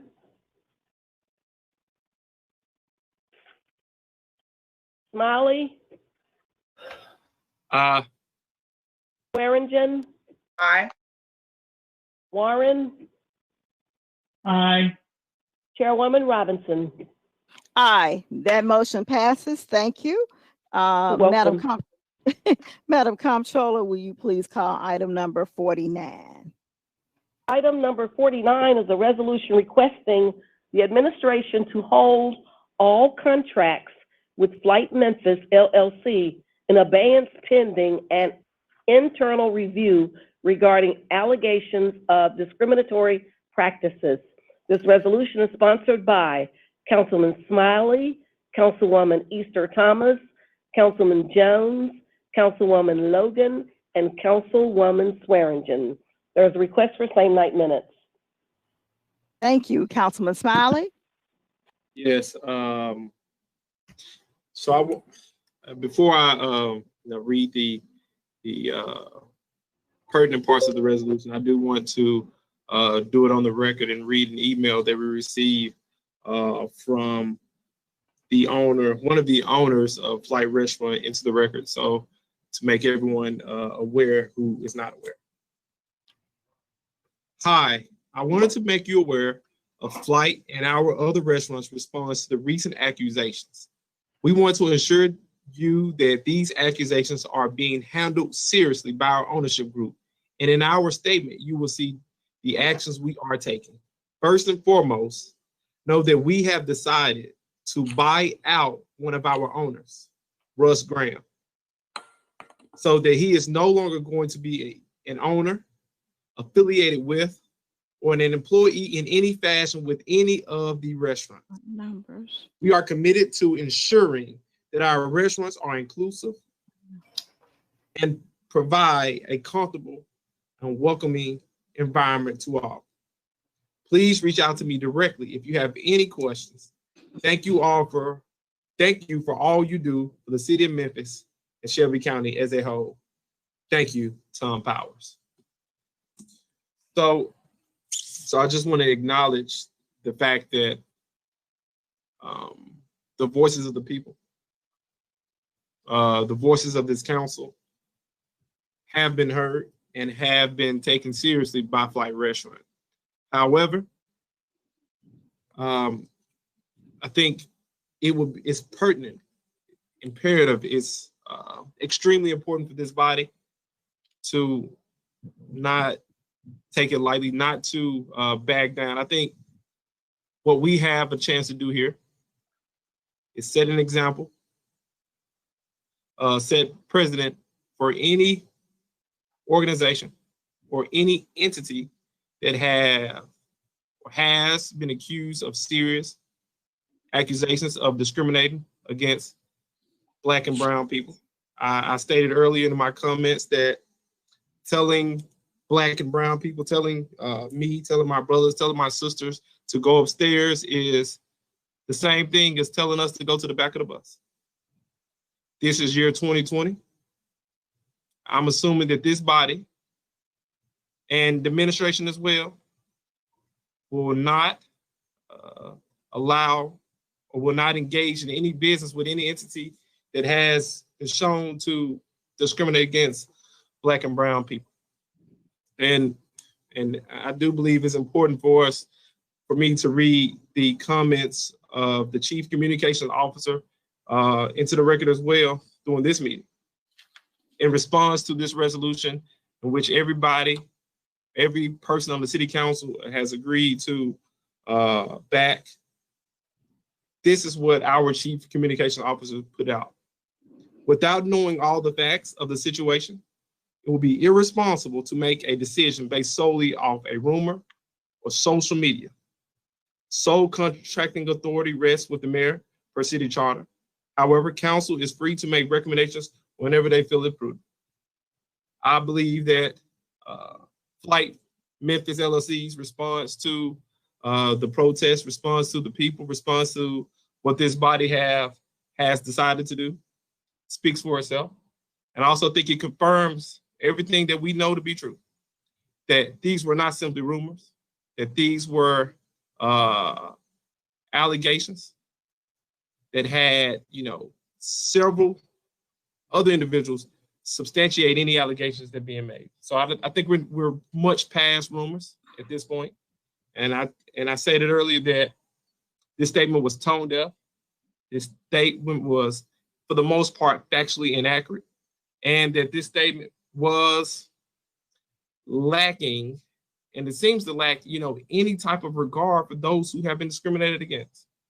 So I would like to just thank each and every person on the council for hearing the plea of the people and sending a very strong statement, not only to the people of Memphis, not only to any entity believes that it is right to discriminate against Black folk, but also to the administration that we will not sit idly by while we're intentionally engaging with entities who have been accused of allegations such as these. And with that, I will do my job, which is read the resolution into the record. If the resolution comes on the screen. Brooke, can we get the resolution on the screen? Perfect. Resolution requesting that the administration to hold all contracts with Flight Memphis LLC in advance pending a internal review regarding allegations of discriminatory practices. And can I get to the B, if therefore resolved clauses? Can you pull up the B it therefore resolved clause? Thank you. Now, therefore be it resolved that the Memphis City Council requests that the administration hold all contracts with Flight Memphis LLC in advance pending an internal review regarding allegations of discriminatory practices. Therefore, be it further resolved that the Memphis City Council requests that the administration consider and look into these allegations before executing or extending contracts to or with Flight Memphis LLC. And with that, I so move. Second, Logan. Who's that, Logan? Yes. Okay, thank you. I have two members in the queue, Councilman Warren and Councilman Morgan. I'd just like to be added as a co-sponsor, and I think that what this states and lets our constituents know is that we take this seriously.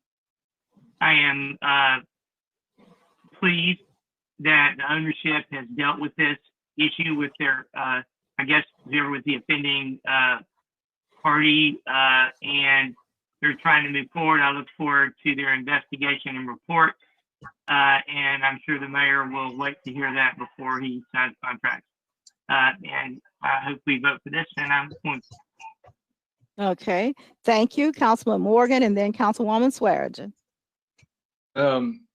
Thank you, Madam Chairwoman. And I'll say I had some questions earlier, but I want to thank Councilman Smiley for his diligence on this. We used the metaphor earlier talking about where there's smoke, there's fire. And after that email that came in at 4-something o'clock, I think we're watching the flames. No more smoke. You don't buy an owner out like that unless there's something seriously going on. So I will miss their chicken and waffles and their lava cake.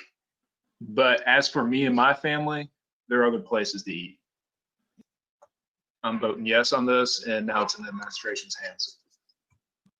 Okay, thank you, Councilwoman Swearengin. I have in the chat, I would like to also be added as a co-sponsor, and I have no additional questions. I think it is all, the truth has been told. Thank you. I see no other council members in the queue. Chairwoman, I'm in the queue. I'm sorry. Okay, Councilman Smiley. So I know this is probably my last request regarding this today, but I think the very first council meeting I talked about a consensus several times, and I think this is one of the issues where I think this body understands the importance of the message that we send today. So my request for this council would be for everyone to join this and will show that this body does not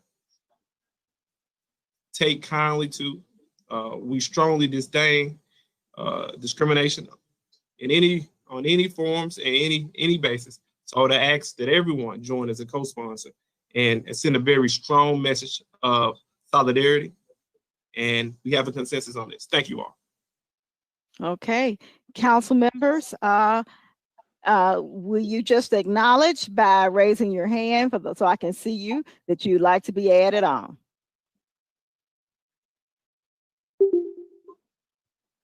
That's in addition to the other sponsors, right? That's correct. Okay. So do I have everyone, staff? You're going to have to help me. I have everyone is added on. All hands are in the air. Okay. 2 hands. Thank you. Madam Comptroller, will you please call the roll? Councilmember Canali, Yes. Carlisle, Vice Chairman Covett, Yes. Easter Thomas, Yes. Ford, Yes. Johnson, Yes. Jones, Aye. Logan, Aye. Morgan, Yes. Smiley, You already know, of course. Swearingen, Aye. Warren, Aye. Chairwoman Robinson. Aye. Thank you. That motion passes. Madam Comptroller, I'd like to call for the order of the day. I believe that would take, Chairwoman Robinson, if I would take a privilege here, we have one more item that requires same night minutes. And Okay. it's item number 50, the item number 56. What is if you item allow number me, 56? Because I don't have that. it's the one that established June 19th as Juneteenth. Okay, I And thought it's that was requested- item number 1. It's two The different council ones. is 2 items. Okay. One is Okay. celebratory and one is a holiday request. Okay. And with the calling of this item, I think that we'll have all our same night minutes. Okay. We'll go to item number 56, a resolution requesting Mayor Strickland to establish June 19th as Juneteenth within the city of Memphis, recognizing the liberation and emancipation of enslaved African Americans in the United States of America. This resolution is sponsored by Councilwoman Easter Thomas. Councilwoman Easter Thomas.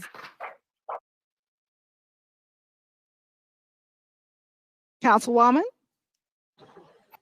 Thank you, Chairwoman. Last but not least, all right. So item 56, you all received a resolution. The reason why there are 2 is that item 1 on the city council agenda is, as Comptroller said, celebratory, as Juneteenth is coming this Friday. Item 56, which is added to same night minutes, is reading as follows. Resolution of the Memphis City Council requesting Mayor Strickland to establish June 19th as Juneteenth within the city of Memphis, thereby recognizing the liberation and emancipation of enslaved African Americans in the United States of America. And I will read it in full. Whereas news of the end of slavery did not reach the frontier areas of the United States, in particular the state of Texas and other southwestern states, until months after the conclusion of the Civil War on April 9th, 1865. More than 2.5 years after President Abraham Lincoln formally issued the Emancipation Proclamation on January 1st, 1863.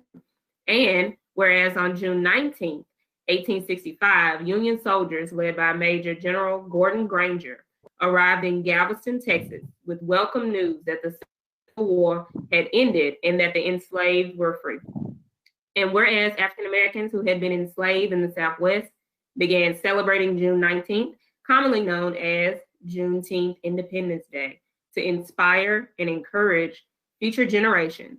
And whereas African Americans from across the nation have continued the tradition of observing Juneteenth Independence Day for over 150 years, and whereas 47 states and the District of Columbia have designated Juneteenth Independence Day as a special day of observance and recognition of the emancipation of all enslaved African Americans in the United States. And whereas Juneteenth Independence Day celebrations have been held to honor African American freedom while encouraging self-development and respect for all cultures, and whereas the faith and strength of character demonstrated by formerly enslaved African Americans and the descendants of formerly enslaved African Americans remain an example for all people of the United States, regardless of background, religion, or race. And whereas despite the formal issuance of the Emancipation Proclamation on January 1st, 1863, slavery was not officially abolished throughout the entire nation until the ratification of the 13th Amendment to the Constitution of the United States in December 1865. And whereas over the course of its history, the city of Memphis has seen the damaging effects of the slavery, the fight for freedom by the way of the civil rights movement, and present day efforts to achieve equity for all. Now, therefore, be it resolved, the Memphis City Council hereby requests Mayor Strickland to establish June 19th as Juneteenth within the city of Memphis, recognizing the liberation and emancipation of enslaved African Americans in the United States of America. Be it further resolved, the Memphis City Council specifically requests Mayor Strickland to proclaim June 19th or Juneteenth as Juneteenth Independence Day, supporting the significance of the historical day to Memphis, recognizing the significance of the day as a renewed opportunity to learn more about the past and to better understand the need for an improved future, and securing the observance of the end of slavery as a part of the history and heritage of our nation. This resolution shall take effect from and after its passage, the welfare of the city requirement. Sponsored by myself, Councilwoman Michael Easter Thomas. I would definitely like to be in the queue to say something before, but I move this for a motion, Chairwoman, and to add myself. Second Swearingen, second Swearingen. Okay, thank you. It's been moved and seconded. I have, look like several people in the queue. Let me make sure. Can I speak? Yes, I'm you not gonna say anybody can. else. Go Okay. ahead. Thank you. I don't see. I just Okay. wanted, the teacher in me wanted to accentuate some certain items in this resolution, just for clarity to let people know what's intentional. The word enslaved instead of slaves is intentional, as my ancestors and what I'm a descendant of is other individuals on this council were not slaves. We were enslaved, which is a form of physical attribute. Also, just to put in there, it says 47 states as well as the District of Columbia. We are currently in a state that does not recognize Juneteenth, and I just wanted to make sure that that was put out there as well. So once again, I just want to open the floor for any council members to add themselves on this, as Juneteenth is coming Friday. I see Councilman Jones raising his hand, Councilwoman Logan, Johnson, Swearingen, Robinson, and Warren. I think that it shows we've been having a lot of Black Lives Matter energy today in Council Day, and I think we can just end on a very positive note with this. So with that. Can't hear you. Can't hear you.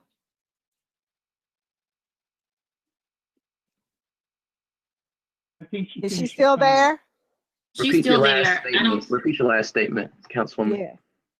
Oh, my last statement was the last part you heard. I'll repeat it anyway. My last statement was we've had a lot of great Black Lives Matter energy today on our call, and I would love to end on a positive note as we go into this celebratory weekend of Juneteenth starting Friday. And I said, and with that, I yield, Chair. Thank you. Okay, thank you. I have one person in the queue, and that is Councilman Carlisle. Oh, I see Councilman Smiley. He's upset with me. JB, were you before me? Go ahead, Madam Chair. I yield to Councilman Smiley. Oh, yeah, all right, all Okay, right. I don't know where it started. I see I'll go- Smiley, Johnson, Smiley again, Jeff, and Carlisle. So is it Smiley first? Yes, ma'am. Please forgive me, Councilman Carlisle. We're gonna go back to Smiley. Councilman Smiley. So I believe that some of my colleagues probably wanted to present before me, make a statement, but I think hopefully my friendly amendment to Councilwoman Easter Thomas's resolution gets that same type of love that that the initial resolution received. So I guess I go ahead and get into my amendment. The Councilwoman Easter Thomas is hurrying me up because she's ready for me to say it. So essentially, across the country, also in Shelby County, Juneteenth has been recognized as not just a day, but a holiday, but also a paid day off. I understand that, you know, our city budget has already passed, so I wouldn't want to put that type of pressure on the administration to try to figuring out how to implement a paid holiday today. But what I would like to see, and this is my motion, I move to amend Councilwoman Easter Summers' Juneteenth resolution to include a paid holiday beginning FY22. Second. Do I have any council members that'd like to speak to that motion? That amended motion? Sure. I can't, somebody spoke and I didn't hear them. I'm sorry, I forgot to say add me as a co-sponsor to this. Okay, thank you. Thank you. I would like to speak to that amendment, Chair. Okay, Councilwoman Easter Thomas. I think that Councilman Smiley must have been in my head, but I definitely accept that friendly amendment.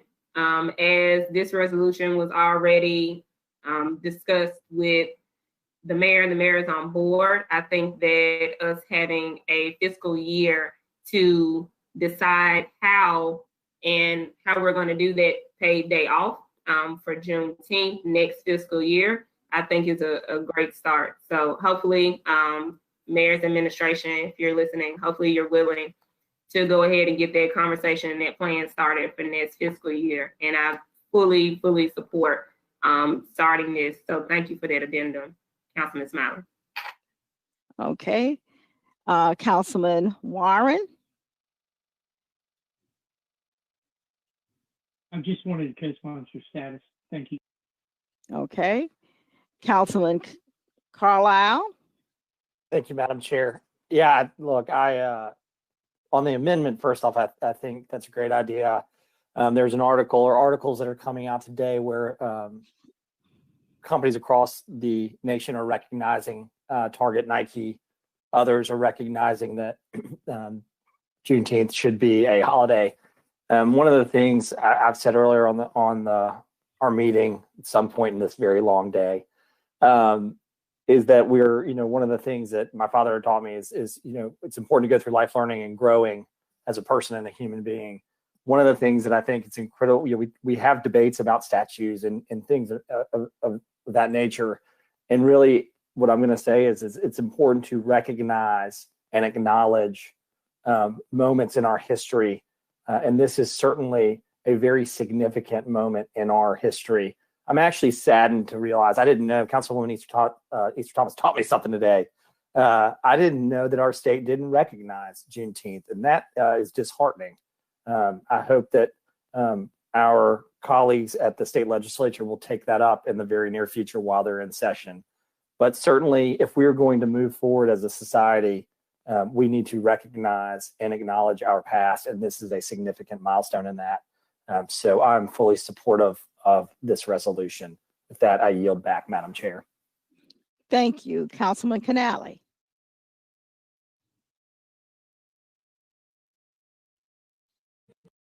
Thank you, Madam Chair. I typed my request. I didn't have anything to say. Okay, thank you. Are there any other council members that would be like to be added on to this resolution? Staff, did you get them? Yes, we did, Council Chairwoman. Okay, thank you. We had a friendly amendment. It was accepted by the main motion. So I'd like to put on the table the main motion as amended. Madam Comptroller, will you please call the roll?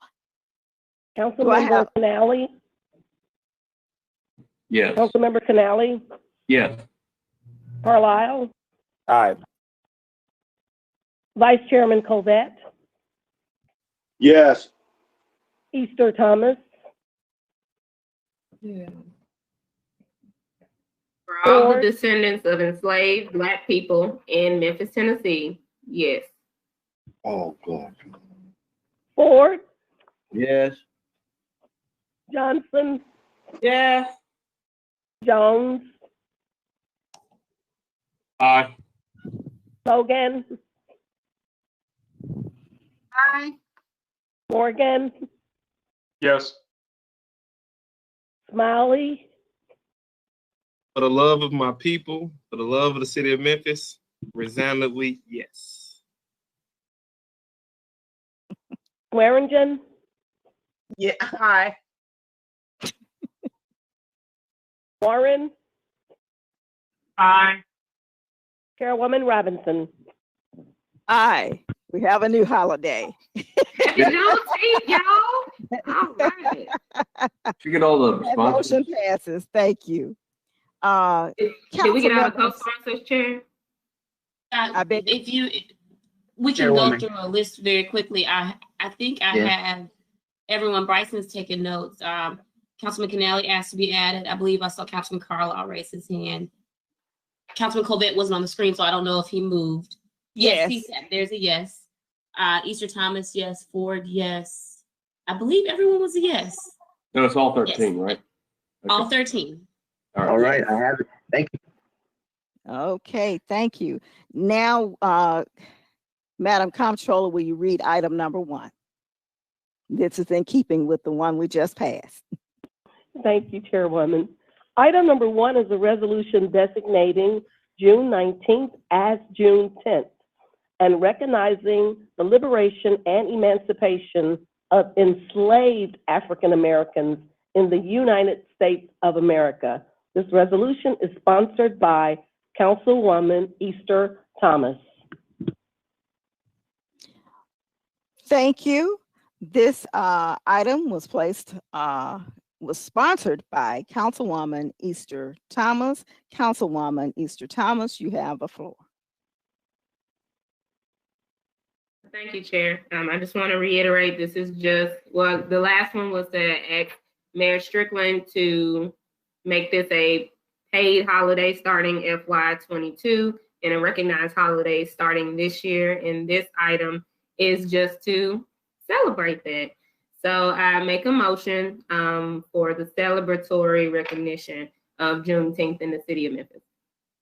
Second by Johnson. Thank you. I don't see anybody in the queue.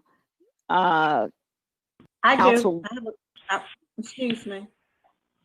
Okay, Councilwoman Johnson. I would just like to be added as a co-sponsor, if it's okay, with Chairman Easter. It's more than okay. We got enough room for everybody. Second. I would as well, Swearingen. Do I have any council members who do not want to be added? Please place all council members, it's 13 council members, please. Thank you. Thank you, Chair. Yes, ma'am. Madam Comptroller, will you please call the roll? Councilmember Canali?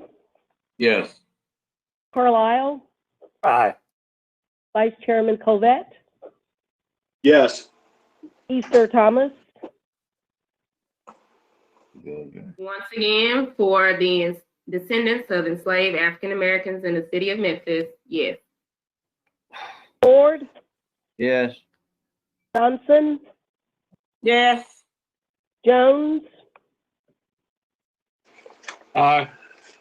Logan? Aye. Morgan? Yes. Smiley? Of course, no doubt. Swearingen, Aye. Warren, Aye. Chairwoman Robinson. Aye. That motion passes. Thank you. Madam Comptroller, will you please call item number 20? Item number 20 is a resolution appropriating $10 million in contract construction FY 2020 funds for construction of City of Memphis Municipal Complex, City of Memphis Phase 2 at the former Walter Simmons location. This resolution is sponsored by General Services. I need a motion, please. Move it. Second. Okay, who said move it? Forward. Okay, thank you. And second was Warren. Are there any questions? I don't see anyone in the queue. Madam Comptroller, will you please call the roll?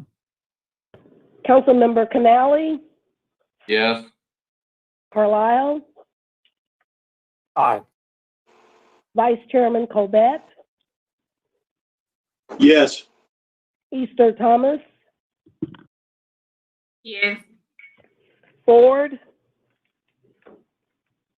Yes. Johnson, Yes. Jones, Aye. Logan, Aye. Morgan, Yes. Smiley, Aye. Swearingen, Aye. Warren, Aye. Chairwoman Robinson. Aye. That motion passes. Thank you. Madam Comptroller, will you welcome. please call item number 21? Item number 21 is held. I'll go forward with number 22. Thank you. Item number 22 is a resolution appropriating contract construction in the amount of $45,000 funded by GO bonds for STP Group 5 resurfacing project number PW01254 for street repaving under the Surface Transportation Program. This project includes all city council districts and all city council super districts. This resolution is sponsored by the Public Works Division. We're going to all move this item. May I get a motion, please? So moved. Thank you. Second. Now. Okay. Any questions?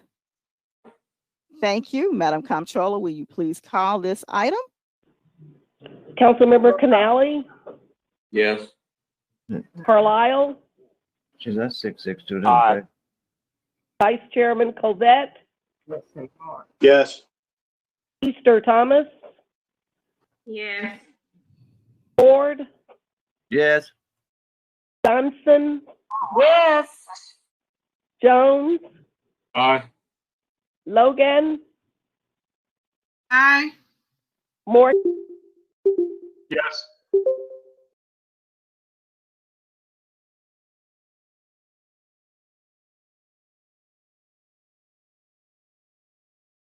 Did something happen? It appears so. It looks like the committee room lost its connection. We just give them a moment because if they lost their connection, then we will not be streaming. Give me 1 second. Let me check on that. We are on it today. I just love computers. Juanes, if you can hear us, can you let us know? Their sound is turned off. If you can hear us, Juanes, turn your sound on.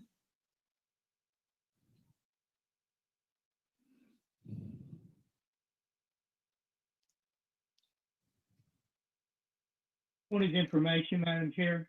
Yes. When does the facial covering come up? What number is it? Okay, they just sent me some more. Hold on just a minute. I think it's number 50, but I would just double check. Let me double check. Yes, it is.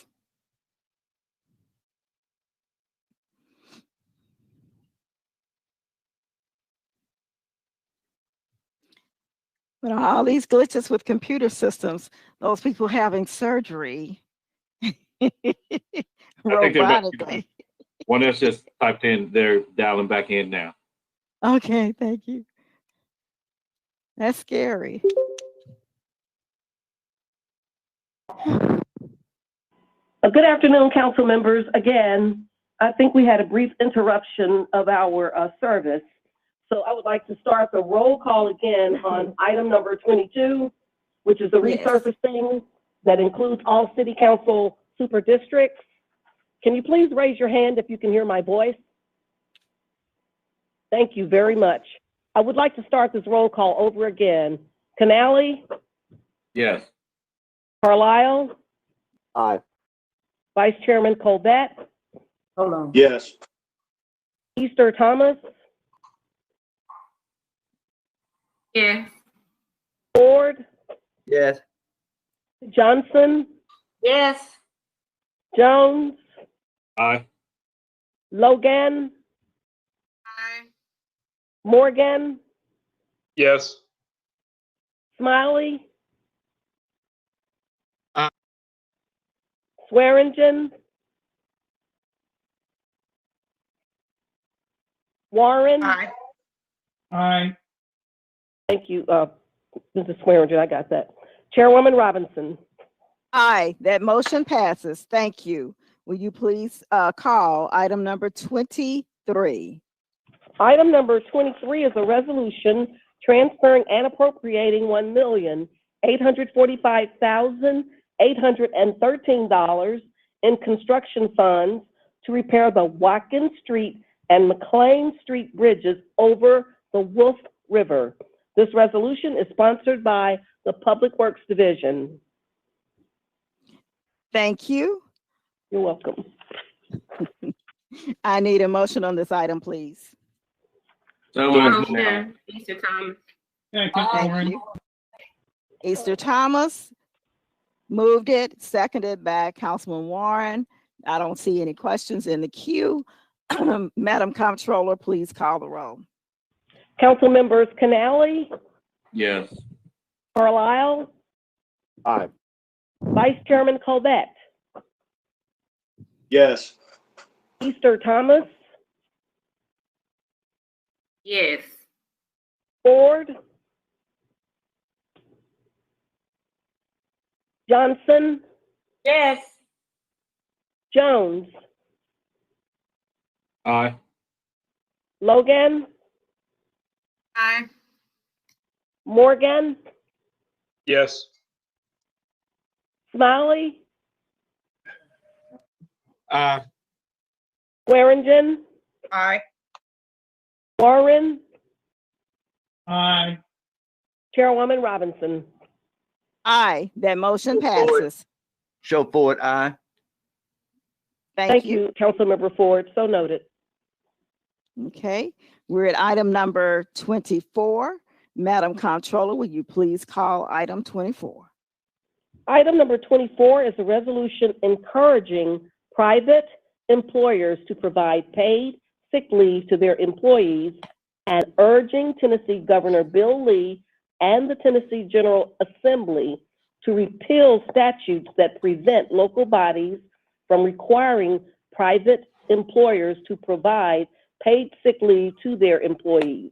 This resolution is sponsored by Councilwoman Easter Thomas. Councilwoman Easter Thomas, you have the floor. Thank you, Chairwoman. When we discussed this item last council meeting, it was sent with a positive recommendation, knowing that this resolution is just encouraging this to happen in the state of Tennessee, as we see that we are dealing with high unemployment rates with COVID, and especially how we on the city side are seeing that we have to dedicate more money to people, to our employees who may be sick or who may have to call out sick for them or their children, but some people do not have this same pleasure.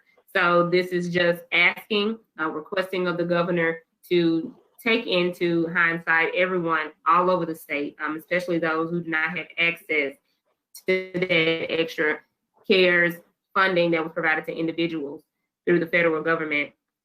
This is just to support their effort.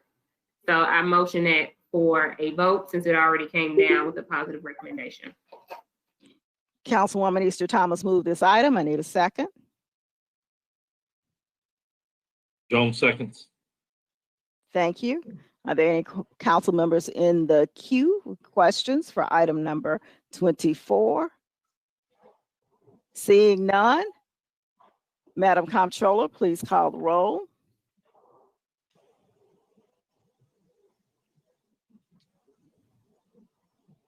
Councilmember Canali, Abstain. Carlisle, No. Vice Chairman Cosette, Abstain. Easter Thomas,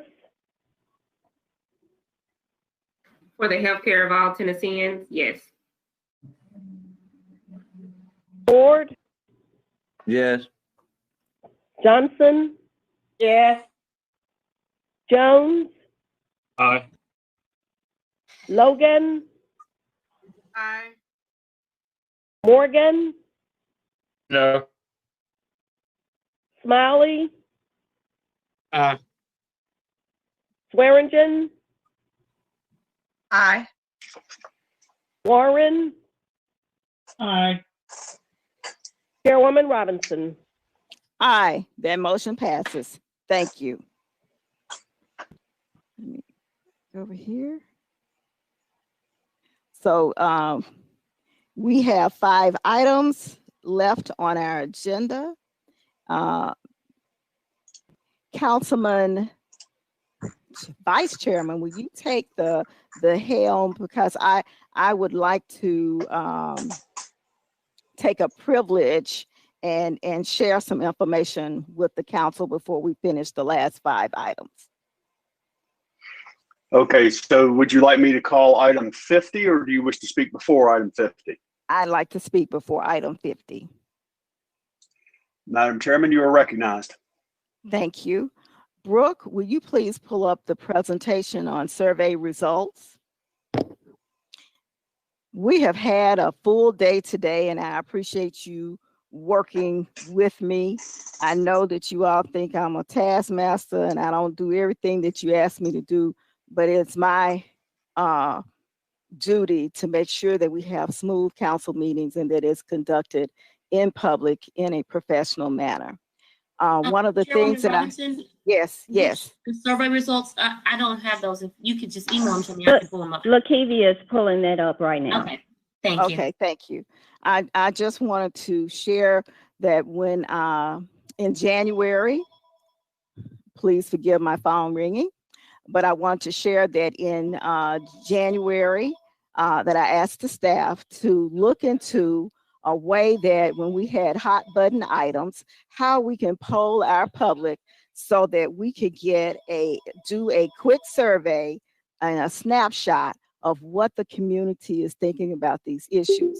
And listening to our last couple of meetings as it related to masks and some other issues, I called the staff last minute on Monday and said, okay, now it's time for me to push that button. Did you all come up with anything? And they said, you know, we talked about doing Survey Monkey, but everybody doesn't have computers. So we decided that the way to look at this was probably just phone calls. So I just kind of introduced this, and it won't take but a few minutes. And we conducted just to test to see if this actually worked, a push button robo poll. The survey was meant to get a snapshot of Memphians' views around 3 main questions: the face coverings in public, the defunding of law enforcement, and lastly, the issue of residency. The results presented are only a summary, and it's meant to be interpreted as a snapshot of the views and opinions surrounding these 3 questions. Remember, responses from women were disproportionately captured. They responded more than men, and you'll see that in the report, and I'm just going to go through it pretty quickly. but women typically make up a majority of the likely voters as well. In addition, a much larger portion of older voters answered the survey as well. Older voters making up the majority of the voters who are likely to turn out in elections as well. Because of the large sample that we captured, we are pretty confident that these summary results mostly mirror likely voter opinions. Typically, a sample of 350 to 500 responses are adequate to draw general conclusions citywide. We got over 1,000 responses. Will you go to the next page, Brooke, the one with the first pie? And this is just quickly to introduce this item. Question 1 was, should individuals be required to wear face coverings, mask in public at all times while visiting public places within the city of Memphis during the pandemic? If you will see the chart below, the response was yes or no. The no responses was 131, that's a 12% response rate, and the yes was 964, and that's 88%. Question number 2 was, as a part of the Memphis Police Department reform, should the city of Memphis consider defunding, reducing funding, or keep the current funding level to the Memphis Police Department? As a result, you'll see at the bottom, keep current funding was a total of 62%, reduce funding 27%, and defund was 12%. Question number 3, the city of Memphis has a residency requirement that employees must live in Memphis. The ordinance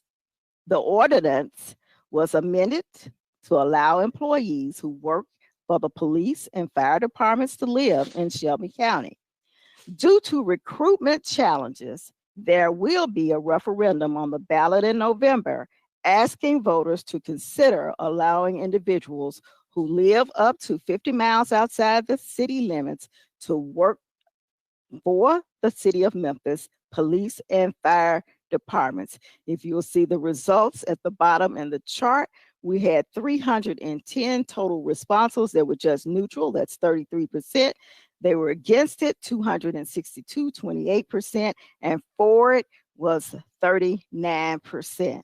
I just want you to know that we were basically on the mark with our responses and how we represent our community.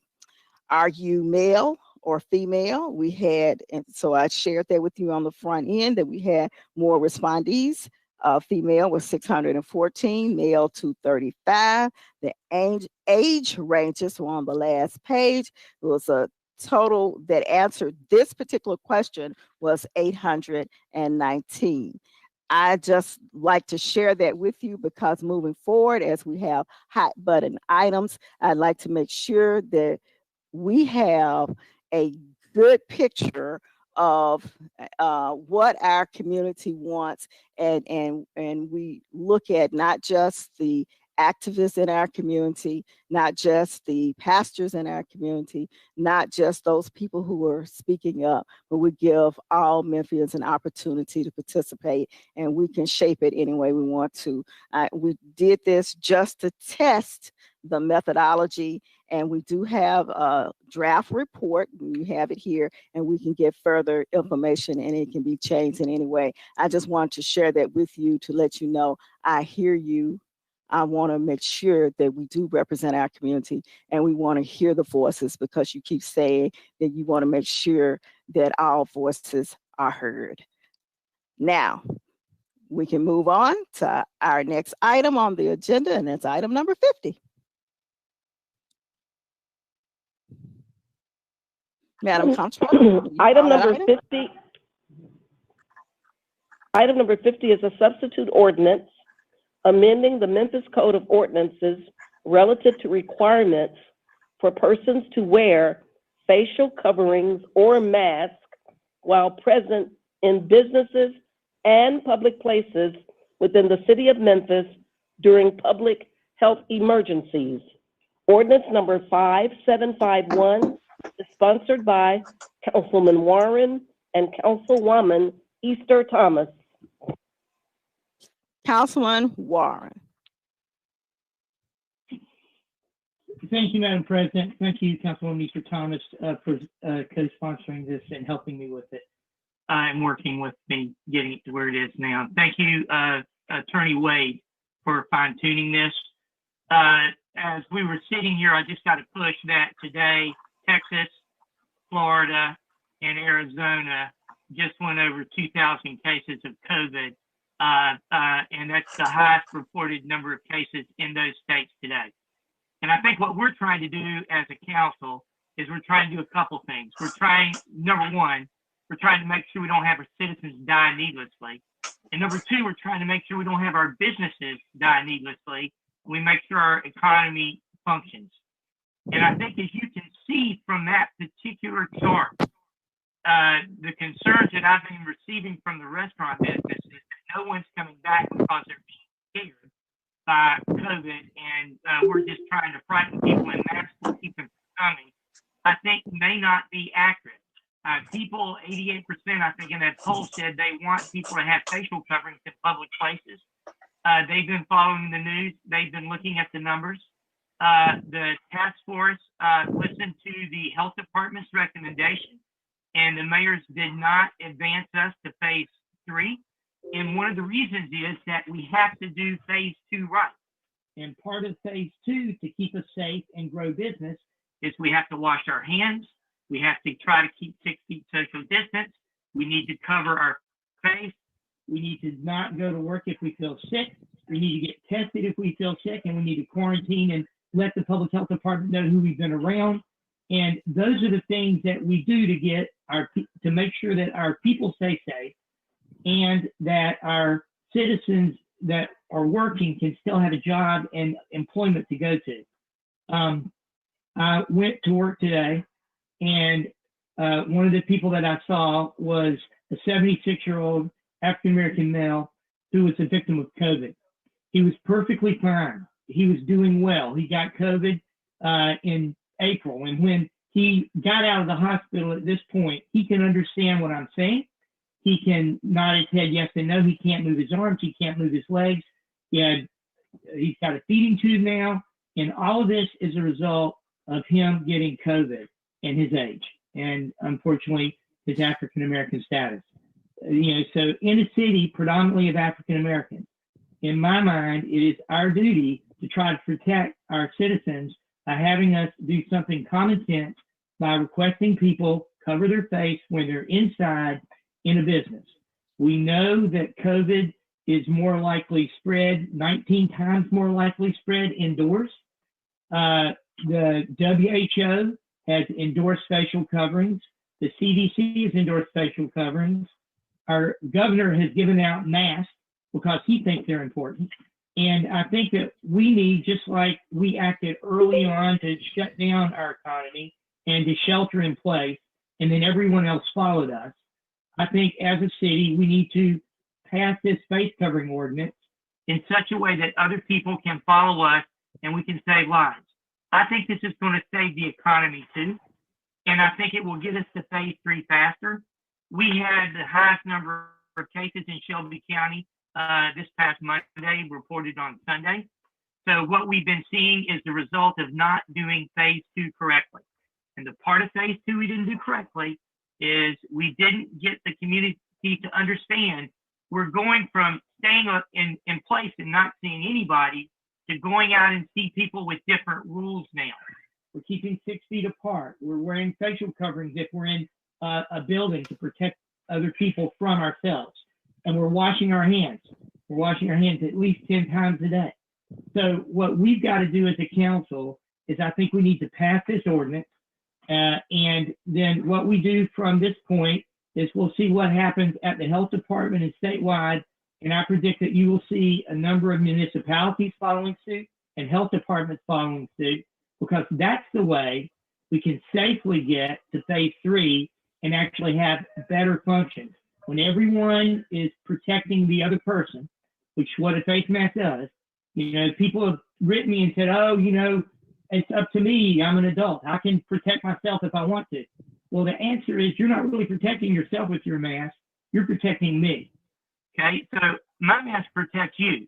And in Memphis, where we've already shown that we care about each other and we need to try to do things right, I think that this needs to pass, and I urge my fellow colleagues to vote with me on this issue, and I yield to my fellow councilwoman, or my councilwoman, I guess I'm a councilman, Mr. Thomas. Okay, I need you to move your motion, and then we can get the Councilman, go ahead. Second, Easter Thomas. Okay, thank you. It's been moved and properly seconded. We have several council members in the queue. The first one is Councilman Canale. Thank you, Madam Chair. I want to say a few things, and Dr. Stephen Threlkel is on the line, and if he could speak after I finish, Okay. I would appreciate that. First, I've said it before. I think it's worth saying it again. Our colleague, Councilman Dr. Jeff Warren, has spent countless hours. Not only does he have his own medical practice and fulfilling his duties on the Memphis City Council, but the time he has spent on the COVID-19 task force, he deserves, my hat's off to him.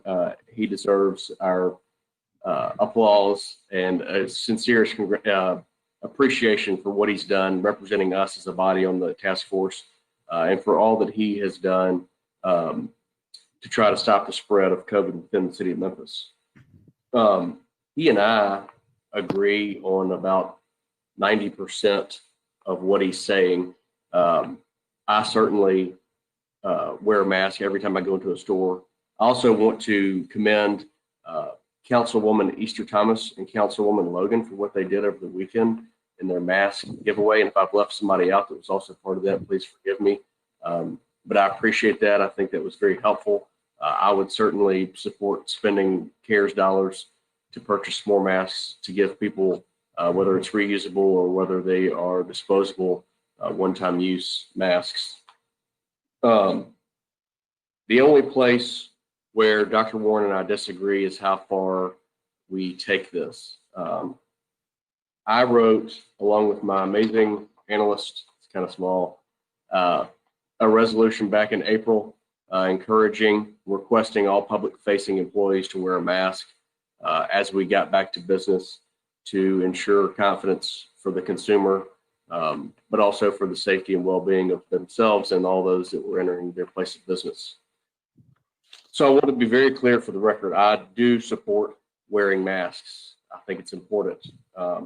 I just cannot get to the point of mandating it and making it a misdemeanor for lack of wearing a mask. I fear unintended consequences could be brought upon us with this. I would fully support a campaign for the Memphis City Council to educate the general public on proper wearing of masks. You see a lot of people around town that have them pulled down below their chin. Well, just because you have it around your neck doesn't mean that it's being effective. So proper sanitation and proper wearing of masks, I fully support that. I fully support stores that want to require it, grocery stores, hardware stores, retail stores. But I just can't get to the point of a mandate from government. So that's what I have to say. I appreciate the time. Thank you, Madam Chair. And if Dr. Threlkel is still on, I would ask if he could speak. So Dr. Threlkel, for those of you who don't know, it heads the Threlkel Infectious Disease at Baptist Hospital. He has been the point man, and forgive me if I'm using improper terminology, but head of the COVID response for Baptist Hospital. He's done an amazing job. I think Baptist has done an incredible job of the way that they've handled this pandemic. So with that, if I could, Madam Chair, I'll turn it over to Dr. Threlkel. Yes. Thank you, Councilman. I appreciate that, and I would echo just about all what you said. I also would greatly commend Jeff Warren for all the work he's done because I think masks are quite important, and we've learned from the beginning, that we realize that they're more important than really we realized, I think, at first. I would say just a couple of issues that we have to consider, though, in such a law. I mean, I am 100% with the spirit of the law. There are a couple of items of the letter I think that have to be under careful consideration. Most public health laws that we talk about in this situation, you know, they tend to have two characteristics. There can't really be any downsides to them, and they need to be fairly universally applicable. It's hard to have swaths of exceptions, and I think that's where I have a little concern about there being an actual law, because we know there are groups of people that won't be able to comply because of medical issues, be they cardiac, respiratory, anxiety disorders, things like that. And that makes for some problems that I can see that I think the council has to consider. If you look at drunk driving, for example, which is often utilized, the analogy sort of importantly breaks down there, because if an officer pulls a drunk driver over and they say, well, I have a letter from my doctor here that says I have to have 3 mixed drinks before I can go to work, that's a problem. And we have a large group of people here that won't be able to comply. And we'd have to kind of ask the question, do you need a note from your doctor for that? Is that a loophole that people can utilize? And the crux of this, frankly, becomes, it goes some degree from medical to political, and I'll leave that in your hands. But the question is, do we really want a law that has some unclear margins that would have to be enforced using extra judgments involved by law enforcement? And not to mention the fact that, breathing issues are some of the reason not to comply with this. It's just, I think it's a very difficult thing. I am 100% behind, aggressive education, purchasing masks, as has been mentioned, for those who can't afford them. And I think there's 3 prongs to prevention, and I'll be brief and close here. And that includes masks, it includes social distancing, and of course it includes hand washing. If you look at some of the places in Asia now that are having recurrences of their disease, things like islands like Hokkaido and Japan and other areas in Asia, those people are all wearing their masks, but they're having large recurrences. And that really comes down probably to social distancing being maybe the paramount technique for reducing disease. There's discussion about that. But social distancing is going to be very important. And I think that, I think that education on all 3 of those items aggressively needs to be done. But I think that it just needs to be carefully considered by the council as to whether or not we want to move from infection control and public health issues into law enforcement issues, because I think it's a pretty delicate time for those kind of issues right now to have something that's going to have differential enforcement be a necessary component. Okay, thank you. We appreciate you taking the time. So please listen, because we may have some questions as the council members move through their questioning. I heard someone say something. Yes, Councilman Jones. Point of information. Do we have a copy of the revised ordinance? If we could have staff to email that to everybody, please. And staff, Brooke, will you please put it on the computer so we can see it, we can view it? I'll send it to you. Yeah. Okay. Thank you. Thank you. Councilman Jones, you were next in the queue. No, you're not. I'm sorry. After Canale was Carlisle. Thank you, Madam Chair. If you don't mind, I'll just pause 30 seconds maybe until it gets up on the screen so everybody has it, if you don't mind. Okay. Actually, I'll tell you what, I'll ask Dr. Warren a question while it's coming up because it doesn't require the resolution. Dr. Warren, Dr. Strickhold, and Dr. Jane, any one of you guys can take this, but why? The basis of this is that it's a public nuisance. So my question really is the governor's authority was given to the county health department. Why should we preempt the county health department when they have been tasked in the 5 municipalities with the health of their counties, and be specifically to intervene in this situation? Why should we preempt? I'll start off.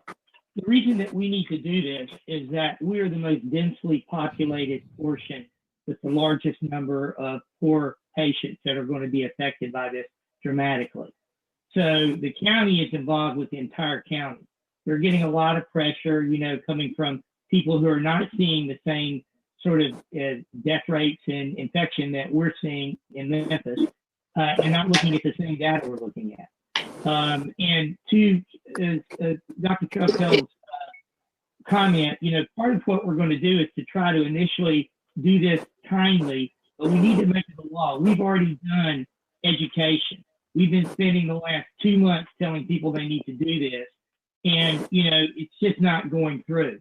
So it needs to be a law. That's why we need to do it, because we've tried to educate, and there aren't exceptions for people who have breathing issues and claustrophobia and autism. And the way it's going to be enforced is not going to necessarily be with the policeman pulling you over. It's going to be with the person who has a business that is able to say to people, I'm sorry, would you like a facial covering? Because it's a law that you need a facial covering in my business. And the patient or the person will say, I've got asthma, I can't wear it. In that case, they'll keep your 6 feet distance and do what they need to do. So part of this is we only have to get 60% of people wearing masks 60% of the time. So that's 40% of people that aren't in masks 40% of the time to make this go away. So what we haven't done is that. And this is one way that people know that's what they need to do. And I think 88% of the public out there seems to think so. Thanks, Dr. Warren. That's a good response on at least the health department. You snuck back in there kind of on the queue though at the back end. I'll address the survey really quickly. Surveys are very tricky things. What we know actually about ground lines is that older people, when you make calls via ground line, it tends to skew older and an older demographic. And you look at the survey, I'm not surprised to see that a large majority of people 61 and older in the city of Memphis want others to wear health masks. What we know about COVID. Again, the survey is a completely different conversation because I'm not an expert in public data and polling and all of that, but I know that there's a lot more that goes into the science behind it, and I wouldn't take broad directive from it until I had a chance to sit down and walk through all of it. But either way, I'm in favor of masks. I don't think there's a single member on this body that has an issue with people wearing masks. We need to wear it. I think it comes down to, does this law cause more problems than it helps via the enforcement of it, the education to the public of it, meaning who, when, and where they've got to wear masks, and then how that is going to be enforced. And if it's not enforced, then what's the point of it? Will it create more chaos in the marketplace, which would be more detrimental? One of the things that I think I can start to get comfortable is more narrowly tailored back to when do you have to wear a mask? I think one of the things for me, and I agree with you, is that to a degree, businesses need to be responsible for their employees. I was very disheartened to see the article I think that you cited in the task force call that talked about the restaurant survey that went on and how many employers were not enforcing it. And I was also even more disheartened to hear how lax, and they'll probably chastise me, but the health department's got to do better because ultimately, when it comes to restaurant food safety, that's a health department issue. But, when it comes to saying, hey, look, as an employer in these very specific circumstances, which for my colleagues is referenced in article, I apologize, it's Article 9, but it basically says all essential, non-essential businesses must do X, Y, and Z. And it really just talks about requiring their employers, contractors, owners, and volunteers to when and how they have to wear a mask. Section 3.02, Section 9, subsection 9. But anyway, that's important because it is. Business owners we shouldn't honestly be having to tell them that they need to wear a mask. If you want people to feel safe coming into your store, the most important thing that you can do as a business owner is have your employees, in mask, wearing gloves if necessary, have your tables 6 feet apart in your restaurants, having your retail stands wipe down your plexiglass out. Those are all things that one would hope they would do. They're not doing. I'm very much in favor of, bus stops and MATA where people are forced into high density situations. Where I start to get nervous, Councilman Warren, is really sitting inside of a restaurant to the line of the restaurant, convenience stores, supermarkets. I'm with you. So and the general requirement makes me nervous because it's kind of broad. So I'll tell you, I'd like to make an amendment to strike section 3.01 that talks about generally wearing masks, basically in public, which allows for the specific requirements to stay that says you're going to wear a mask when these moments are happening. And then other than that, there are recommendations to my colleagues at the base of this document that says, while not required, we highly recommend. And a good specific example of that is children under 2 shall not wear a mask. And then we highly recommend that children under the age of 12 wear a mask. But as I brought up last time in a very personal note, I have a son who has special needs issues, and there's no way that we're going to be able to keep him wearing a mask. So I moved to strike section 3.01. So I'll make that motion, and we can go through that. And then, Can we take that as a friendly amendment? is that without objection, colleagues? I have a question on that. Oh, excuse me, wait just a minute. So you put a motion, friendly amendment on the floor. Councilman Warren, do you accept that amendment? I would like to say that if he wanted to say public, he wants to strike that, or wants to say it should be worn at all times when in an indoor public place. I think that would be something I would accept. But, outdoors, it's a different story. But you're 19 more times likely to get COVID inside of the building. And understood. I think you've got it covered in this document to talk about all public, public buildings. All of that is covered in the requirement anyway. I just don't want to have an issue where someone's walking down the street and we have an enforcement issue. The other thing that I worry about in this document, this is the other big one, is inside of a restaurant. Before you move forward. Sorry, Madam Chair. Okay, before you move forward, let's make sure that we're clear. Dr. Warren, did you accept that friendly amendment? I have a question. Yes. Okay. Yes, you did. Okay, thank you. Councilman Carlisle, then I will go to Council. I can't hear you. I accepted it where it says, I said I accepted it where it says all persons when in an indoor public place. So we're going to amend it to say an indoor public place as opposed to strike it. Can I ask Councilor? Is Councilor Wade on the line? Yours? Well, that's what I want to ask Councilor Wade, because it's a legal definition. I just want to get his legal interpretation of that. Okay. Attorney Wade, are you available? Yes, I'm here. The amendment that Councilman Carlisle is proposing really makes this a more business-centric ordinance, not just a general anywhere, any place. If you make the amendment, a suggestion that Councilman Warren is making, that is redundant of what's in 302. So I don't think it adds anything. If you take 301 out, 302 makes you have to wear it when you're inside a public building, business, a restaurant, brick and mortar retail establishment, those kind of places. So adding what Councilman Warren says really just makes it redundant of what's in 302 already. Okay, thank you, Councilman Carlisle. Thank you, Madam Chair. So Doc, just so we're not redundant, just cleaning up the language, let's strike 301 and you're covered in 302. And then my next ask is if we could, I don't want to remove restaurants, but I think people wearing face coverings when they're walking in or standing at a host stand or in a cafeteria line is important. I am concerned that restaurants will enforce people sitting at their table 6 feet apart. As they eating and drinking is already an exception, but I think once they're seated at their table, we got to figure out how to relax that. But walking into and being sat down at their table, I understand where you're at, but I think once they're, so if we could craft some language to effectuate that, I don't know. Again, Councilor Wade, if you could help me out here.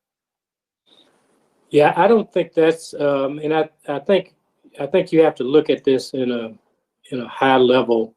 The objective is to try to get 60% of our population to wear a mask because that's going to reduce the spread rate. So I don't have a problem eliminating masks while you're in a restaurant. I mean, because I don't know what else you could be doing other than eating and drinking primarily. And if you're 6 feet apart, maybe Dr. Warren can chime in and see if he agrees with that, but that may be an exception that might make it more palatable to that segment of our community. Okay, before you speak, Dr. Warren, your the sponsor, you have another sponsor, and that's Councilwoman Easter Thomas, and she'd like to weigh in, and then I'll come back to you. Councilwoman Easter Thomas. Thank you, Chair. I'm just trying to get some clarity on I was trying to piece it together, but I think I still needed to be explained again, get some clarity on the proposed change and how that would impact the point of the ordinance. If I could speak to Alan, yeah. If I could speak to that, this 3.01 and 3.02, one is a general requirement that says you have to wear a mask any place, anytime you're in public. 302, the theory behind 302 is that your casual interactions and your private interactions are your business, your personal business, but where you come into a space that other people are coming to, you need to protect them and they need to protect you. And that may be the avenue where you get to the 60%. So in one sense, you're allowing people, let's say, to go to fraternity and sorority parties at Ole Miss and bring that virus back. But when you come into the grocery store and get around vulnerable populations, you better wear your mask because I don't want your disease, okay?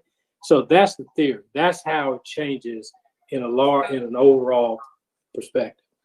So if we delete 3.1 and go with 3.2, what is the loophole? The loophole is that if you're in any of these types of facilities, there is no loophole. You have to wear a mask.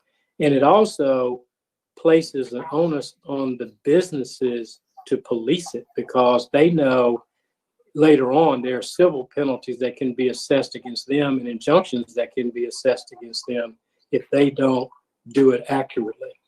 And this is not a step up from what the health directive of the health department is now. They require their employees to wear a mask. So this is just another step to make customers wear a mask when they're in those businesses. And the health department says, well, if you don't follow the health directive, we can shut you down because you're a food establishment. But quite frankly, they ain't doing it and they won't do it. So, I mean, that's where we are. And this strongly encouraging people to wear masks. I think the number today was 190 people. 12 of the 15 days this month have been triple-digit infection rate. So strongly encouraging, quite frankly, is not getting it. And so, that's why Dr. Warren says we need to take a step up and try to do something different. So I don't think it weakens the ordinance in any way. To answer your question, I think it really, just makes it a lot more palatable to people like Canale who doesn't want to be the police. And the police aren't really the ones that's going to be enforcing it. If you take 301 out, it's going to be inspectors and health department inspectors that are really going to be the ones that'll put the pressure on the businesses to make people wear masks. Okay, thank you. Does that answer your question? Yes, Okay. I'm still in the queue for later though, but thank you, Chair. Okay, Councilman Jones. Oh, hold on, Madam Chair, I still have the floor. Okay, I'm sorry. Please forgive me, Councilman Carlisle. Yes, ma'am. So to Dr. Warren and to, I'm sorry, to Dr. Warren. Okay. I'm sorry. On the restaurant issue, the way you would wear your facial coverings in a restaurant is you would wear them until you sat down at your table. And then when someone came over to take your order, you put your mask on so you wouldn't infect them. You give them their order, then you take your mask back off and be with your party. So part of this is us thinking of putting a covering on to protect the person who's coming within our 6-foot distance. So that's how you think about this working. And, we'll have to do a lot of education, which means initially this is not going to be something that we ram down people's throats as much as this will give us the impetus for people to actually start covering it on TV and people understanding it. Okay, thank you, Councilman Carlisle. Thank you. Just Chief McGowan on the phone. Yes. Chief, if this ordinance were to pass based on the language that has been added, which basically gives the authority to the mayor, which means once his authority, it's going to be up to the administration to execute on this. How do you see enforcement going? Well, I don't think that it's going to be principal enforcement. I view this very much like a seatbelt law. It is not something like in practice that we're pulling people over for lack of a seatbelt. It's ancillary to something else. It does increase the amplitude of challenges for our law enforcement officers. If there's an expectation that law enforcement will be out there doing principal enforcement for masks, I think that's an unrealistic expectation. You'll hear from Mike Rollins that we have more than 1 million calls for service every year. And our officers spend very little time actually patrolling and doing proactive policing. They're out there actually responding to 911 calls. So I think our capacity to be able to do primary enforcement against this is going to be very, very, very limited. And in fact, I would suggest that it might be ancillary to other incidences when we encounter individuals.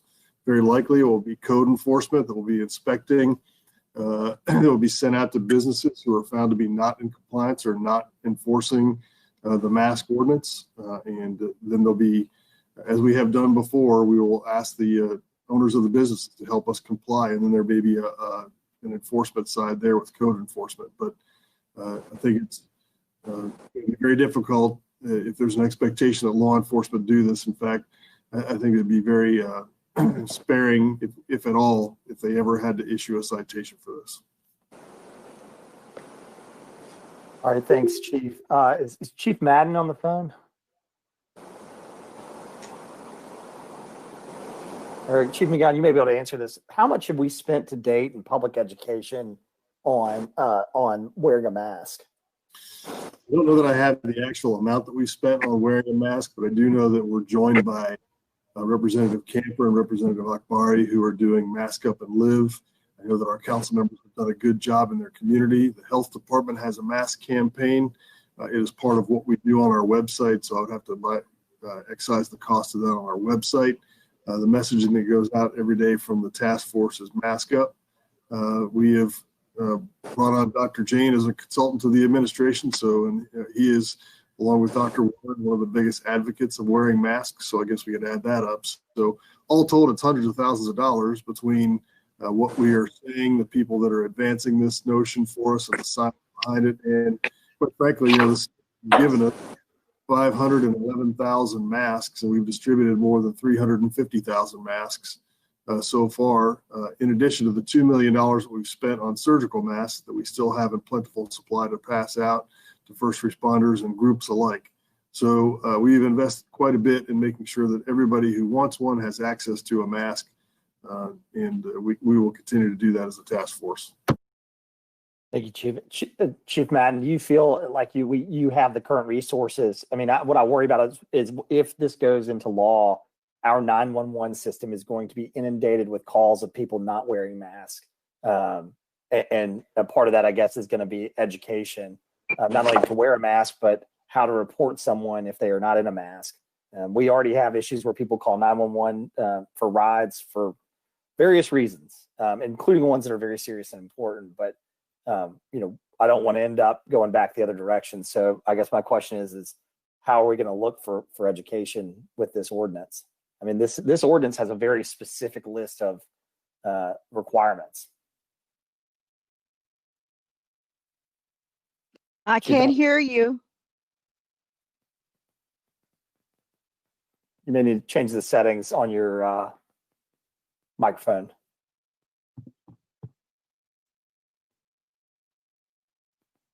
No.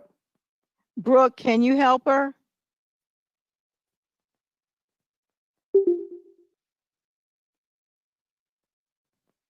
No.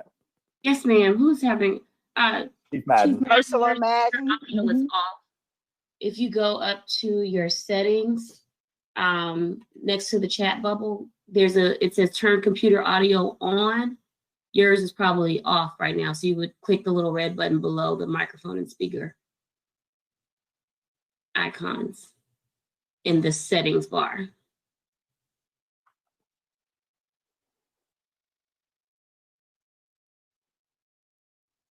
Let me see.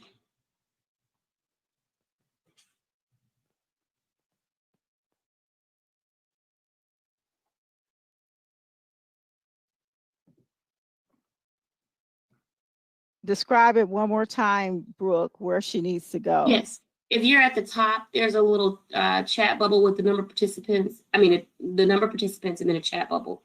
Next to it is the settings. If you click it open, there'll be like you'll see a screenshot of what your screen looks like. And then a computer icon should be kind of highlighted below that.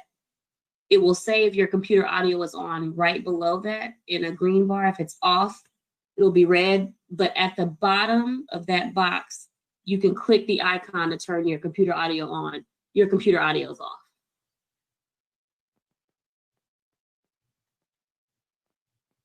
If you give us a second, we'll have someone from our staff give you a call. Give us 1 second. Okay. Councilman Carlisle, do you have any other questions so that we can move on? Yes, Chairwoman, Madam this Chair. is Dr. Jane. I can answer a couple of questions that Councilman Carlisle had asked also. Okay, Dr. J. Well, thank you, Councilman Carlisle, and thank you, Dr. Threlkeld. Dr. Threlkeld and I are colleagues and worked together for over 2 decades. And I'm in agreement with him in terms of the issues of the masking, social distancing, and hand washing. I think the critical question that we're asking, Councilman Carlisle, you've asked was, should we make this a highly suggestion versus a requirement? I believe that we should really be looking at the requirement because we have done the highly suggestion part for a number of weeks and months. And in all honesty, it has not worked to the extent that we would like it to work. Second, I would say this, that there are stores that have very effective strategies that have worked, and it may be because of regulation or maybe some other ones. I've heard of people going to Costco's and they say that everyone at the Costco's is being and is masked. And that has something to do with the culture and the thinking that has penetrated that leadership. What we as the legislative body, I believe, have the opportunity to do is to implant that level of thinking amongst other employers and have them do what Costco is doing. And I can tell you, there are maybe tens, if not hundreds of people who may have been saved from getting an infection, maybe prevented a death even. And if we can do that, I think that's very important. And the last question I'll address is, why not the health department and why us? And my answer to that is because it's the right thing to do. It's really the right thing to do. If the health department can make their decisions on their own, but I think we as folks, it's the right thing to do. So Dr. James, why should we enforce people wearing masks and not enforce them gathering groups of larger than 50? So I think those are questions that can be addressed at other legislative levels, but I think we have an opportunity here, and I can only speak specifically on this matter, that we have an opportunity to make a decision. I believe our attorneys have said that as a city council that we can make an opinion or some level of legislation on this. And I believe that it's something that will help the city. And so I would say that. Maybe a good politician. I'm not sure you really answered my direct question there, but I'll let you have it this one time. Chief Madden, are you on? I am. Can you hear me? Yes, ma'am. I apologize. Was having an issue with my settings. I will just say, going back to your question about education, we have spent quite a bit of funds on communicating with the public about the importance of wearing masks. We've had 5 rotations of radio advertisement, and not to mention what we're doing on social media to sort of stalk people and follow them around. We also have a campaign we've been working with our Memphis brand initiative that we put a couple of $1,000 into to reach out to younger people who are in that 30, 35 and less category, younger category, to reach younger people and them about the importance of masking. We just shot a new commercial today that we're working on about masks. So we have been doing the outreach to tell people about the importance of masking, constantly reaching out to local church groups and also into community groups to share all the information that we have available from the task force, and talking about the importance of masking and social distancing and washing your hands. The education will have to be continual. So we won't be able to stop spending money to talk about the importance of masking. It's just too central to helping us preventing people from getting ill. But at some point, I think, you know, what we've run into is a little bit fatigue. I think Dr. Warren's concern over that is absolutely correct. You know, you say it loud and shout it from the rooftops, but people, you know, tune it out after a while. So we're constantly looking for ways to re-engage people and get them to wear masking. Thank you, Chief. I think, colleagues, no matter what happens here tonight, that in a couple of weeks, we need to revisit our funding for the campaign.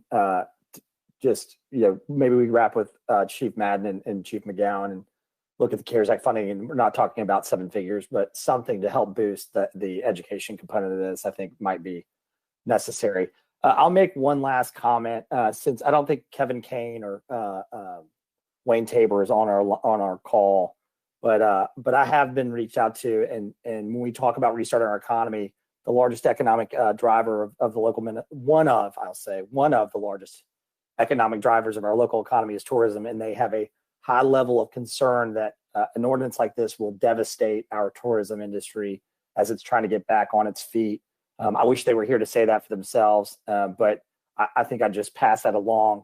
It may not dictate a decision one way or the other for any of our colleagues. I'm certainly still grappling with this decision myself, but it needs to be out there as we consider and we talk about getting the economy restarted in addition to keeping people safe. I know there are other colleagues in the queue, so I want to yield the floor back. So thank you, Madam Chair.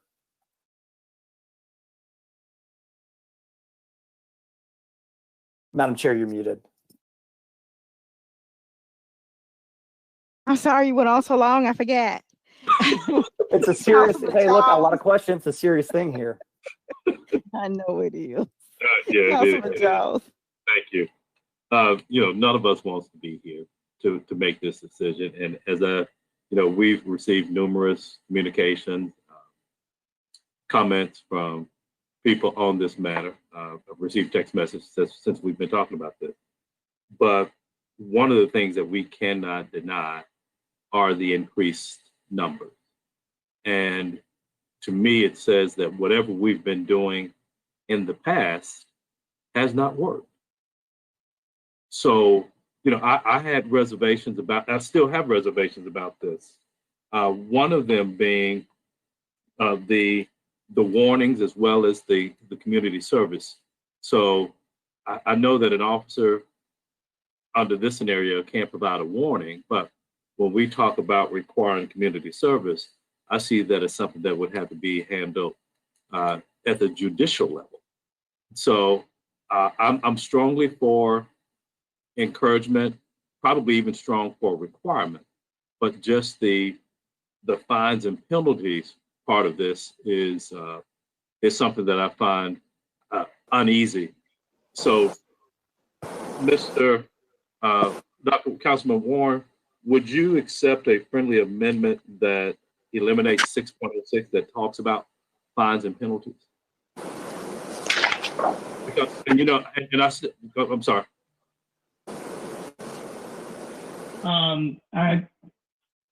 I think we need to, if we do that, what I would like to do is say we remove that portion for the time being. And if it looks like we need to bring it back in the future, bring back as a resolution, as opposed to making it part of the, so we don't have to do an ordinance on it. So 4 weeks from now, we're getting blown away and we have to put something stronger in place. We need to be able to bring it back as a resolution. So I'll accept it if that's part of your resolution, if that's okay with Councilman Easter. I think Alan Wade, it's okay with me, but Alan Wade is in the queue and he says, may he address, I think he's talking about the amendment. Yes, I am.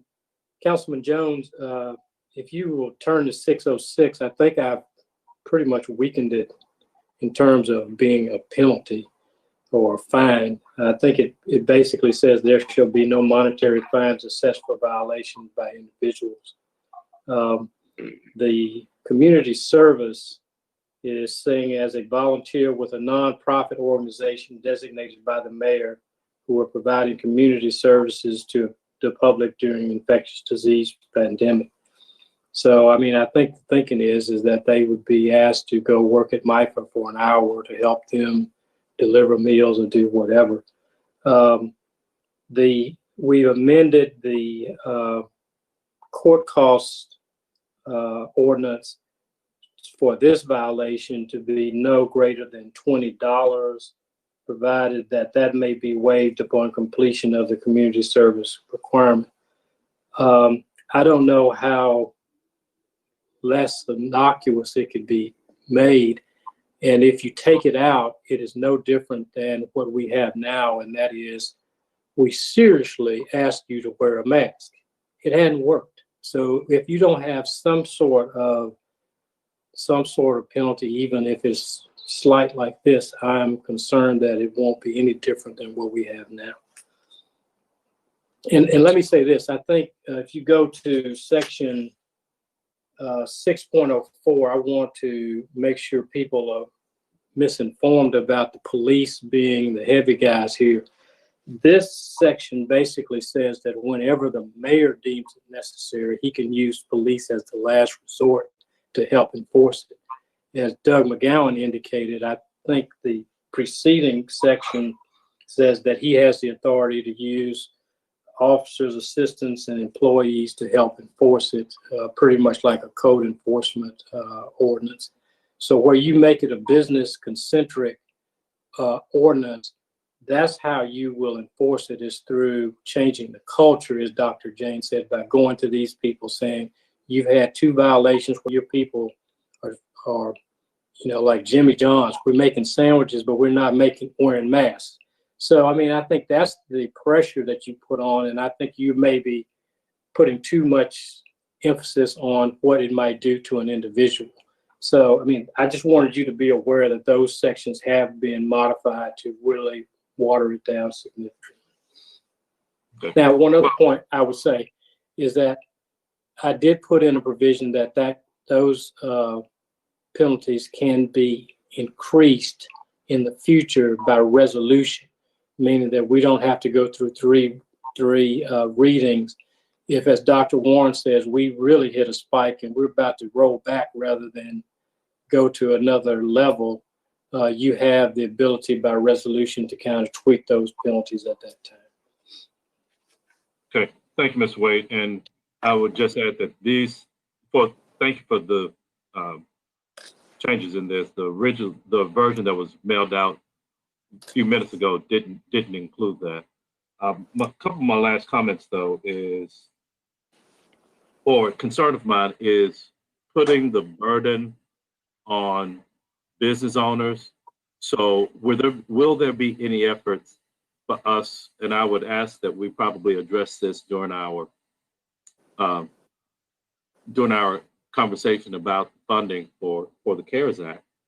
Almost mass giveaways for business owners, just in case somebody walks up and then they're not wearing a mask, but to be in compliance.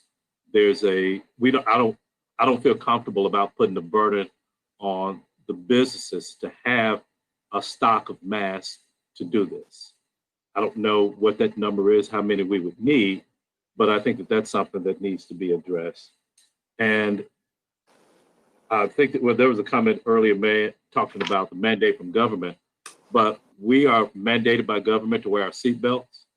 We are mandated by government you can't drive, or you're not supposed to drive without car insurance. And so this is, I see that there are, in some instances, in order to encourage behavior, we have to have government doing its part to protect its citizens. And I think that's what we're doing in this instance. Thank you, Madam Chair.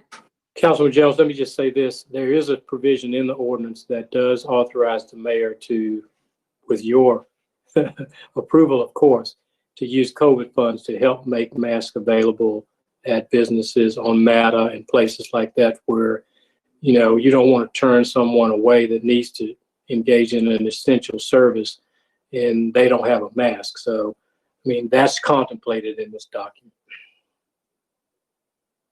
Thank you.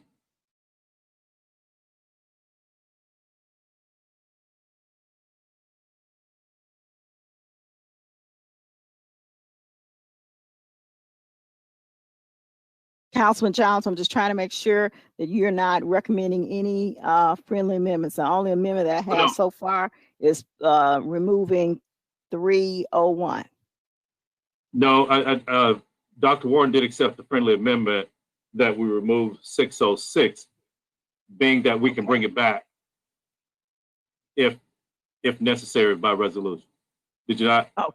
Okay, I got it. So yes, but I think that was the 606 that you thought it was. You still want it to go? Yes, but still be able to bring it back.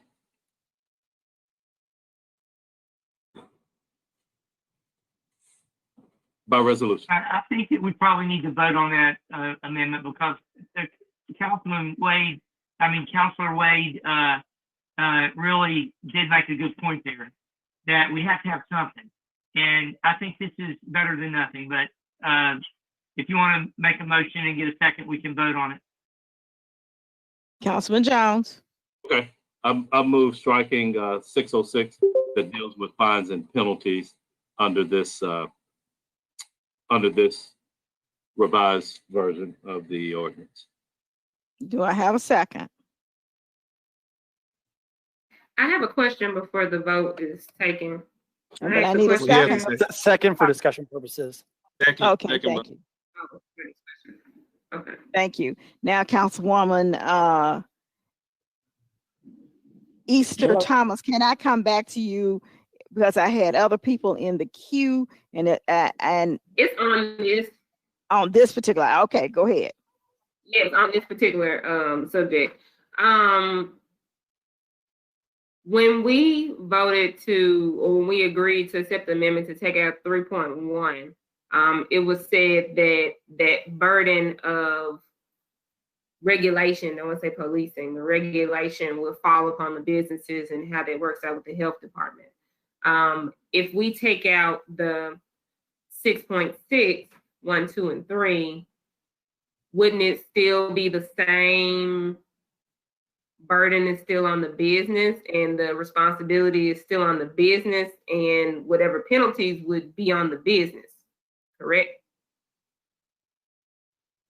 Attorney Wade? Let me address that. If you go to 608, what we do have is the section dealing with the penalties that can be assessed to a business. That will be the driver to require them to insist that masks be worn in their facility. And that is even at a low level with the understanding that you can always increase it by resolution. So I would suggest that if you took out 6.6. If you took out 6.6 paragraph 2, that would allow you the opportunity to add it back by resolution. Otherwise, a warning, why would that be a problem, Councilman Jones? It wouldn't. So I would be okay with removing 606.2. And then that way you have, there's no monetary fines assessed, you have a first offense warning, you maintain the hammer that you have over the businesses, and they only get penalties after 3 warnings. So, I mean, I don't know how more lenient you can be. So that, if that answers your question, Councilwoman Easter Thomas. Okay, so that way we'll still have some teeth. Yeah. Okay, so Councilman Jones, you said removing 6.62, and then Alan, you said we still have the opportunity if we need to bring it back for a second offense community service, we can, right? That's correct. And you know, that community service would not be implemented right away. This ordinance is going to take a little time for the administration to craft and to get agreements with MIFA and other people to really implement it. So I don't think you would think tomorrow, if we pass this, we're going to start dragging people over to MIFA to do work or dragging them to city court. But I think that's a reasonable compromise to get it done. Okay. Jones, Councilman Jones, you accept that? I do, Warren, yes. you accept that? Okay. Thanks, Thank you, Chair. Dr. Warren? Okay, so are you withdrawing your motion, Councilman Jones? Yes, ma'am, because it was accepted as a friendly amendment by the maker of the motion, well, the draft of the order. Okay, thank you. Councilwoman Logan? Thank you, Chair. I just wanted to just point of clarification. When it comes to restaurants, at what point did we say they would need to remove the mask, or how does that work when you go into a restaurant to dine? This is Alan Wade. I can repeat what Councilman Warren said. I mean, you have 2 options. One, you can, once you're seated, you can be excused from wearing a mask. What Councilman Warren said, that once you engage with the wait staff and they're within 6 feet of you, he would like for you to wear a mask. Now that may be somewhat cumbersome to take it on and off. So I mean, I think, you know, it's all about intensity and duration of exposure. So I would think that, you know, you can do one or the other, but those are the 2 options that you have. So Councilman Warren or Councilwoman Easter Thomas, is it take it off when you're talking, or how are we doing that?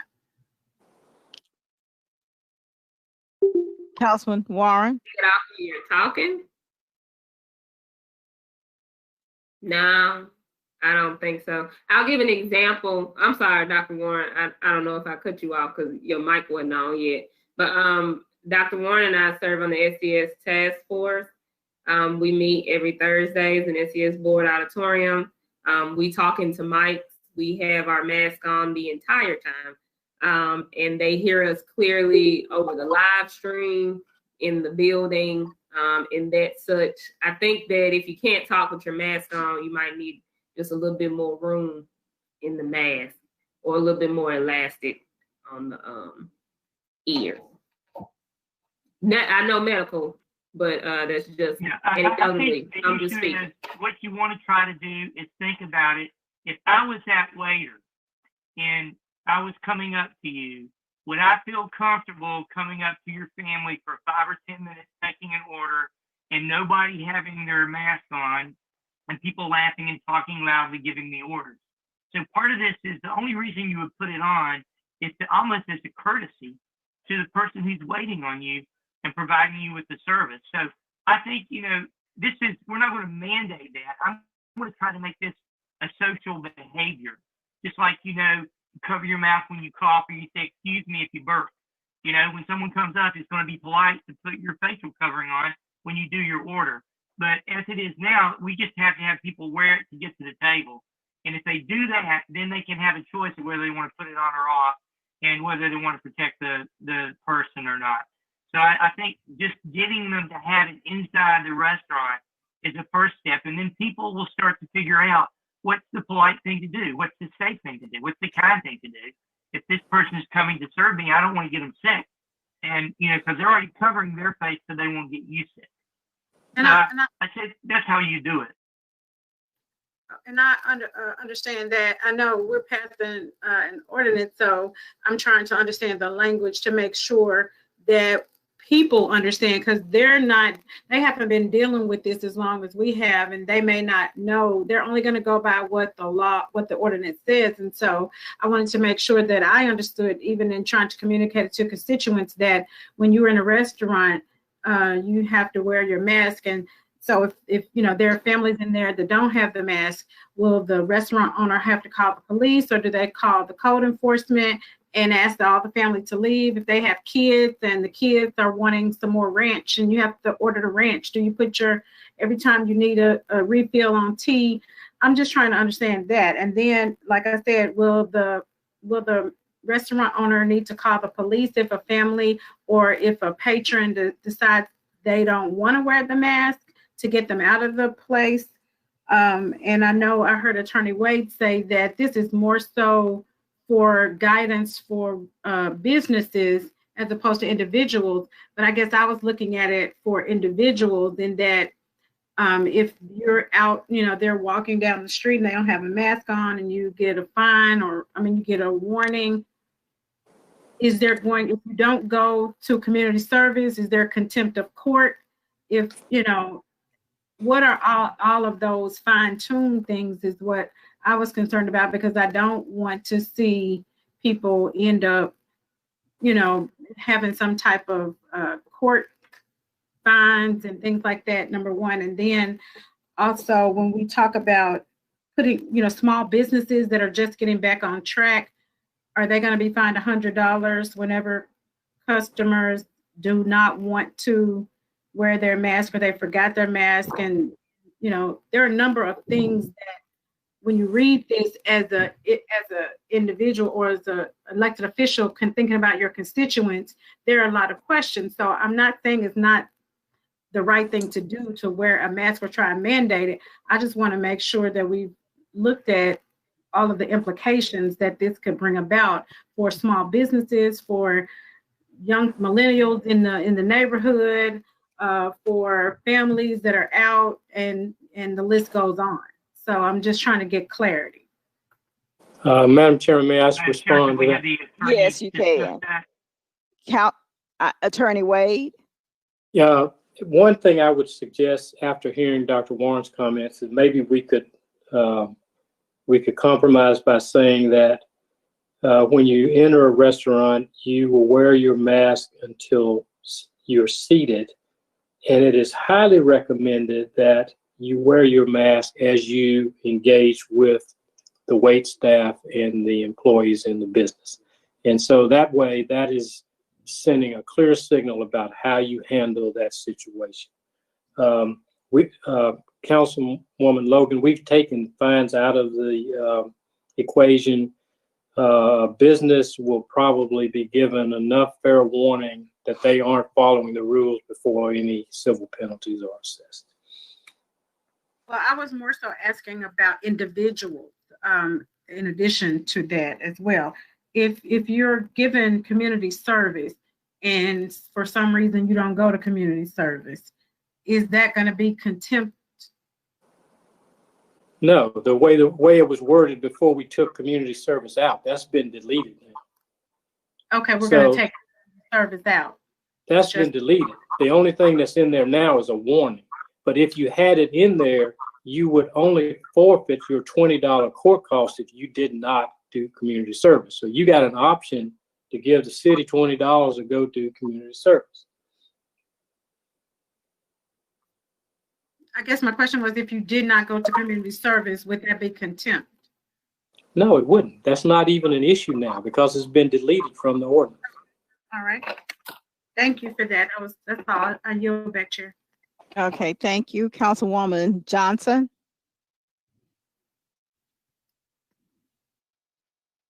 Okay, thank you. Thank you, Chair, so much for that recognition. My concern is, are such policies in existence in South Haven or West Memphis? What is the possibility of us doing something for the businesses to try to make sure people continue to visit businesses here in Memphis and not get discouraged by this policy and start running to South Haven? Right now, I know plenty of people in White Haven that go to South Haven already. And if you implement something like this, this may even encourage more to take that 5 minutes drive down south or even go to West Memphis. Now, personally, I'm all for the mask. My family is in the medical profession, and I've had 2 to experience the virus. And it's nothing that anybody, they said they would wish upon anybody. It's a horrible feeling. I do not get it by any means, you know, what they're directing the family members. So I do believe the virus is real. I've ran into people. I met them in Walmart just 2 days ago. And the gentleman was just refusing to wear a mask, and it's going to kill you. You shouldn't have the mask on. That is the thought process of a lot of people in the city. But I do have a concern about, I don't want the businesses to lose business and people running to South Haven or West Memphis. What can we do to help the current businesses keep the customers coming in? Those are my concerns. Councilwoman, this is Alan Wade again. I think a lot of the businesses are doing it anyway. I don't think it's going to help them if someone contracts the disease in their business and their business has to be shuttered or quarantined. I mean, I think that's your problem. I think the culture is going to, I mean, it's like everybody's going to be under the same rules. So competitiveness is going to make people want to do this to make people welcome and willing to come to their businesses. You know, I go to businesses a lot now, and I see a fraction of the people that I used to see because people are not comfortable going in these businesses. So, I mean, that's the flip side of what to respond to your concern is that you're trying to do this to make people comfortable as a trade-off. If you want to be in business, you want to open up, you got to protect your neighbor. That's the trade-off. So, I mean, that's the way I view it. And 190 cases today is nothing to sneeze at. So, you know, I mean, we talk a lot about Black Lives Matter. Do they really? I mean, this policy will help Black lives the same way that you believe that changing police policies will help Black lives.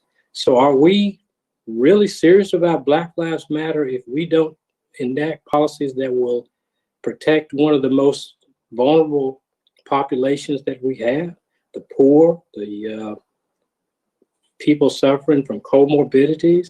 Those are all our people. So that's why this is important. Okay, does it answer your question, Councilwoman Johnson? Of course, and I'm supporting the mask, but I'm saying we still are going, I think the business people are going to be affected by, because people who are opposed to it will decide to go to South Haven or West Memphis or wherever to avoid this policy. Because there are some strong advocates that are against the mask. And I was just trying to find somewhere, how can we save that economic stream from leaving the city of Memphis? That was my concern. But I do understand. Thank you. Thank you, Councilwoman Johnson. Councilman Morgan. Thank you, Madam Chairwoman.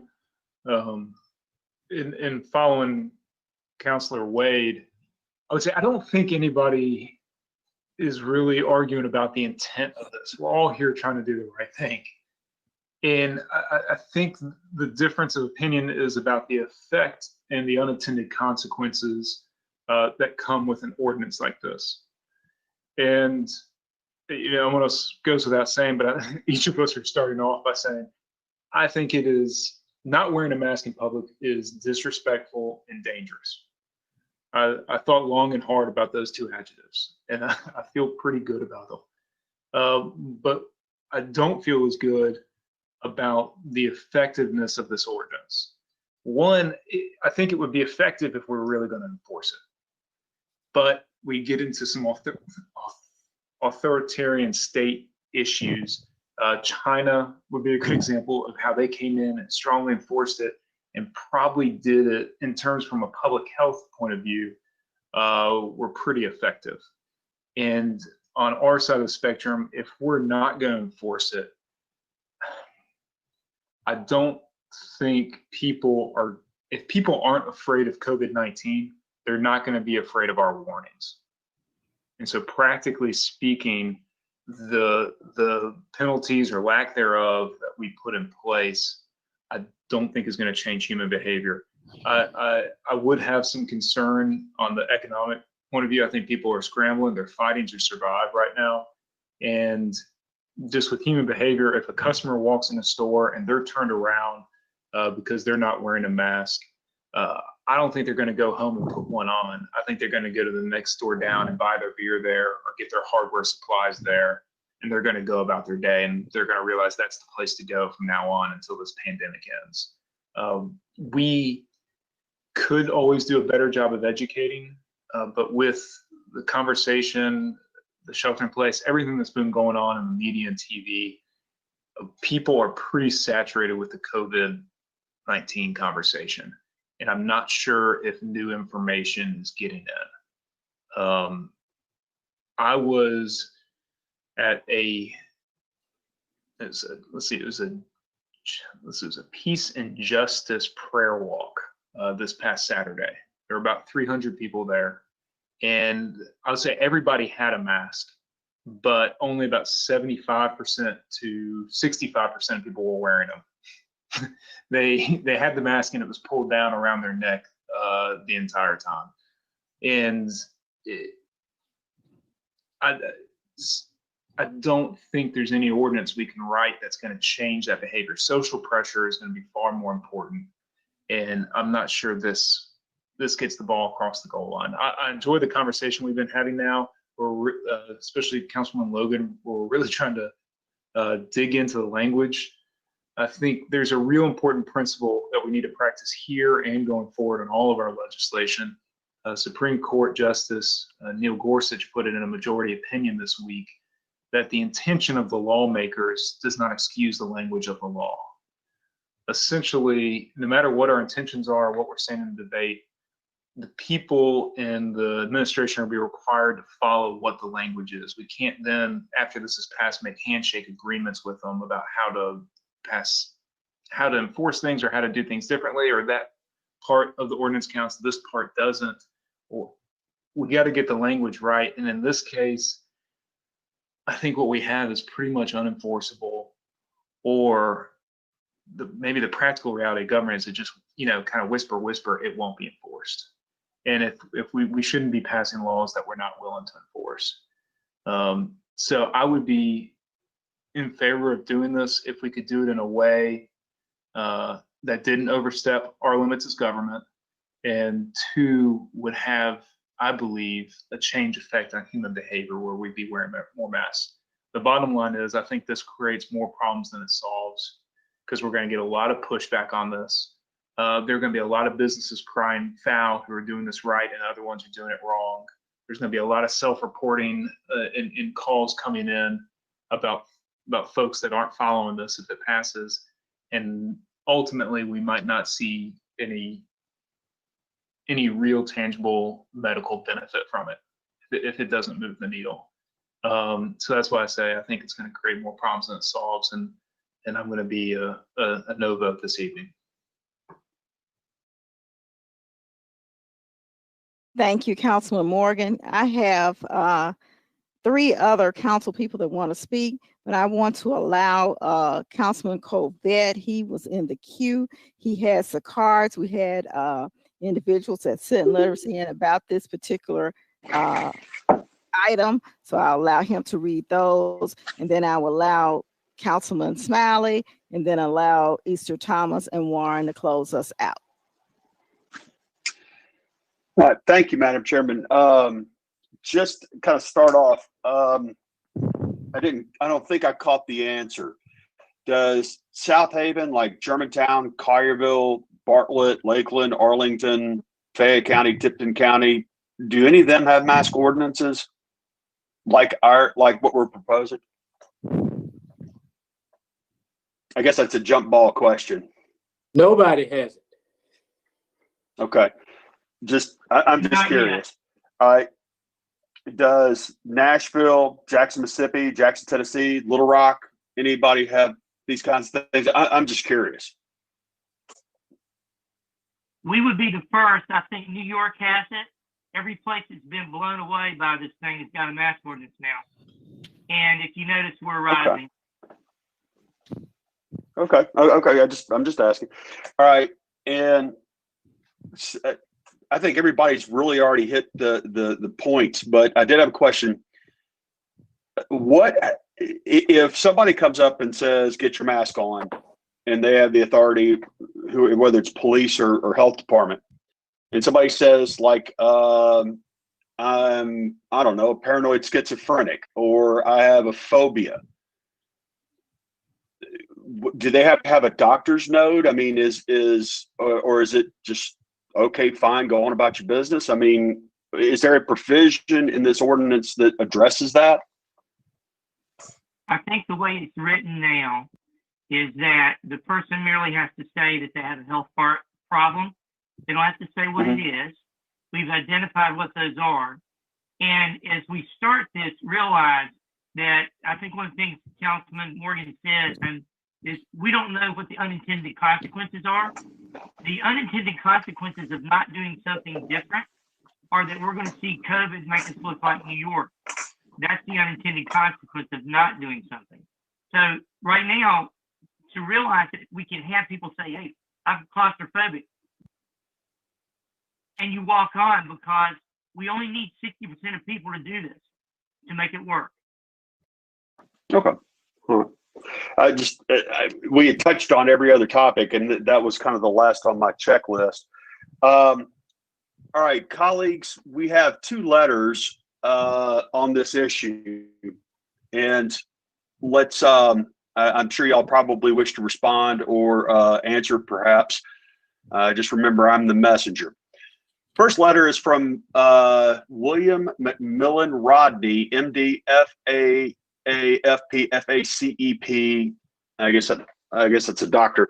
3030 Covington Pike, Memphis 38128. Dear City Council, please drop the proposed mask ordinance. I speak in opposition to the advice given you by Doctors Warren and Jane. They have not read the science of the situation correctly.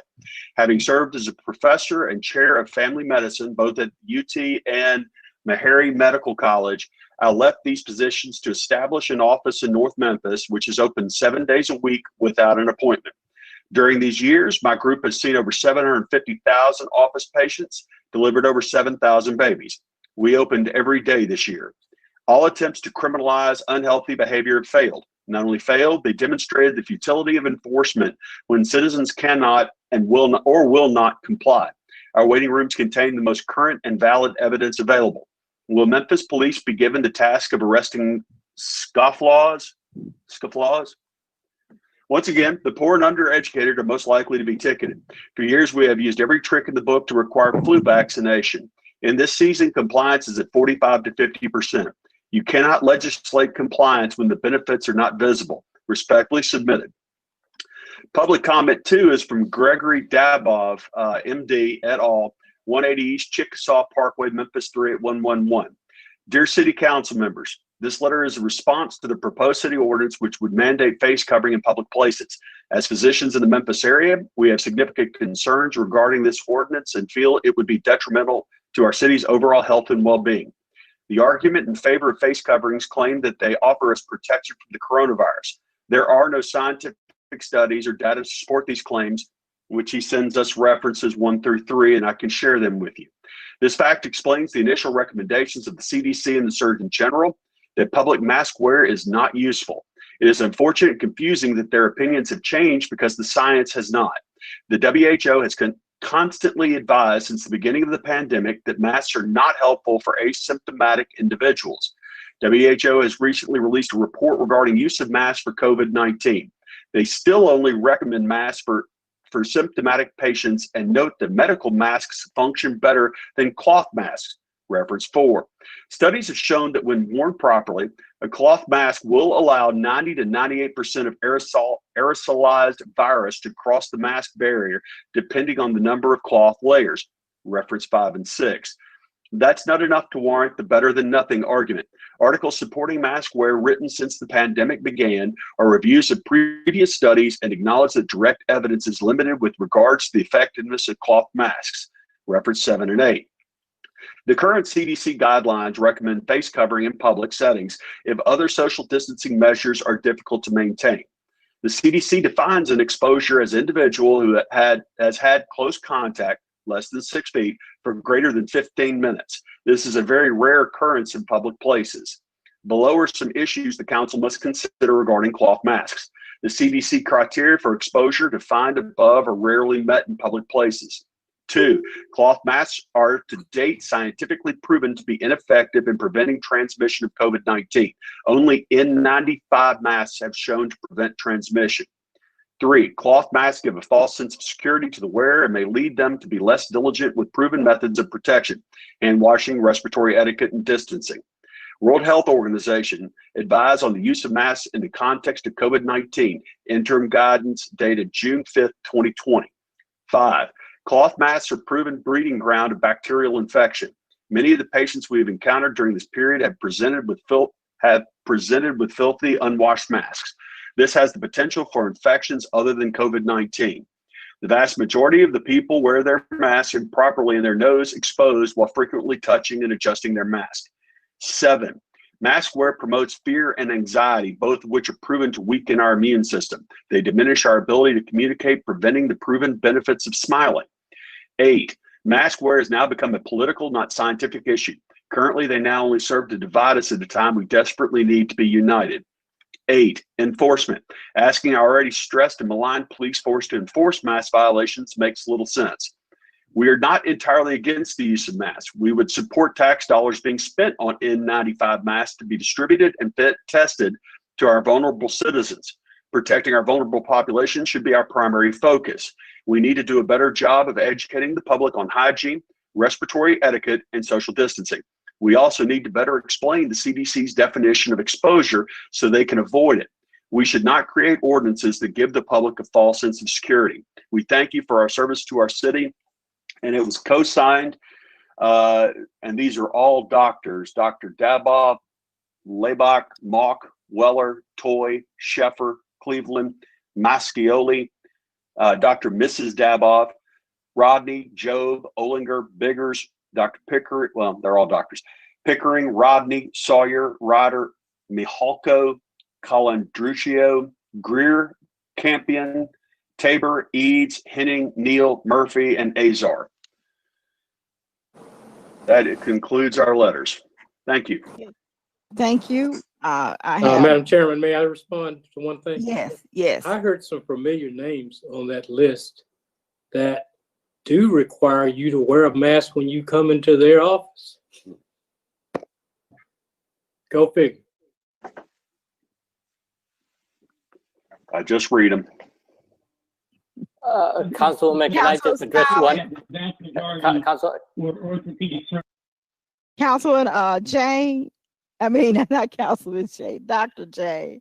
And then I want to make sure that I get Councilman Smiley. So I know there were, I would say the following, Councilman Calvet: there are a large number of factual inaccuracies in the facts that were put, or the opinions in ways that were put in there. I will say just one thing I'll address. To this date, we do not have a randomized control trial or even a good trial which shows that we should be wearing a mask in the operating room. We do not have a study that says that a surgeon needs to be wearing a mask in the operating room. You know, what I would say, are we going to ask our surgeons then not to wear a mask in the operating room? So I just want to put things into perspective. I did hear many of the things that those physicians have said, but there are a number of inaccuracies in there. Thank you. Just read Councilman 'em. Smiley. Yes, this one is a tough one for me, because I've taken time to read through some of the emails I received from some of the business owners who expressed, you know, the fact that they were uncomfortable with the resolution. They thought it was overreach. They thought it was going to impair their business. But you know, I've heard a couple things today that kind of, I guess, help me make up my mind. From one, Attorney Wade, he said that, you know, if Black lives do matter, we should be taking all steps to ensure that, you know, people live long lives, healthy lives. So I think that stuck with me. Councilman Morgan stated that if people are not afraid of COVID, they will not be afraid of our warnings, and that's true. But I would, you know, just thinking about that doesn't mean we should not take precautions just because some people are going to make bad decisions. And you know, I think I hear Councilman Jones in my head when he always says something along the lines of, you know, I'm a financial planner. I do, you know, financial planning business. I'm not a doctor. If I go to the hospital, I'm gonna rely on the doctor's expert advice. I'm a lawyer. I don't claim to be anything else. So I'm not an expert on this. I do know that the doctors that I know, the doctor that I trust on this council, tells me that it's in the best interest for all people to wear masks. And I'm just not in a position to value dollars over the health and safety of people. And the doctor on this council tells me that this is what we would be doing. I would yield because this is an area of expertise and it's not mine. I'm not going to medical school tomorrow or any other time. So I'm just gonna yield to Councilman Doctor. I think that's important here, Dr. Warren, and he tells me this is what we need to do. And he said it numerous times. Dr. Jan has said it numerous times. That's why they're here, to give us advice on areas we don't know. I don't know anything about whether or not a virus can penetrate a mask. And Dr. Jan said it himself that, you know, doctors wear masks inside the operating room while there's no study to tell them they need to wear masks. Why they wear it? Because they know it's prudent. So that's all I have to say. So Dr. Warren, Dr. Jan, if you believe that this is the best decision for this body to make, I will yield and follow your guidance here. Okay. Thank you, Councilman Smiley. I'm going to allow now Councilwoman Easter Thomas and Dr. Warren to close it out. And then Madam Comptroller, I want you to be prepared to call the question on this item as amended. Thank you, Chairwoman. Colleagues, I think that we have had a very, very robust discussion, and I'm glad for that because it really shows that we have a multitude of perspectives and interests that go into everybody in Memphis who would be impacted by this ordinance. I just want to reiterate a lot of the data that Dr. Warren, Dr. Jan, and also Attorney Wade has brought up. We, since the beginning of this, even since the beginning of this proposed ordinance, we've just seen astounding rising numbers in COVID cases. And the majority of those have not been in our seniors, you know, that have been answered that robocall survey. A majority of them were under 54. And that might be the same majority that may not. Those are, I saw your head pop up, those are stats that we got from the health department. These also might be the same people that Councilman Morgan refers to as may not be afraid of COVID. However, as Attorney Wade and as Attorney Smiley, Councilman Smiley, both iterated, Black lives in Memphis are impacted by this. Therefore, we should be concerned because that is our city. That's the majority of our city. Black people are the majority of Memphis. Not all, but the majority. And so whatever we can do to preserve health, I think should be a priority for this council. We have had a great role on today of making sure that what we're voting on is positively impacting our citizens. And I would hate this ordinance to not follow suit with that positive impact. We've seen the numbers. We cannot argue with data. We shan't argue with data, but a lot of businesses are already following this. As far as the tourism, a lot of out-of-town cities are already following this. Dr. Warren brought up Texas, Arizona, and Nevada. They have less in their state combined versus Shelby County. So I think that that's something that has to be thought of. And if people are turned away from businesses requiring masks, then they probably weren't going to come to our businesses anyway. But Memphis is very attractive in what we have. And I don't think a mask would stop anyone from experiencing the Memphis experience or what we have now. But I do think that after Warren speaks, we just need to go ahead and call this for a vote. And I ask that we support Memphians, we support the healthy progression or degression of COVID in our county, and we just support what we know is right, which is protecting people, not putting them at a disadvantage, which is why Councilman Jones removed the certain penalties. We just want people to be safe.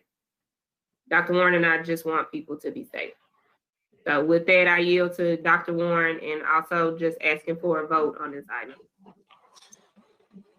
Dr. Warren? Dr. Warren, could you read that comment I just posted as well?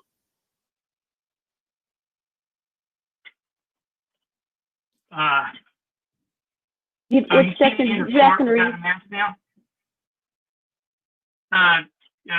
Councilman Smiley posted that one can't enter court without a mask now.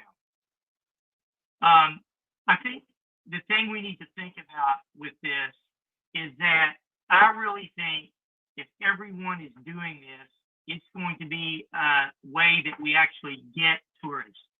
The poll that we did, that Councilman Robinson did, blew me away. I was completely shocked by 88%. There's a very loud vocal, 10 or 12%, but I think the vast majority of people out there want us all to be safe and protect each other. And that's what we're trying to start with this. We'll initiate it, and hopefully we'll be able to see a flattening of her growth rate, and we'll be able to go on to the next phase after people have gotten used to this. And if the story that we were able to put out in Memphis in 4 weeks is they initiated a mask ordinance, they flattened their COVID curve while they opened their businesses. We can be a model, I think, for the country. And I think that's what we're trying to do here. We also have the ability to crank it up if it's not working well enough or people aren't paying attention, but I think they will. I think by making it a law and making it a mandate when we're inside, it gives people the way that we can protect each other. And I would hope that I can get you to vote for it for that reason. Thank you, and I call the question, Madam Chair. Madam Comptroller, will you please call the roll? Councilmember Canali? No. Carlisle? No. Vice Chairman Colbert? No. Sir Thomas? For the sake of all Memphians, especially Black Memphians, yes. Ford, Yes. Johnson, Yes. Jones, Aye. Logan, Aye. Morgan, No. Smiley, Out of respect for my colleague, Dr. Warren, yes. Swearingen, For saving lives and myself, yes. Warren, Aye. Chairwoman Robinson. Aye. That motion passes. I have great news. Items number. Chairwoman, Yes. Chairwoman. Director Young is still on the call. He decided to stay on and we can proceed with his item. You're not supposed to say that. I was going to say, items 51 through 54, we're moving it to the next meeting. I can't believe you did that to me. We're tired and silly. Director Young. That hot fried fish was waiting on me. Okay, item number, Madam Comptroller, will you please call item number 51? I'm in distress. Yes, Chairwoman Robinson. Item number 51 is a resolution to allocate and appropriate $4,150,000 in available tourism development zone surplus revenues for infrastructure improvement projects in the Pinch District. This resolution is sponsored by Housing and Community Development. Director Young. Move it. Thank you. Yes, so thank you, Chairwoman. Thank you, Council. I know it's been a long night. I actually have a full presentation that I would like to give, and it's regarding 51 through 55. And so in the interest of time, I would like to go ahead and hold it until the next meeting. And Chairwoman, I'll get with you to talk to you about whether we can bring it down to the full council and do the same night minutes thing at that time. There are a number of bond resolutions that are tied to it. And it'll be some of the council members' first introduction to the downtown TDZ, which is why I think it'll take a few minutes for me to go through a little bit of context, which I would like to save you all on those nuances for tonight. And I will ensure that you have the presentation well in advance. Thank you, Director Young. So you had items of 1 through 50, 51 through 55, is that correct? Correct. And you're withdrawing all of them for 3 weeks, right? Holding Correct. them. Holding Thank them. you. Yes, ma'am. Oh, okay. Councilman, thank you. Councilman Covett, do we have any other items that, any cards that you want to share with us at this time? Public comments. Well, I thoroughly enjoy reading everything, and don't worry, I'll be here every 2 weeks to read all your cards and letters. No, we have no letters, no further letters. Okay, thank you. Has anyone reviewed our same night minutes? I have, Madam Chairman. Councilman Covett. All right, colleagues. Thank you. Colleagues, items 17, 18, 19, 25, 26, 27, 28, 29, 30, 31, 32, 33, 34, 35, 36, 37, 38, 39, 40, 41, 42, 43, 44, 45, 46, 47, 48, 49, and 56. I find them to be in order and urge and move their adoption. Second. Thank you. It has been moved by Councilman Covett, seconded by Councilman Canale. Madam Comptroller, will you please call the roll? Councilmember Canale, Yes. Carlisle, Yes. Odette, Yes. Easter Thomas, Yes. Ford, Yes. Johnson, Yes. Jones, Aye. Logan, Aye. Morgan, Yes. Smiley, Aye. Swearingen, Warren, Aye. Carolyn Robinson. Aye, and Councilwoman Swearingen said aye as well. That motion Thank you, Madam passes. Chairwoman. Okay, thank you, Madam Comptroller, for being so patient with us tonight. That item does pass. Thank you. That brings us to the end of our meeting agenda, and I will entertain a motion to recess this meeting. So moved. Move to recess. Second. So it was moved by Canale, second by who? Smiley. Oh, Smiley. Okay, thank you. It has been properly moved and seconded. This meeting is now in recess. Have a great weekend and happy 4th of July. Is that the Buffalo Bills? The Howard Bison. Good job, everybody. Okay.